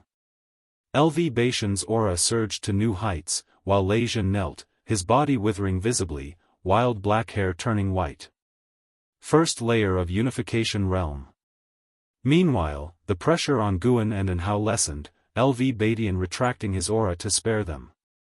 An Hao sighed in relief, standing quietly before Guan, watching. Guan felt helpless, having taught the boy too little. Instead of escaping, he chose to watch, leaving Guan speechless. LV Badian's aura rose constantly, while Leijun's waned, the hall's shaking subsiding. After a while, LV Badian completely drained Leijun's spiritual power. After releasing him, Lei Zhen toppled back, rolling down the steps. Struggling, face full of pain, he raised a hand towards LV Badian, seemingly to plead for mercy. LV Badian lifted his right hand, flicked his finger, and a bloody energy pierced Lei Zhen's forehead, dissipating his primordial spirit. Gathering Spirit Divine Finger. Guan sensed LV Badian's aura had reached the third level of Unification Realm, still overflowing with spiritual power. LV Badian's cultivation far surpassed the third level of Unification Realm. This power threatened the entire demon path. Guan remained vigilant, fearing LV Badian's possible attacks. After all, LV Badian's son LV Xian was also deranged. LV Badian ignored Anhao, turning to Guan, smiling, "What do you think, do I qualify to eradicate the demon path now?" Guan answered nervously, "You are the sect leader, of course." He stepped forward, standing before Anhao. "Guan, worship me as your master, and you'll be the next sect leader." LV Badian commanded imperiously. Guan was troubled, smiling bitterly, "Sect leader, my talent is mediocre. No matter how you cultivate me, I won't earn the sect's approval. When you pass the position to me, chaos would ensue in the supreme sect." LV Badian sneered, "What if I transfer my cultivation to you before my time ends?" This. Guan was stumped by his words. But he couldn't take the sect leader role. Even mighty LV Badian was forced into fake death to pass on leadership. He didn't want the trouble. Moreover, by the time LV Badian neared his end, his cultivation would likely mean little to Guan.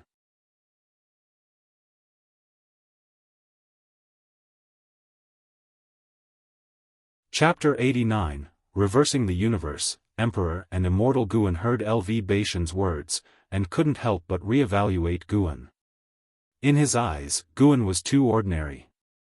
He had instinctively shielded Guan earlier because his own master had also protected the weak him once. An ordinary person like this, actually being pursued for the position of sect leader? Facing LV Badian's gaze, Guan took a deep breath and said, "It's still not acceptable, sect leader. Considering our years together in Medicine Valley, please spare me. I genuinely don't want any trouble, I just want to lead a simple life growing herbs." LV Badian's eyebrows knit together upon hearing this. No one had ever dared to refuse him, and it wasn't even the first time. Guan continued, "I heard from the vice sect leader that you only love cultivation usually. If you want to pass the position to me, it's probably because you want me to handle affairs for you. Why not establish one more level above the elders, limited to 3 people, for handling all sect matters? These 3 people should be chosen from the Hall of Elders and only report to you. Also, ensure that the sect leader's position can only be chosen from these 3, so the Hall of Elders won't obstruct it." LV Badian's tightly furrowed brows began to relax. He looked deeply at Guan but did not respond. His gaze shifted to Anhao. "What is your name, and what is your relationship to Chu Tianqi?" LV Badian asked. Anhao immediately cupped his fists and replied, "My name is Anhao, I am 16 years old, and joined the Supreme Sect over 3 years ago. Chu Tianqi is my master." This kid was clever, deliberately emphasizing his entry time and age. By doing this, he revealed his talent and indicated that his relationship with Chu Tianqi was not deep. Guan thought with relief, if LV Badian insisted on killing Anhao, he wouldn't hesitate. Honestly, no matter how one looked at it, LV Badian was not a qualified sect leader, but Chu Tianqi was even more reprehensible. "Anhao, you're the one with the heavenly spirit root? The genius taken by the Hall of Elders right after joining the outer sect?" Guan seemed to remember something and exclaimed in surprise. Anhao nodded, his expression neither arrogant nor humble, calmly looking at LV Badian. LV Badian scrutinized him and said, "If I were to make you my disciple, would you be willing?" Anhao immediately replied, "Of course, but I cannot go against my master. Although I've only met him a few times, he still bears the name of my master. Under the eaves, one must bow their head." Deep down, Anhao was extremely wary of LV Badian. The cultivation technique LV Badian had displayed earlier was too sinister, no different from those of demon cultivators. However, he had to survive. What was Chu Tianqi? He only had one true master. LV Badian laughed, stepping down the steps and walking toward Guan and Anhao. From now on, Anhao, you will be this seat's personal disciple. As for you, Guan, since you refuse to be my disciple, I won't force you. After this ordeal, if you need anything, feel free to ask me, and I will visit you often in the future. LV Badian said with a smile, his demeanor no longer domineering, more like a kind elder. He flicked his sleeve, and both Guan and Anhao were swept away by his spiritual power. When Anhao opened his eyes again, he found himself in the sky, standing on a dark cloud, with LV Badian in front of him and Guan beside him. LV Badian unleashed a terrifying aura, stirring the thunderclouds, causing countless cultivators in the city below to look up. He flicked his hand, releasing strength energy, killing a divinity transformation realm demon cultivator tens of miles away. The demon cultivator's primordial spirit was obliterated along with his physical body. Gathering Spirit Divine Finger. The Gathering Spirit Divine Finger he used did not create as much commotion as the one Guan used, but its lethality was no weaker. He soared into the city on the cloud, killing demons with a flick of his finger, unstoppable. Anhao was stunned. What kind of spell was this?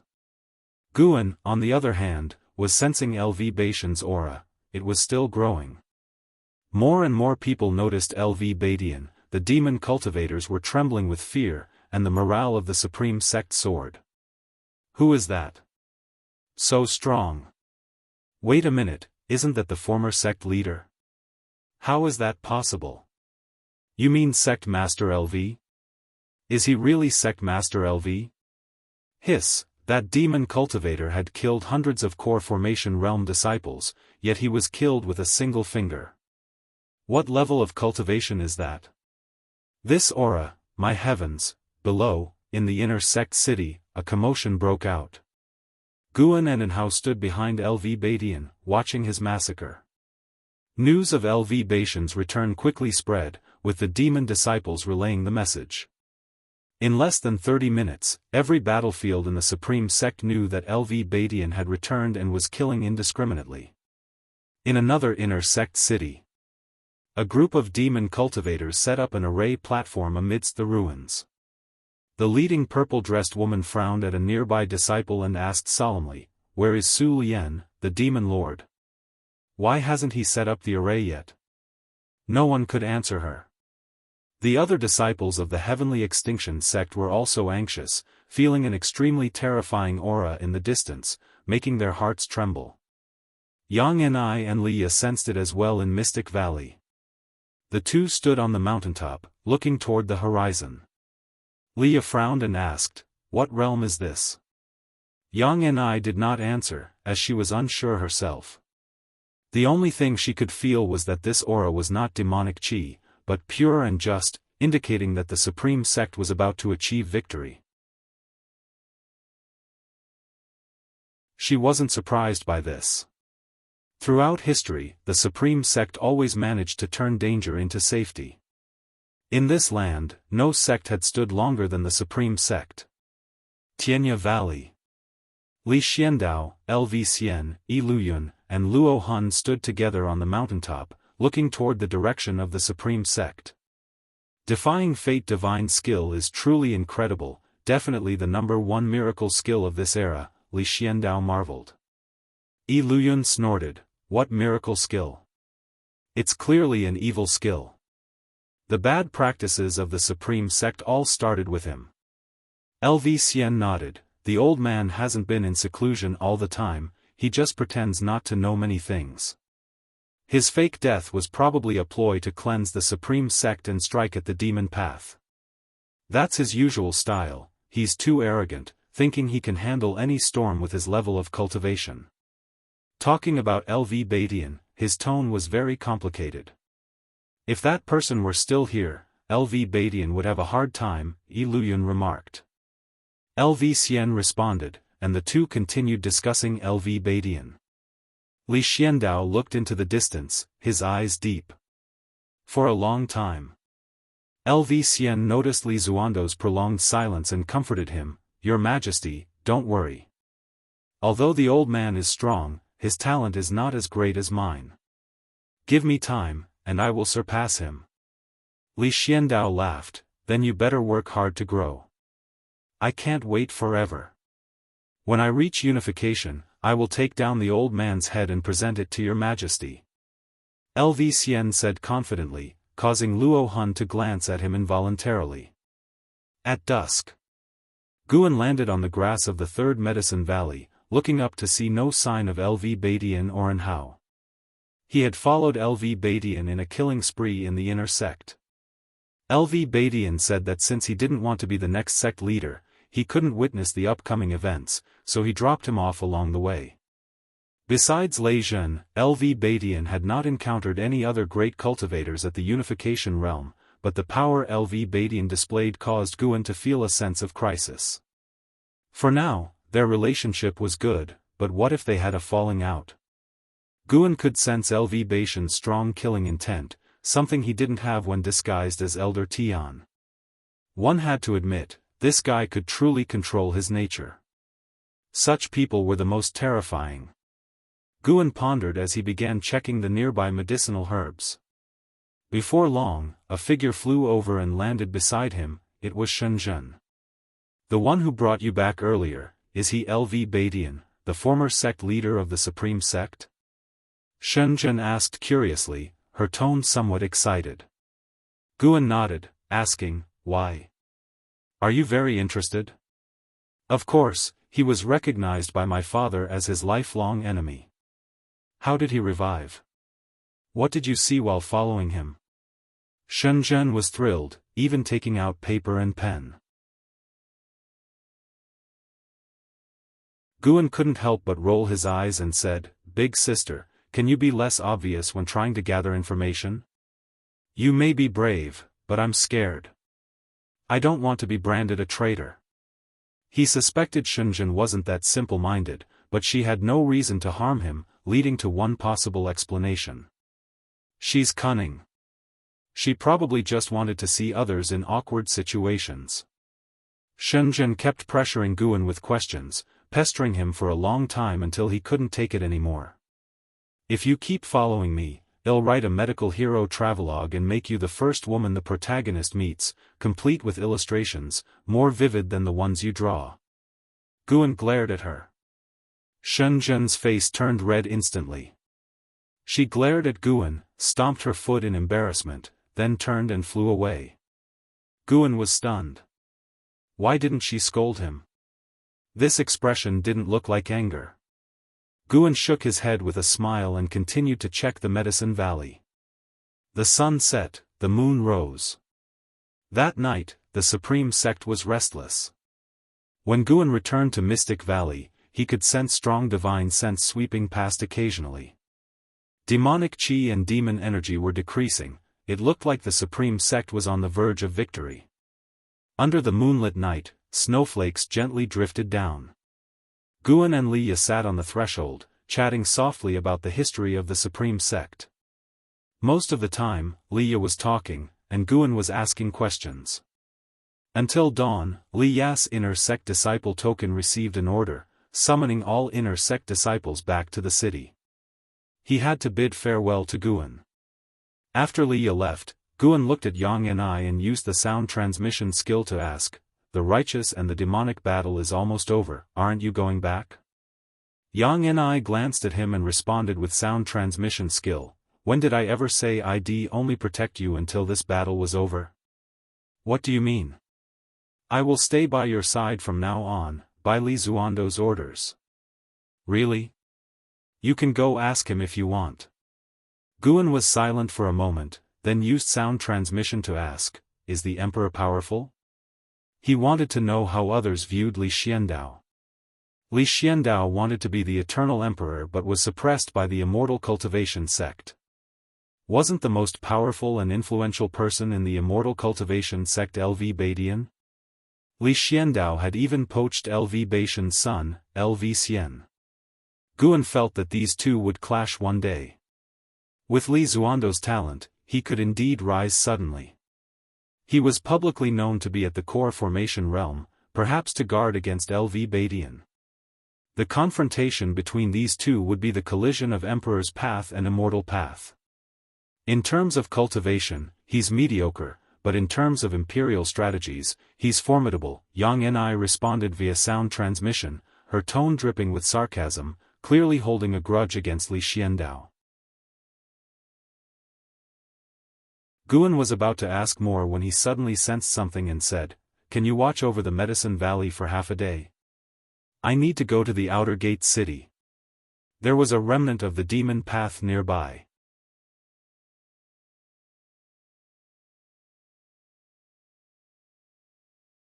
Chapter 90, Time Flies. Ranked in the Venerable Pavilion generally, Guan was not interested in demon path cultivators and avoided them as much as possible, but there was one exception. That was Su Ju. Su Ju had previously led a demon army to besiege Ji Xiaoyu, allowing Guan to gain over 50,000 years of lifespan, which left a profound impression on him. After leaving Mystic Valley, Guan flew towards the outer gate city.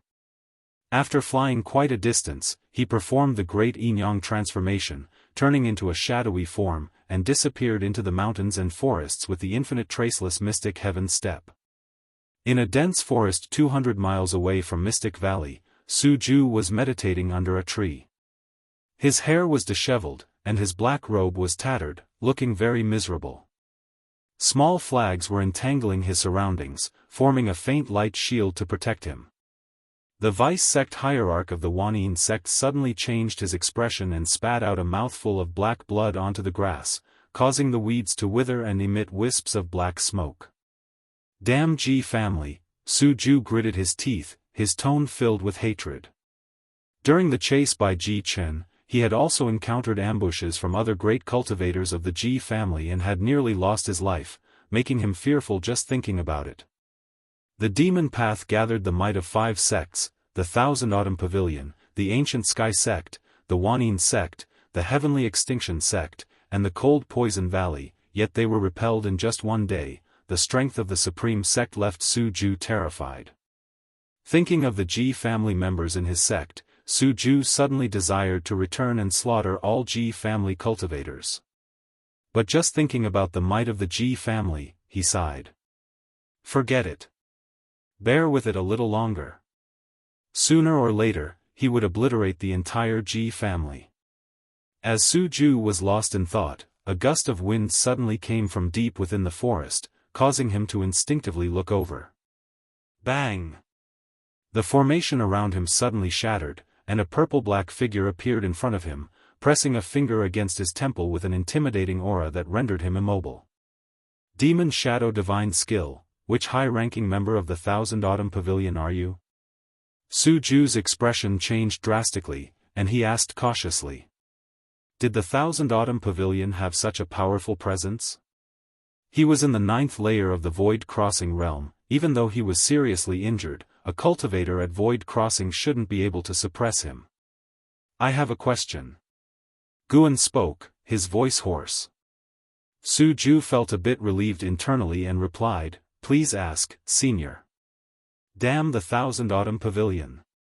I must lead the Wanyin sect to flatten you all. Guan suddenly remembered that Su Ju was Su Rui's father, and Su Rui had died by his hand. Forget it. Just as Gu An's voice rang out, a stream of sword chi shot through Su Ju's temple along his fingertip, severely damaging his primordial spirit. Su Ju's pupils dilated, and before he could fall, Guan followed up with the soul-capturing skill to search his memories. The spells of the Jianghu sect were very practical, and Guan could use them for a long time. The memory of a 9th-layer void-crossing realm cultivator was vast, but Guan only searched for spells related to the demon army, which had only been yesterday, making it easy to find. Half an hour later, Guan withdrew his hand, and Su Ju fell to the ground. You successfully seized 153 years of lifespan from Su Ju, 9th layer void crossing realm. Good, the lifespan gained was quite high.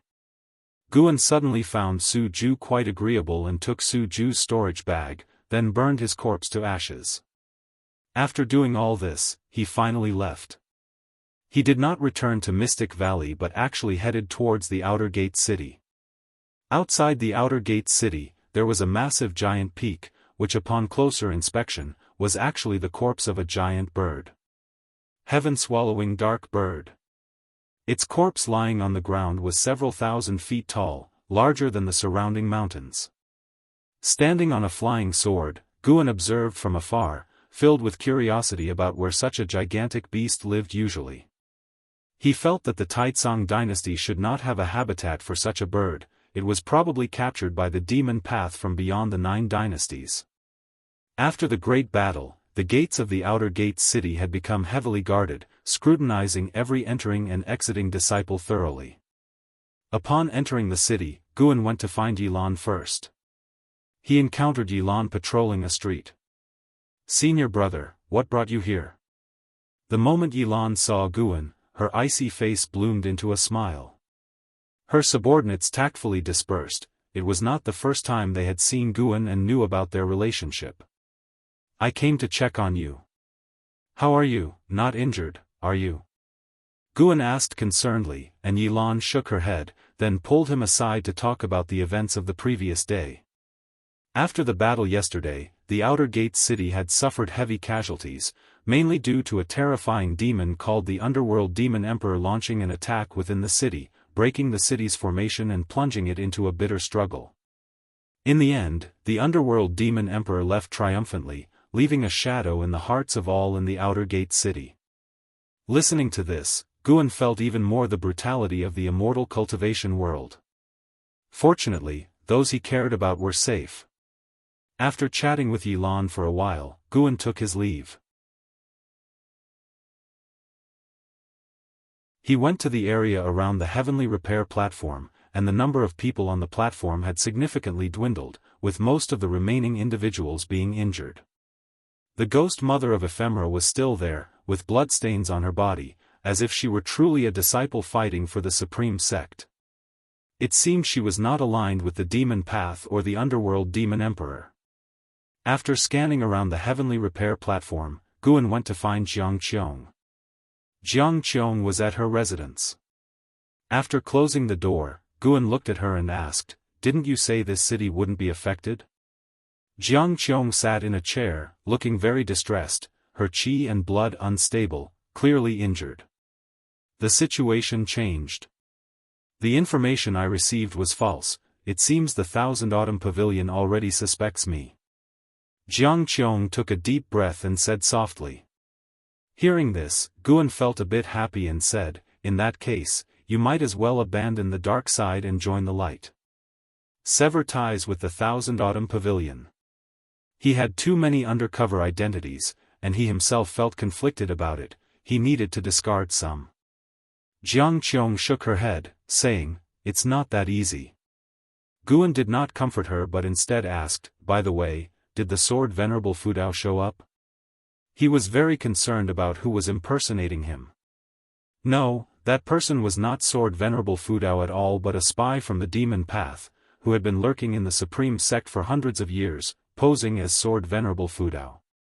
Once the demon path learned his true identity, their fear of him dissipated, prompting the launch of this great battle.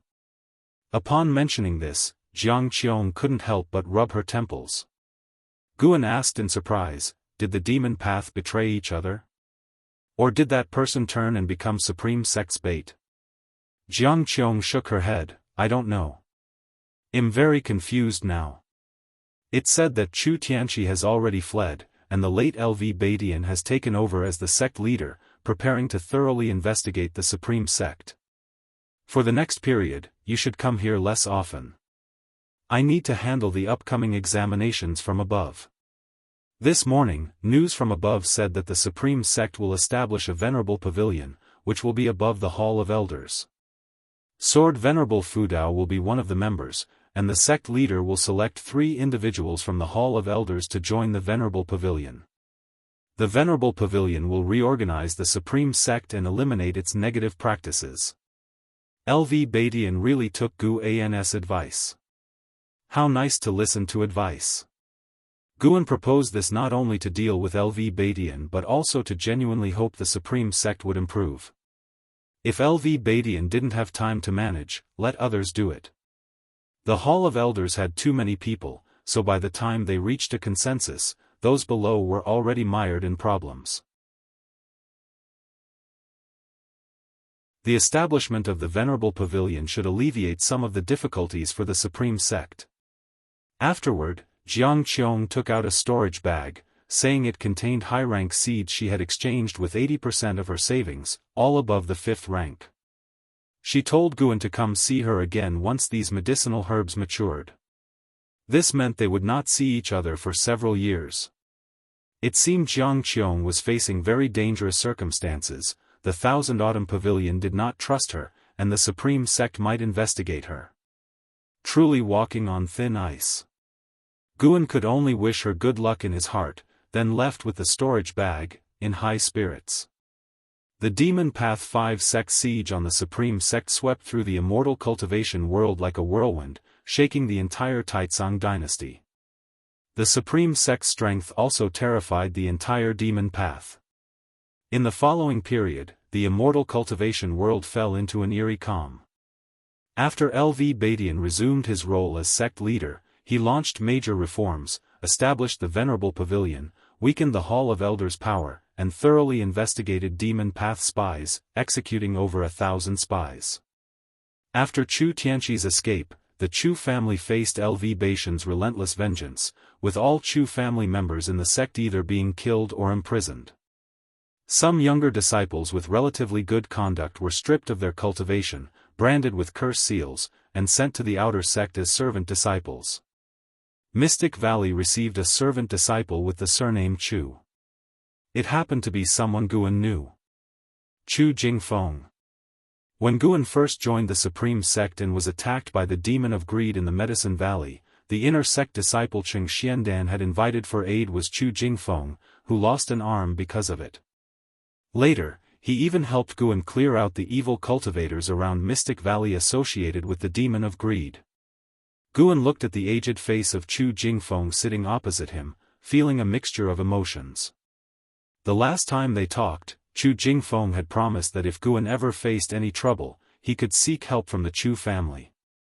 Time had passed, and the Chu family had fallen completely. Chu Jingfeng still maintained his one-armed form, wearing shabby clothes, with messy hair, a face full of stubble, and looking ragged and desolate. Brother Chu, as long as a person is alive, there is always hope. Work hard, and if you perform well, your punishment might be revoked. Guan tried to comfort him. Wuxin had quietly left, and now, Guan, as the head of Mystic Valley, needed to cultivate new talents. He thought Chu Jingfeng was a good candidate. If Chu Jingfeng performed well, Guan could consider passing on the Daoist expansion skill to him. The Daoist expansion skill, which relied on accumulating spiritual power to break through limits, might save Chu Jingfeng, whose cultivation had been abolished. Chu Jingfeng nodded numbly without speaking. Guan didn't push him, gave some instructions, and let him go. After Chu Jingfeng left the room and closed the door behind him with a low posture, Guan could see no respect on him, only despair. Alas! So pitiful. Guan shook his head and picked up his pen to start writing. Half a year had passed since the great battle between the righteous and the demon path. Winter had gone, spring was over, and it was already summer again. At 51 years old, he had gained many feelings about life he wished to express in his book. Until dusk, Guan left the loft and reached the transmission array platform, heading to the third Medicine Valley. He sensed that Shenzhen was inside his house. Since Guan had threatened to write her into his book half a year ago, they had lost contact. Now she appeared. Was she here to settle scores? After all, she was the holy daughter, how could she not care about her face?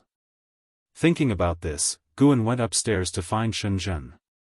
Upon entering the house, he saw Shenzhen calmly sitting at the table, wearing a veil and looking at him with nothing particular to do. Something was wrong. This was not like her usual self. Could she be about to lose her temper? Guan quickly closed the door, then turned to her, just about to inquire when she asked first, "Have you started writing the medical hero travelogue?"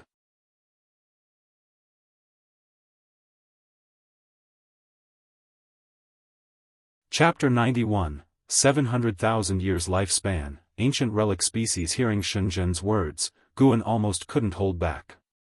He quickly clarified, "How could it be possible? I was just trying to scare you. I could never write such a book." He had to explain, lest Shenzhen tarnish his reputation. Shenzhen stared at him, seemingly trying to see through him. But he remained calm and unashamed. "All right, I believe you," Shenzhen said softly, but her tone was different from before, leaving Guan unable to figure out what she was thinking. Guan walked to the tea table and started to boil water to make tea. When he placed the teacup in front of Shenzhen, she finally spoke, "Actually, I came to see you for another matter." "Speak," Guan replied, then sat down at the table. Shenzhen began, "It said that Elder Tian in the Medicine Valley was actually Sect Master LV Badian in disguise. Is it true?" Guan felt there was nothing to hide, so he nodded. After all, ever since the war ended 6 months ago, neither Guzong nor Ji Hantian had come back. Perhaps LV Badian had handled them.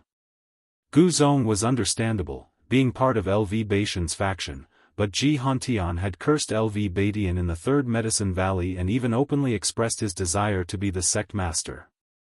"I want you to introduce Sect Master LV to me in my personal capacity, not representing the Daotian sect," Shenzhen said as she stared at Guan. Guan frowned, showing hesitation.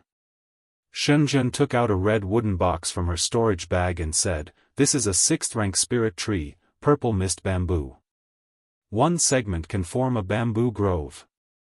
Plant it at the edge of the Medicine Valley, and it will automatically form a purple mist maze array.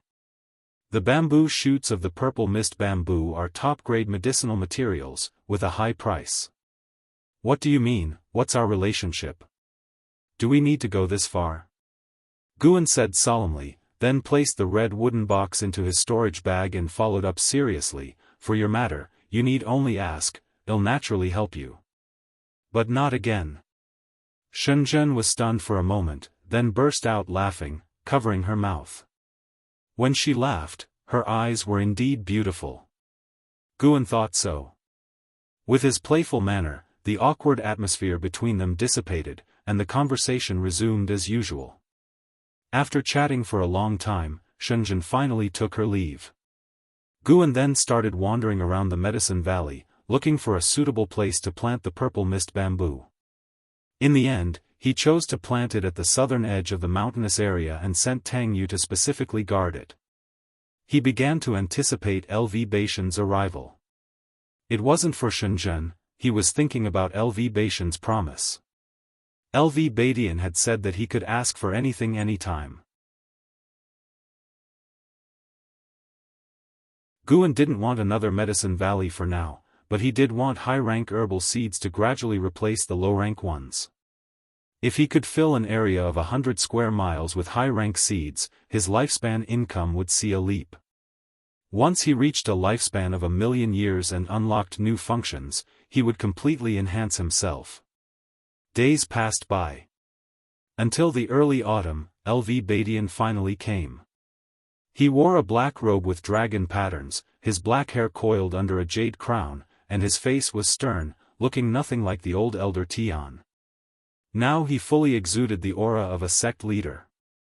Upon meeting, Guan immediately used his lifespan detection on him. LV Badian, Unification Realm 9th Layer 755/3150/3200, well, sure enough, he had reached the 9th layer of the Unification Realm. Moreover, his lifespan was close to the limit, making it very difficult to increase further. Guan suddenly thought of one thing.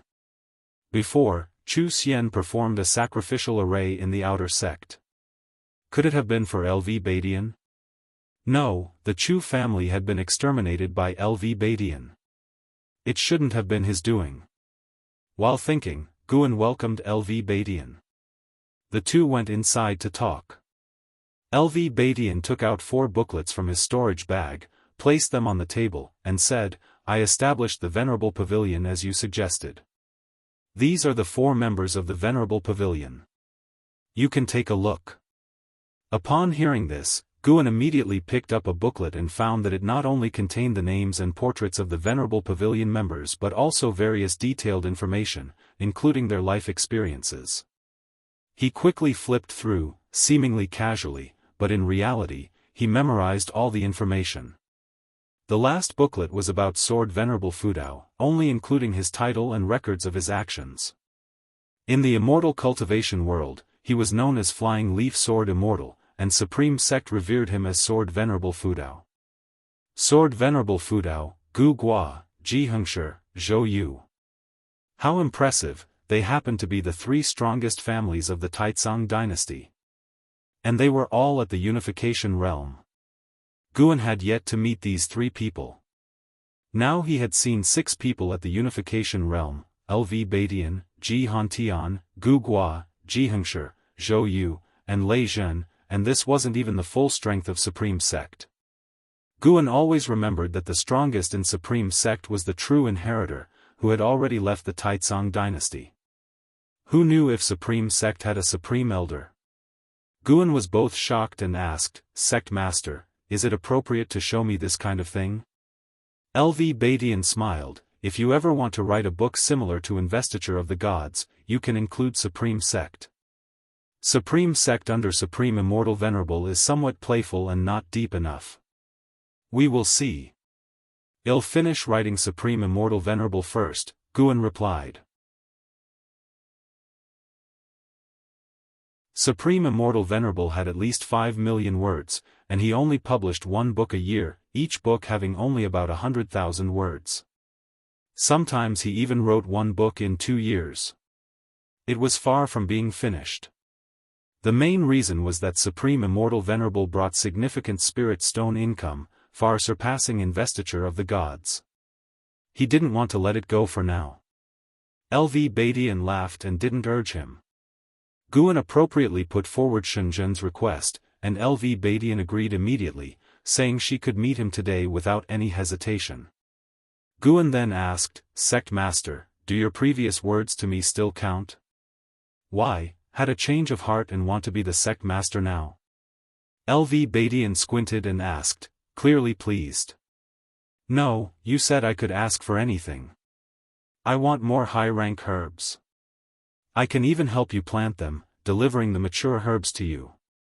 I want to understand the various rare flowers and herbs in the world to enhance my planting techniques," Guan quickly explained. Planting techniques.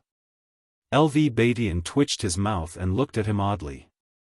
In the end, LV Badian still agreed and said that in a few days, he would have someone deliver the herb seeds. Afterward, Guan got up to find Shenzhen and brought her to meet LV Badian. After they met, Guan went downstairs, not disturbing their conversation. This time, LV Badian set a restriction. Even Guan couldn't eavesdrop. The two talked for an ancient hour before dispersing, with LV Badian leaving first. Shenzhen stood beside Guan, watching him depart. Shenzhen turned to look at him and asked with a smile, "Aren't you curious about what we talked about?" Guan shook his head, "I don't dare to ask, nor do I want to know. I'm afraid of causing trouble." I gave him a piece of information in exchange for Supreme Sect's strongest sound technique. When I master it, I'll show it to you, Shenzhen said with a smile. After speaking, she jumped up and flew toward her cave. Guan didn't think much of it. Shenzhen's actions had nothing to do with him as long as they didn't threaten him. He began to look forward to LV Badian's high-rank herbal seeds. 5 days later, LV Badian's people arrived, handing Guan a storage bag. He checked it with his divine sense. The grades were high, and there were tens of thousands of seeds, including a booklet and a letter. Guan returned to his room to read the letter. LV Badian said these seeds were provided personally by him, not using the sect's wealth. If Guan planted them well, he could take half of the revenue. If he failed, he must become his disciple.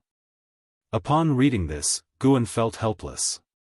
He couldn't understand why LV Badian was so obsessed with taking him as a disciple. Could it be that he was captivated by my personality charm? In a blink of an eye, 5 years had passed. During these 5 years, no major events had happened in Supreme Sect. Gu An's life became very peaceful. Yilan, Shenzhen, Liya, Jianghu, and Guyu were all busy cultivating and rarely visited him. Although the war between the righteous and the demonic factions ended quickly, its impact was significant. One day at noon, Guan arrived at Mystic Valley through the teleportation array. He was in a good mood, humming a little tune. He had just calculated that his lifespan income hoped to break through 100,000 this year, and his total lifespan had already exceeded 700,000 years. A million-year lifespan was very close. He couldn't wait to become stronger.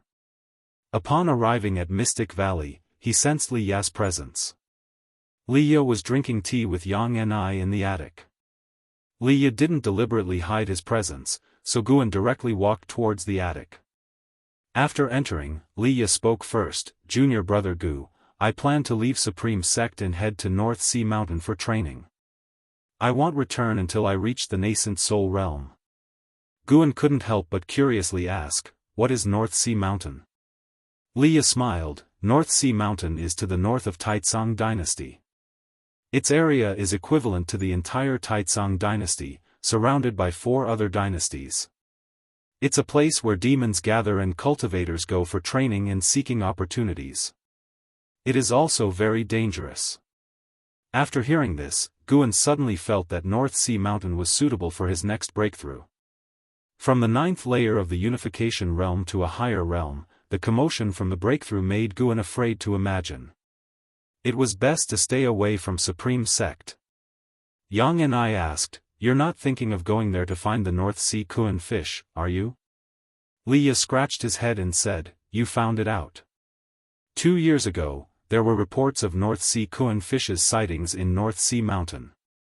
I want to go and see. Anyway, I have nothing to do and want to get rid of those people arranged by my father. Guan sat down and asked, "What is North Sea Kuan fish?"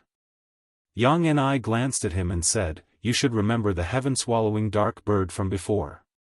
In this world, there exist ancient relic species. They differ from demons, being incredibly huge. The difficulty of shapeshifting far surpasses that of the demon clan. Due to their immense size, they are worshipped by the human race as mountain gods and sea gods, with mysterious whereabouts." Guan became more interested and started asking about the remaining ancient relic species. Yang Ni casually described a few, making him yearn for them. "Alright, I should go. Recently, a prodigy named Hao appeared in the sect. At 22, he's already preparing for core formation. It's unbelievable. I must work harder in my cultivation and not become his stepping stone," Liya said as he got up. Hearing this, Guan also felt that Hao's cultivation speed was remarkable. This indicated that LV Badian valued Hao and invested a lot of resources in his cultivation. Guan was still pondering when Liya directly leapt out of the window. He couldn't get rid of that bad habit. Guan looked at Yang Ni and asked, "He's gone, what about you?" "Not leaving. Following you to plant flowers and herbs feels interesting, much better than fighting and killing," Yang Ni replied.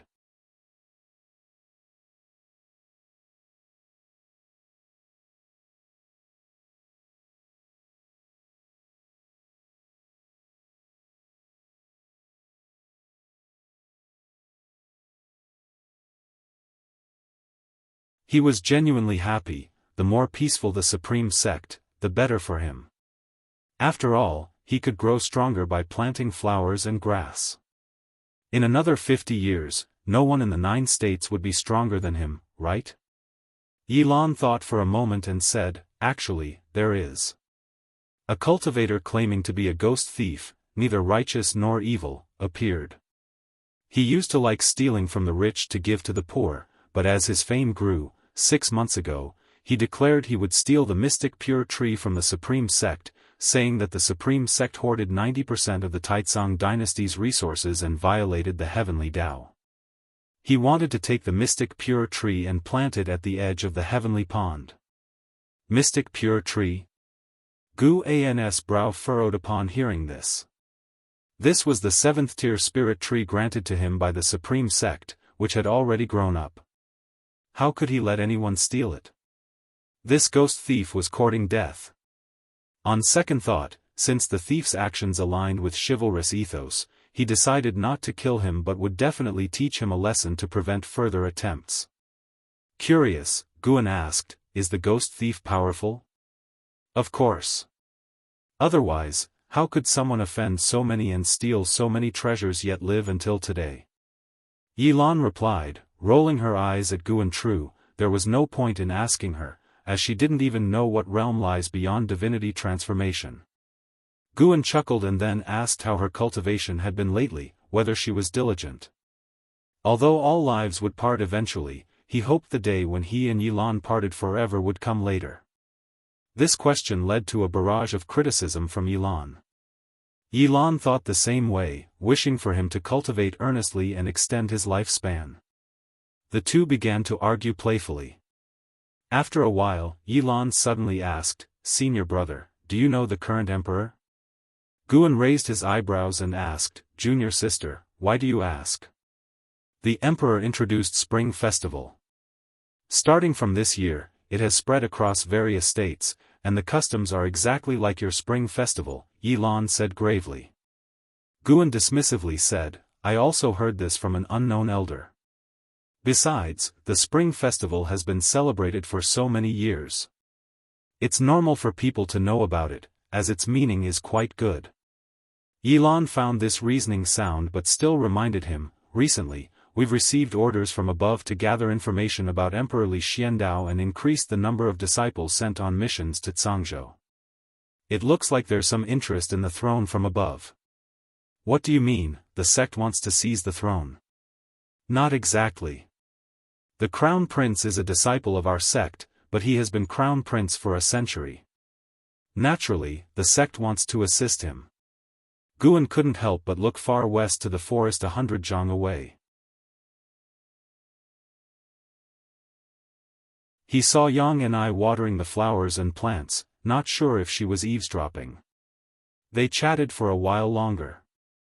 Yilan shut the window, wanting to talk to Guan about other matters and even acted flirtatiously, but he reprimanded her sternly.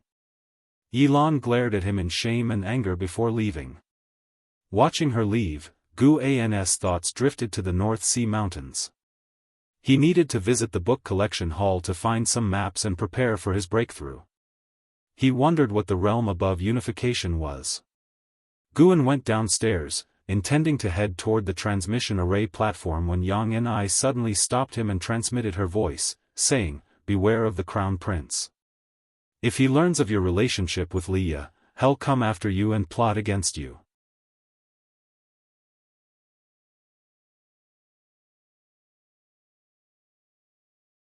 Chapter 93 Gu An's background, isn't the Crown Prince very virtuous? Senior brother Li holds him in high regard, indicating they should have a good relationship, Guan asked using the sound transmission skill, his tone puzzled. Yang and snorted, "That's just because Leia is naive. Over the years, the Crown Prince has dispatched many shadow agents to assassinate him. I've blocked one attempt myself." "Then why don't you tell senior brother Li to be more cautious?" "It's his father's decision. His father fears that alerting the enemy would provoke the Crown Prince into staging a coup. His father is of mediocre cultivation and no match for the Crown Prince. If the Crown Prince ascends to the throne, it would only be more dangerous for Leia." Yang N's answer made Guan want to laugh. Li Xiandao was almost in the void crossing realm, yet he wasn't a match for the Crown Prince? In this way, it seemed Li Xiandao was someone like Guan. To this day, Li Xiandao had never revealed his cultivation level. The only reason Guan knew his true cultivation was because he had opened his golden finger. I understand. I'll be careful of the Crown Prince, Guan replied using the sound transmission skill. Yang Ni nodded and no longer stopped him. Watching Gu An's departing figure, Yang Ni slightly shook her head. Why am I starting to genuinely care about this kid's safety? Ever since Yang Ni learned that Guan had Medicine Valley within the inner sect, she felt his identity was not simple. At the very least, within the supreme sect, he was well taken care of and unlikely to be in danger. Immediately, Yang Ni stopped thinking about it. In the next few days, the dusk flower she had planted with her own hands was about to bloom. She very much anticipated the scene when it blossomed. On the other side, Guan arrived at the third Medicine Valley. He walked straight to the mystic pure tree. The mystic pure tree had already grown into a large tree, its leaves were dense, and the white spirit rat was napping under it. Since the mystic pure tree had shade, it seldom ran around and spent its days sleeping under the tree. Guan did not mind this, on the contrary, he looked forward to it. LV Badian once said that the mystic pure tree could not only enhance the spiritual energy of the area but also improve one's comprehension if one cultivated under it. If the white spirit rat slept under the mystic pure tree all day, would it gain Tao comprehension in its dreams? Let's experiment. If it worked, he would also nap under the tree in the future. Guan took an ancient gold-swallowing insect from the insect bag at his waist and let it fly onto the tree. Then, he found Xiaochuan and instructed him to place 100 pounds of iron ore under the tree every month to nourish the ancient gold-swallowing insect.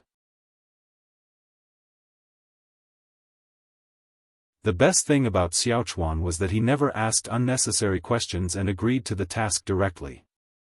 After checking the mystic pure tree, Guan moved on to the human face tree and the purple mist bamboo, ensuring that these treasures were growing well. He then began to patrol the third Medicine Valley.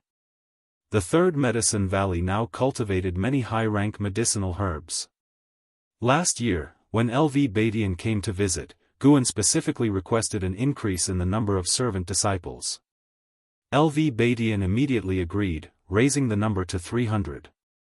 Even with 300 people, Guan still felt understaffed. But if he wanted to increase the number further, he would need to produce enough yields to prove himself.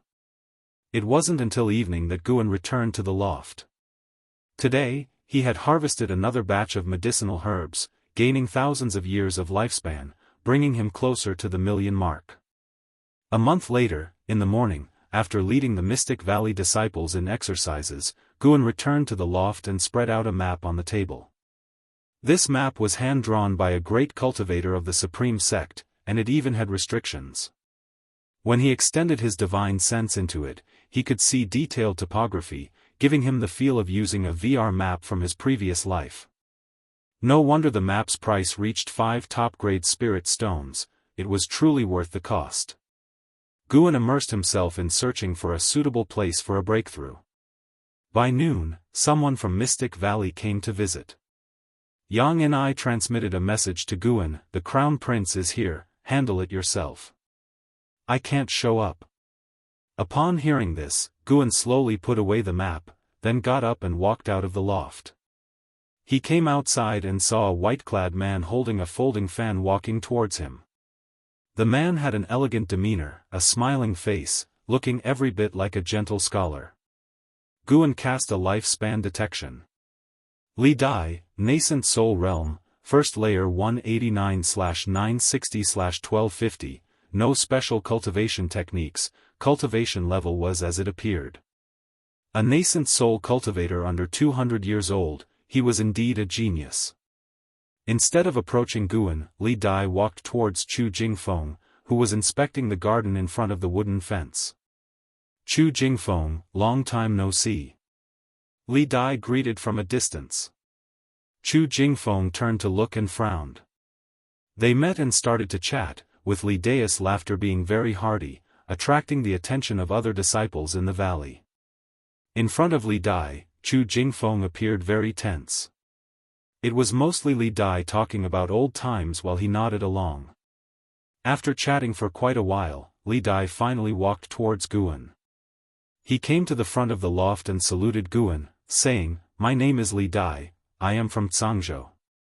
May I ask if you are the Valley Master Guan?" Guan raised his hand in salute. "Greetings, Your Highness. I am Guan. Would you like to come up and talk?" Li Dai smiled and nodded, then went upstairs. The servant disciples became excited, not expecting this person to be the present crown prince.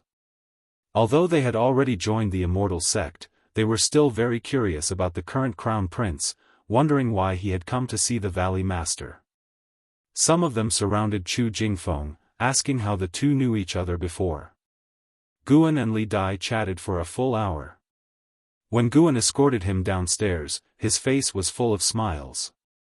Before parting, Li Dai even held Gu An's hand, making Guan feel uncomfortable. "Junior brother Gu, we really hit it off. When I return to the Supreme Sect next time, I must come and chat with you again," Li Dai said with a warm smile, appearing to have no hidden motives. Guan agreed with him, and then watched as he flew out of Mystic Valley. The two had not talked about anything significant. Li Dai seemed to have come just to make friends. They even talked about Leia, and Li Dai's words were full of concern. If not for Yang Ni's prior warning, Guan would have thought they were really good brothers. Until he left, Li Dai made no demands and did not try to recruit Guan. Guan could sense that a divinity transformation cultivator was hiding in the mountains and forests nearby, likely to protect Li Dai. After leaving Mystic Valley about 10 miles, Li Dai's smile disappeared, replaced by a grim expression. An elderly man in a green robe flew to his side and whispered, "Your Highness, there is a nascent soul cultivator in the valley." "Yes, I already felt it.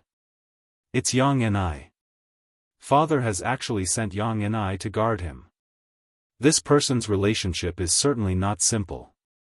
Look into his background, find out what his identity really is within the Supreme Sect," Li Dai said coldly, his eyes filled with murderous intent when he mentioned Yang Ni. The elderly man in the green robe asked, "If he has no backers, should we capture him?" "I'll first see the sect leader. The sect leader's attitude is crucial. If the sect leader supports me, then we'll directly eliminate Leia and Guan, cutting off father's spies and pawns," Li Dai responded. The two did not know that their conversation was overheard by Guan. In front of Guan, a divinity transformation cultivator was no different from an ant on the roadside. "Want to kill me?" "Interesting," Guan smiled. He did not take it to heart. Even if he stood still without fighting back, Li Dai and the old man in the green robe couldn't kill him. Guan turned and went upstairs. It didn't take long before Yang Ni entered through the window. Yang Ni's face was grim. He probably sensed my presence. It looks like his cultivation technique has reached the transformation realm. Guan asked in confusion, "Do you have a grudge against him?" "Of course, my sister's death is related to his mother. How could I not have a grudge?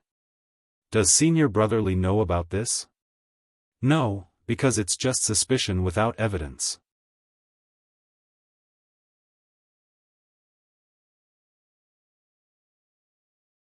Gu An's cultivation was too low, leading him to subconsciously think he belonged to a certain family but had modest qualifications, thus coming to the Supreme Sect to spend his life in peace. He has no family background. His only background is me. Is that enough? LV Badian said this while looking at Li Dai, startling him into a cold sweat.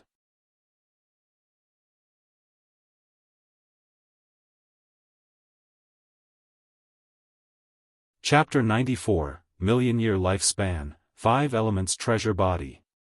The Crown Prince, Li Dai, visited Guan again just 7 days after his last visit. This time, he brought many medicinal herb seeds, clearly putting in a lot of effort. Although Guan did not know why he was being so generous, he appreciated and accepted the gift, even inviting Li Dai for a drink. The atmosphere of their conversation was more pleasant than before. Until he left, Li Dai did not attempt to recruit him, as if he truly wanted just to befriend him. But after Li Dai left, the way Yang and I looked at him changed. "It's the first time I've seen him so attentive to someone," Yang and I said in a complicated tone. Guan laughed and said, "Who could blame him? I treat people kindly." He wasn't foolish, he guessed it might be because of LV Badian, but he wasn't sure what exactly had happened. Li Dai came to the Supreme Sect looking for support, and he definitely wouldn't go to look for the noble families, especially excluding the Ji family. Aside from that, only LV Badian had such significant influence. Yang and I also guessed that there was a bigger supporter behind Guan, since even Li Xiandao could not make the crown prince so attentive. She was very curious about who Guan really was. "It's best not to tell His Majesty about this. You've been with me for so many years, you should understand my character. I don't seek disputes, nor do I want to be suspected by others," Guan said to Yang and I seriously. Yang and I nodded and quipped, "It seems that Li Ya is not your blessing, but rather you are Li Ya's blessing.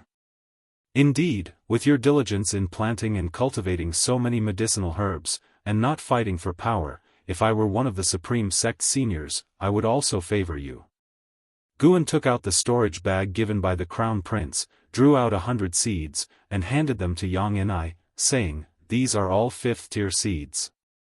Cultivate them carefully, and if you do well, you can have 1/10 after they mature. I will give you more seeds in the future." Yang and I received the medicinal herb seeds with a look of joy and immediately agreed to this task. Guan looked at her, feeling very gratified. In the 3rd Medicine Valley, there were many people, but the only one who genuinely liked planting flowers and herbs was Yang and I. Xiao Chuan preferred raising demon beasts, and the other disciples were cultivating immortality, having no choice but to work. Guan began to have higher expectations of Yang and I. With the changing of seasons from summer to autumn, the autumn colors covered the Mystic Valley, Tianya Valley, and the 3rd Medicine Valley. In the autumn season, the Supreme Sect had an added touch of beauty, with autumn leaves covering the mountains and rivers, stretching as far as the eye could see. Near the end of autumn, one afternoon in Tianya Valley, Guan wrapped the freshly picked medicinal herbs with spirit protection paper, and a 3-line notification appeared before him: "You have successfully extracted 52 years of lifespan from deer bone grass, 5th tier. Your lifespan has surpassed 1 million years for the first time, unlocking the enemy lifespan prediction feature. Enemy lifespan prediction, once activated, it will automatically discern cause and effect. When a living being harbors hostility towards your true self, a notification will appear. The notification does not consume lifespan. Investigating the opponent's lifespan will consume lifespan." Reading the new feature, Guan paused. This is really good. It could alert him to potential enemies, helping him to avoid risks. He immediately activated the lifespan prediction feature. But there was no notification for the time being, perhaps because it started from now. Guan's mood became cheerful. He felt this feature was significant and that waiting for so many years had been worth it. Moreover, he had accumulated 1 million years of lifespan and was about to break through. He started to hasten his movements. After harvesting the mature medicinal herbs in Tianya Valley, he transported them all to the storage tower. He discovered that the herbs in the storage tower had all been taken, leaving it empty. Not thinking much about it, he left after placing the herbs. Just as he exited the storage tower, LV Xian came up to him and said, "Don't be in a hurry to leave. Today I need to teach you the mystic tortoise surging wave palm." He had already taught Guan 8 spells. 2 years ago, he decided to start from scratch and focus deeply on one spell. He did not believe there could be someone so foolish. He prepared to spend 50 years drilling Guan, 50 years devoted to one spell. Even a pig should grasp it, right? Guan pushed him aside and said, "Not today, another time." LV Xian was stunned as Guan pushed him. This guy dared to push him? He actually got pushed. No. LV Xian held Guan's shoulder, not letting him leave. Guan shook his head helplessly and said, I think I have already mastered the mystic tortoise surging wave palm. Would you like to see? Is that so? Try it now. LV Xian immediately let go, urging excitedly. Guan walked to an empty space, raised his palm, and struck out. Instantly, a wave of air surged from his palm, creating wave-like phenomena in the air ahead, reaching several feet. He withdrew his palm and said, I wasn't lying. I have been practicing diligently in private. I have other matters to attend to, teach me how to enhance it next time. With that, he leaped into the sky and flew away. LV Xian did not try to stop him again, standing there with furrowed brows. After a long time, LV Xian couldn't help but mutter, it's a state of ease, without a trace of breath from behind. He really has mastered it. Returning to the Mystic Valley, Guan first went to the third Medicine Valley to harvest the remaining medicinal herbs, then went back to the Mystic Valley. He found Yang Ni and informed her he would be leaving for 2 days to report to the inner sect. Yang Ni had no doubts. He departed at dusk, heading in the direction of the outer gate city, taking a large detour before returning near the Mystic Valley. Late at night, he sneaked into the 8 scenic caves and brought out Sky Dragon. Sky Dragon was very excited, looking around curiously. Guan took it and left the Supreme Sect directly. He trod the infinite traceless mystic heaven step, bypassing the Supreme Sect, and hurried towards the North Sea Mountain. Sky Dragon was amazed by Guan's step technique but wasn't overly startled, as it regarded its master as the closest person and had no experience with others to form a broader worldview. The North Sea Mountain was over 300,000 miles away from the Supreme Sect. Along the way, Guan continued to use the infinite traceless mystic heaven step, rushing at full speed without stopping. Upon nearing the North Sea Mountain, Guan released Sky Dragon. Master, see you later. Sky Dragon exclaimed and left excitedly. Guan smiled, then donned a mask and changed into black clothes, continuing his journey. He aimed to have a breakthrough deep in the North Sea Mountain. The North Sea Mountain was surrounded by mountains and bordered the sea. The North Sea was actually a vast lake, as large as an ocean.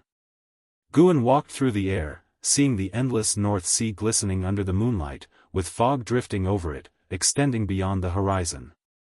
Along the way, he saw a giant fish, over 100 yards long, leap from the lake and stretch its body mid-air, a truly magnificent sight. The North Sea Mountain was not only inhabited by demons but also by cultivators and ghosts. Guan sensed a battle between cultivators, both of the nascent soul realm. He only glanced briefly before swiftly moving on without stopping. Break through first, and then enjoy the scenery. He wondered where Leia might be. With this thought, Guan spread his divine sense to find a suitable location for his breakthrough. After about an hour, Guan arrived in a deep mountain area. He sat down under a large tree.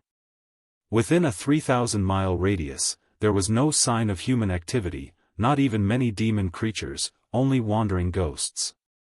Hence, this forest was particularly eerie, with ghostly air thickening the atmosphere. Guan directly activated the lifespan barrier, first making himself invisible.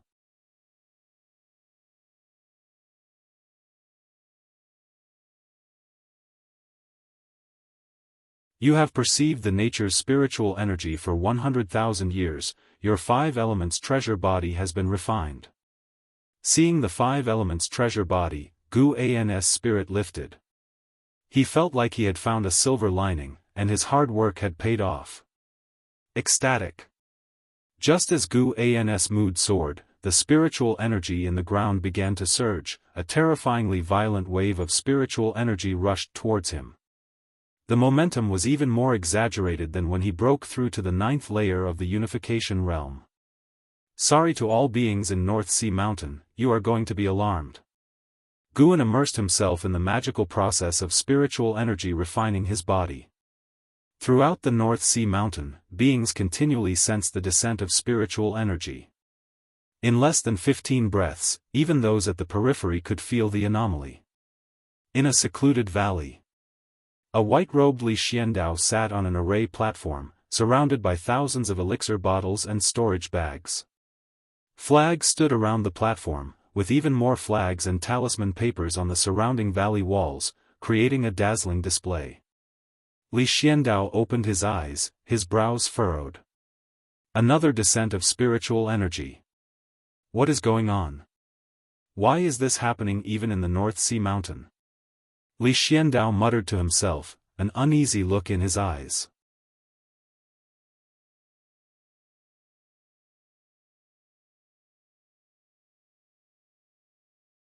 Chapter 95, Innate Realm, Breaking Through to Mystic Heart Realm 9 Layers. Inside the cave, the firelight flickered. Li sat on a stone, his upper body bare, wrapping his entire bodice wounds with white cloth. Blood continually seeped out, looking extremely terrifying, yet he did not frown. Hovering beside him was a soul body, an elder with a tall figure, stroking his beard as he watched him. You can endure the toxicity of the thousand-handed demon vine, your body has grown stronger again. The elder praised. Li responded calmly, still not enough. Compared to LV Xian and Ji Xiaoyu, it's nothing. Not to mention, the sect has recently seen the rise of an Hao, who is said to have talent even more exaggerated than the two of them. The elder chuckled, they are born geniuses. You are different, you are a genius of effort and may still surpass them. From my perspective, innate talent is not the most important. What matters most is a steadfast Daoist heart and a relentless spirit of perseverance. Li nodded, just about to speak, when the flames on the fire suddenly shook violently, causing Li Ya's expression to change dramatically. Spiritual energy sinking? Li frowned, as did his elder. The elder frowned, could it be a natural disaster rather than man-made? What does this portend? He calculated with his fingers, but unfortunately, could not determine anything. As the spiritual energy in the North Sea Mountains began to sink, the roars of demon beasts echoed unceasingly between heaven and earth. Cultivators hiding in their caves rushed out, and those who were fighting had to stop. Under a tree, Guan was surrounded by five-colored spirit light, looking like a light egg as he sat motionless in meditation. He also heard the roars from all directions. This commotion no longer frightened him. This was just the beginning. After enhancing his spirit root, he still needed to enhance his cultivation technique, and then his cultivation level. The spiritual energy in the North Sea Mountains was exceptionally dense, far surpassing that around Mystic Valley. Even though the spiritual energy was beginning to sink, it did not significantly affect the overall spiritual energy of the North Sea Mountains. As time passed, Gu An's attention began to focus on the consumption of the lifespan barrier. He could not afford to be careless. He had a premonition that the consumption of the lifespan barrier this time would not be a small amount. He did not want to die from lifespan exhaustion. An hour later, Guan had completely transformed into a 5 elements treasure body. He could feel the changes throughout his entire physical body, with his chi blood and strength growing stronger, his ability to induce spiritual power increasing, and his senses undergoing a tremendous transformation.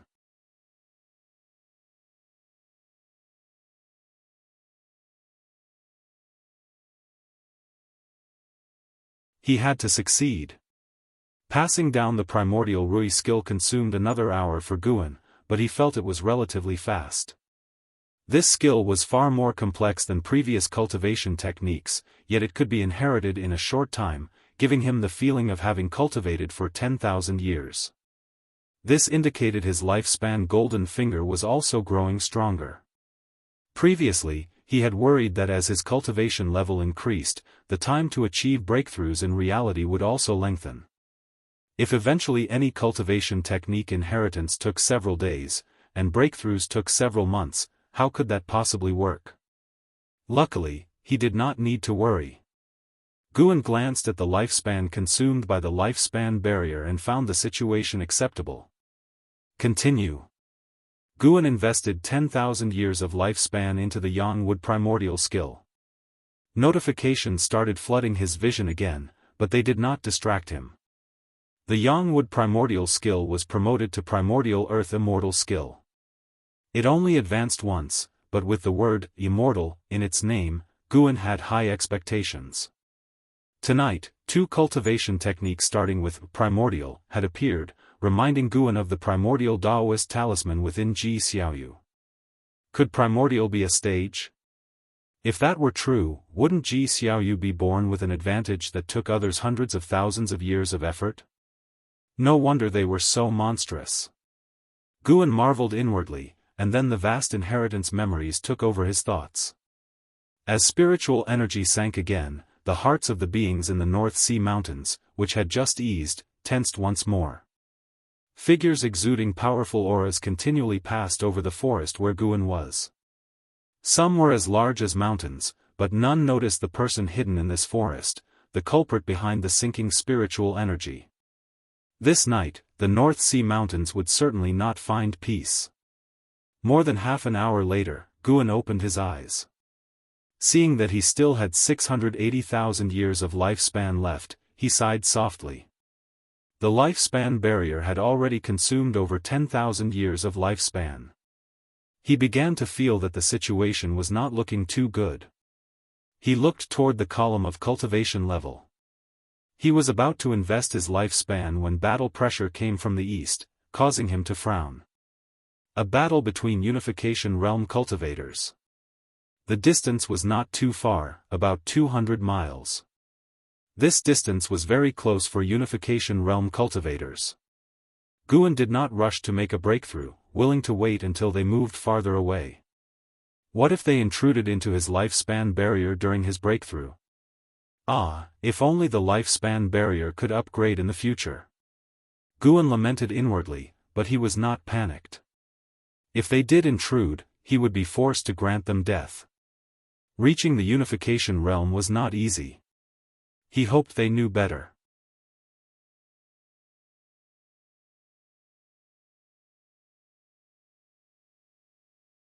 You did not survive the mystic yellow 5 gods' heavenly tribulation crossing failed, you practiced energy absorption cultivation for 100,000 years, and you are still preparing for tribulation crossing. As the final prompt came, Guan sighed in relief.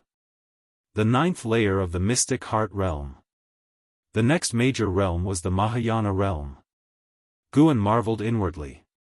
As expected, breaking through minor realms was not difficult, the hardest part was tribulation crossing. It was so exaggerated that he hoped he would not face over 100 or 1,000 failures in the future. The earth spirit energy once again surged towards Guan compared to earlier. The commotion was not as great, as they were both 10,000 years of lifespan investments. Guan brought up the attribute panel, looking at the remaining 680,000 years of lifespan. He hesitated, debating whether to break through another major realm or enhance his divine skills. He had to elevate the infinite traceless mystic heaven step and the great yin-yang transformation, which would help him escape and conceal his identity. Besides these two, he also needed to improve 2 offensive skills. Thinking this way, he felt his lifespan seemed a bit insufficient. Should he invest less in offensive skills? After all, he was not fighting beyond his realm. Moreover, the spells and ultimate skills he currently mastered were regarded as extremely profound sorcery within the 9 dynasties' immortal cultivation world. Guan, caught in his dilemma, began enhancing his cultivation level.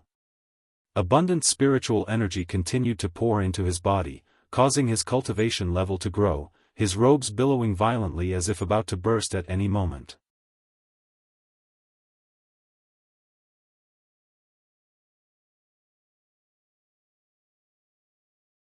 Chapter 96 Breakthrough to the 8th floor of the Mahayana realm. When Guan enjoyed the elevation of his cultivation level, the spiritual energy in the North Sea Mountain sank once again. This time, it caused a great storm, as if a tempest was imminent. The demons, cultivators, and ghosts all hid themselves, waiting for the sinkage of spiritual energy to end. They didn't know what was happening, they could only pray for the calamity to end soon. In a certain valley, Li Xiandao had already begun tribulation crossing. A mass of thunderclouds floated above the valley, not maintaining the same height as the thunderclouds in the sky, just a bit higher than the surrounding mountain peaks. This tribulation cloud was accumulating heavenly power, with strands of lightning within the cloud roiling, faintly visible and strikingly alarming. Li Xiandao was cultivating energy on the array platform, golden dragon shadows coiled around him, making his robe billow and sound with movement. After a while, Li Xiandao suddenly opened his eyes and looked up sharply, only to see a bolt of heavenly lightning suddenly striking down from the tribulation cloud. Boom! The outermost formation formed a screen of light to resist the bolt of heavenly lightning. Before the light screen dissipated, a second and third bolt of heavenly lightning struck down in quick succession, causing alternation between light and dark in the valley. Li Xiandao raised his hand and a treasure sword appeared in his hand. Once the sword emerged, a dragon roar resounded, with strands of blood energy swirling around the blade, as if countless evil ghosts were roaring and wailing within. He drove the treasure sword into the ground beside him, then closed his eyes, continuously casting magic with both hands, and spiritual power flowed into the formations in all directions along the array platform. Spirit stones flew out from his storage bag one after another, densely packed, quickly covering the open spaces of the array platform. With his eyes closed, he opened his mouth, and spirit pills flew out from the bottle, automatically entering his mouth, causing his momentum to rise rapidly. Night winds rose, and rumbles of thunder could be faintly heard. From high above, this valley appeared so small, sitting within the vast darkness of the North Sea Mountain, like a faintly glowing star in the night sky. Time flew by quickly. After an ancient hour of accumulation, Guan finally reached the first layer of the Mystic Heart Realm and now began striving towards the 9th layer of the Mystic Heart Realm. Upon reaching the Mystic Heart Realm, his heart underwent a transformation, glowing with golden light and coursing with golden blood. A rune even appeared on the surface of his heart, a mysterious mark of sorts. Guan enjoyed the spiritual energy pouring into his body while sensing the rune on his heart. In the void, he gained some profound insights. Primordial divine power. The Mystic Heart rune could give birth to his own divine skills, though the time and strength of their birth remained unknown.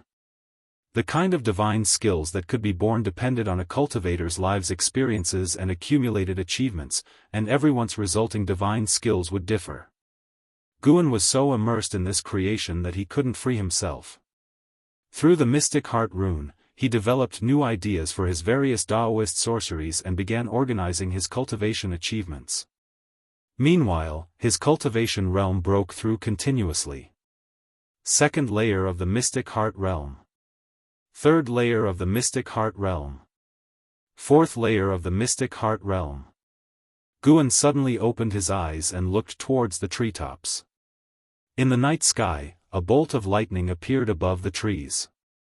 It didn't descend from the sky but appeared out of thin air, lingering instead of disappearing instantly, twisting wantonly like a struggling long worm. What was that? Guan frowned, feeling uneasy. The bolt of lightning started to split, creating several more bolts. Then, suddenly, the space between the lightning tore apart, revealing a black crack. A figure with disheveled hair leapt out, showing fair skin in the lightning's glare. Judging by the figure's build, it was a woman, draped in tattered cloth that barely covered her, implying her robes had been torn not long before. Guan sensed her aura, shocked, and immediately cast lifespan detection. Lu Lingjun, Unification Realm, 9th Layer 1989/2750/3700, a nearly 2,000-year-old monster. She was definitely the oldest person Guan had ever seen. Moreover, at the 9th layer of the Unification Realm, she could compete with LV Badian. Who exactly was she? Lu Lingjun hovered in the air, the black crack behind her began to contract and quickly disappeared, taking the lightning with it. She took out a blue Daoist robe from her storage ring to cover her graceful body, followed by a belt to wrap around her waist. Guan didn't care about the offense of gender differences, he just wanted to know who this woman was. Lu Lingjun's long hair flowed in the wind, revealing a delicate and perfect face, though her brows were slightly furrowed, and her eyes were full of confusion. One of her hair strands fell out and transformed into a white snake resting on her shoulder. Guan cast lifespan detection again. White Spirit Demon Emperor, Unification Realm, 8th Layer 4678/6280/8300, a Unification Realm Demon Pet. Just who was this woman? The White Spirit Demon Emperor flicked its tongue and spoke in a light, feminine voice. Such rich spiritual energy, it seems we have successfully ascended. The legends were not fabricated. Ascend, ascend? Guan was stunned. The implications of these two words were huge. Lu Lingjun furrowed her brows deeply and said softly, when traversing earlier, the power of the heavenly thunder was truly terrifying, it almost destroyed me.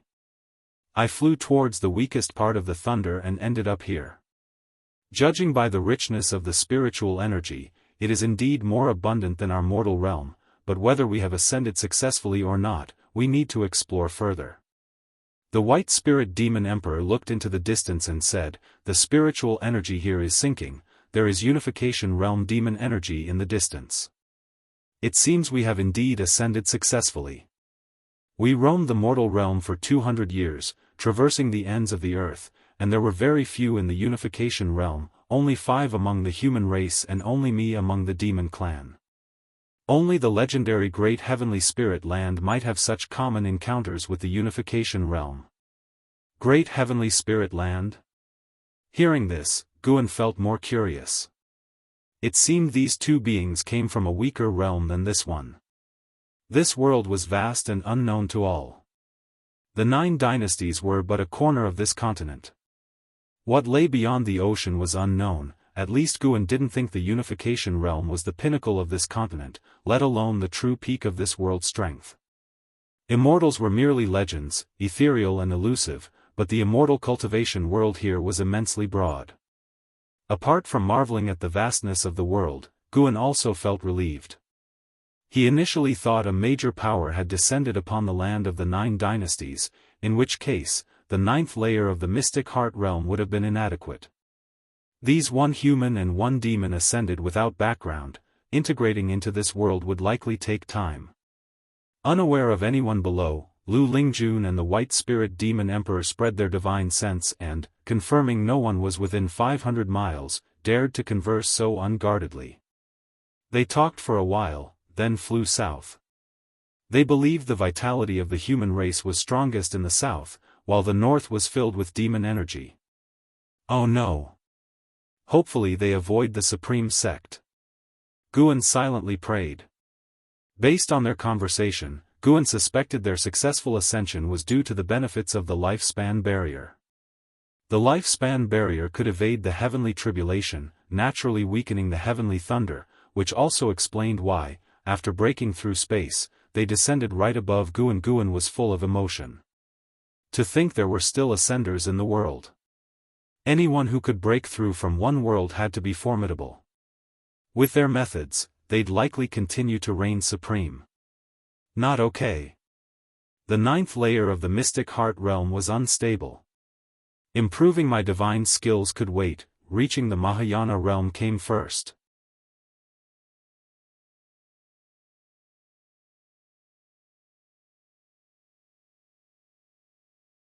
Your cultivation level advanced to the 6th layer of the Mahayana realm. You cultivated chi absorption for 96,000 years.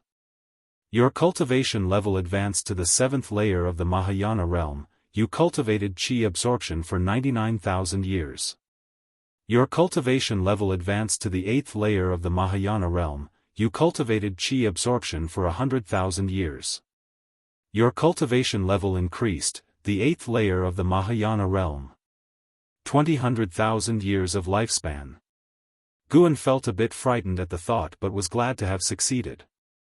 The consumption after successful tribulation was decent, indicating the improvement of spirit root and cultivation technique was effective. He remembered spending 18,000 years advancing from the 1st layer to the 9th layer of the Unification Realm, requiring 3,000 years per layer after the 5th layer. Considering the Mahayana realm cultivation would be even more challenging, the reduced time was proof enough that enhancing the spirit root and cultivation technique was beneficial, with effects that would continue in reality. At this moment, Guan regained his confidence. Disregarding how powerful the strongest individuals on this continent might be or the vast scope of overseas areas, Guan felt he could now dominate the land of the 9 dynasties. LV Badian, at the 9th layer of the unification realm, suppressed the demon path of the Taizong dynasty, preventing invasions. The Taizong dynasty was not the weakest among the 9 dynasties. Even if there were stronger beings in other dynasties, they likely only reached the Mystic Heart realm. You're tuning in to the Unparalleled SwordWill YouTube channel. Don't forget to subscribe and join us on this journey to catch the most captivating stories.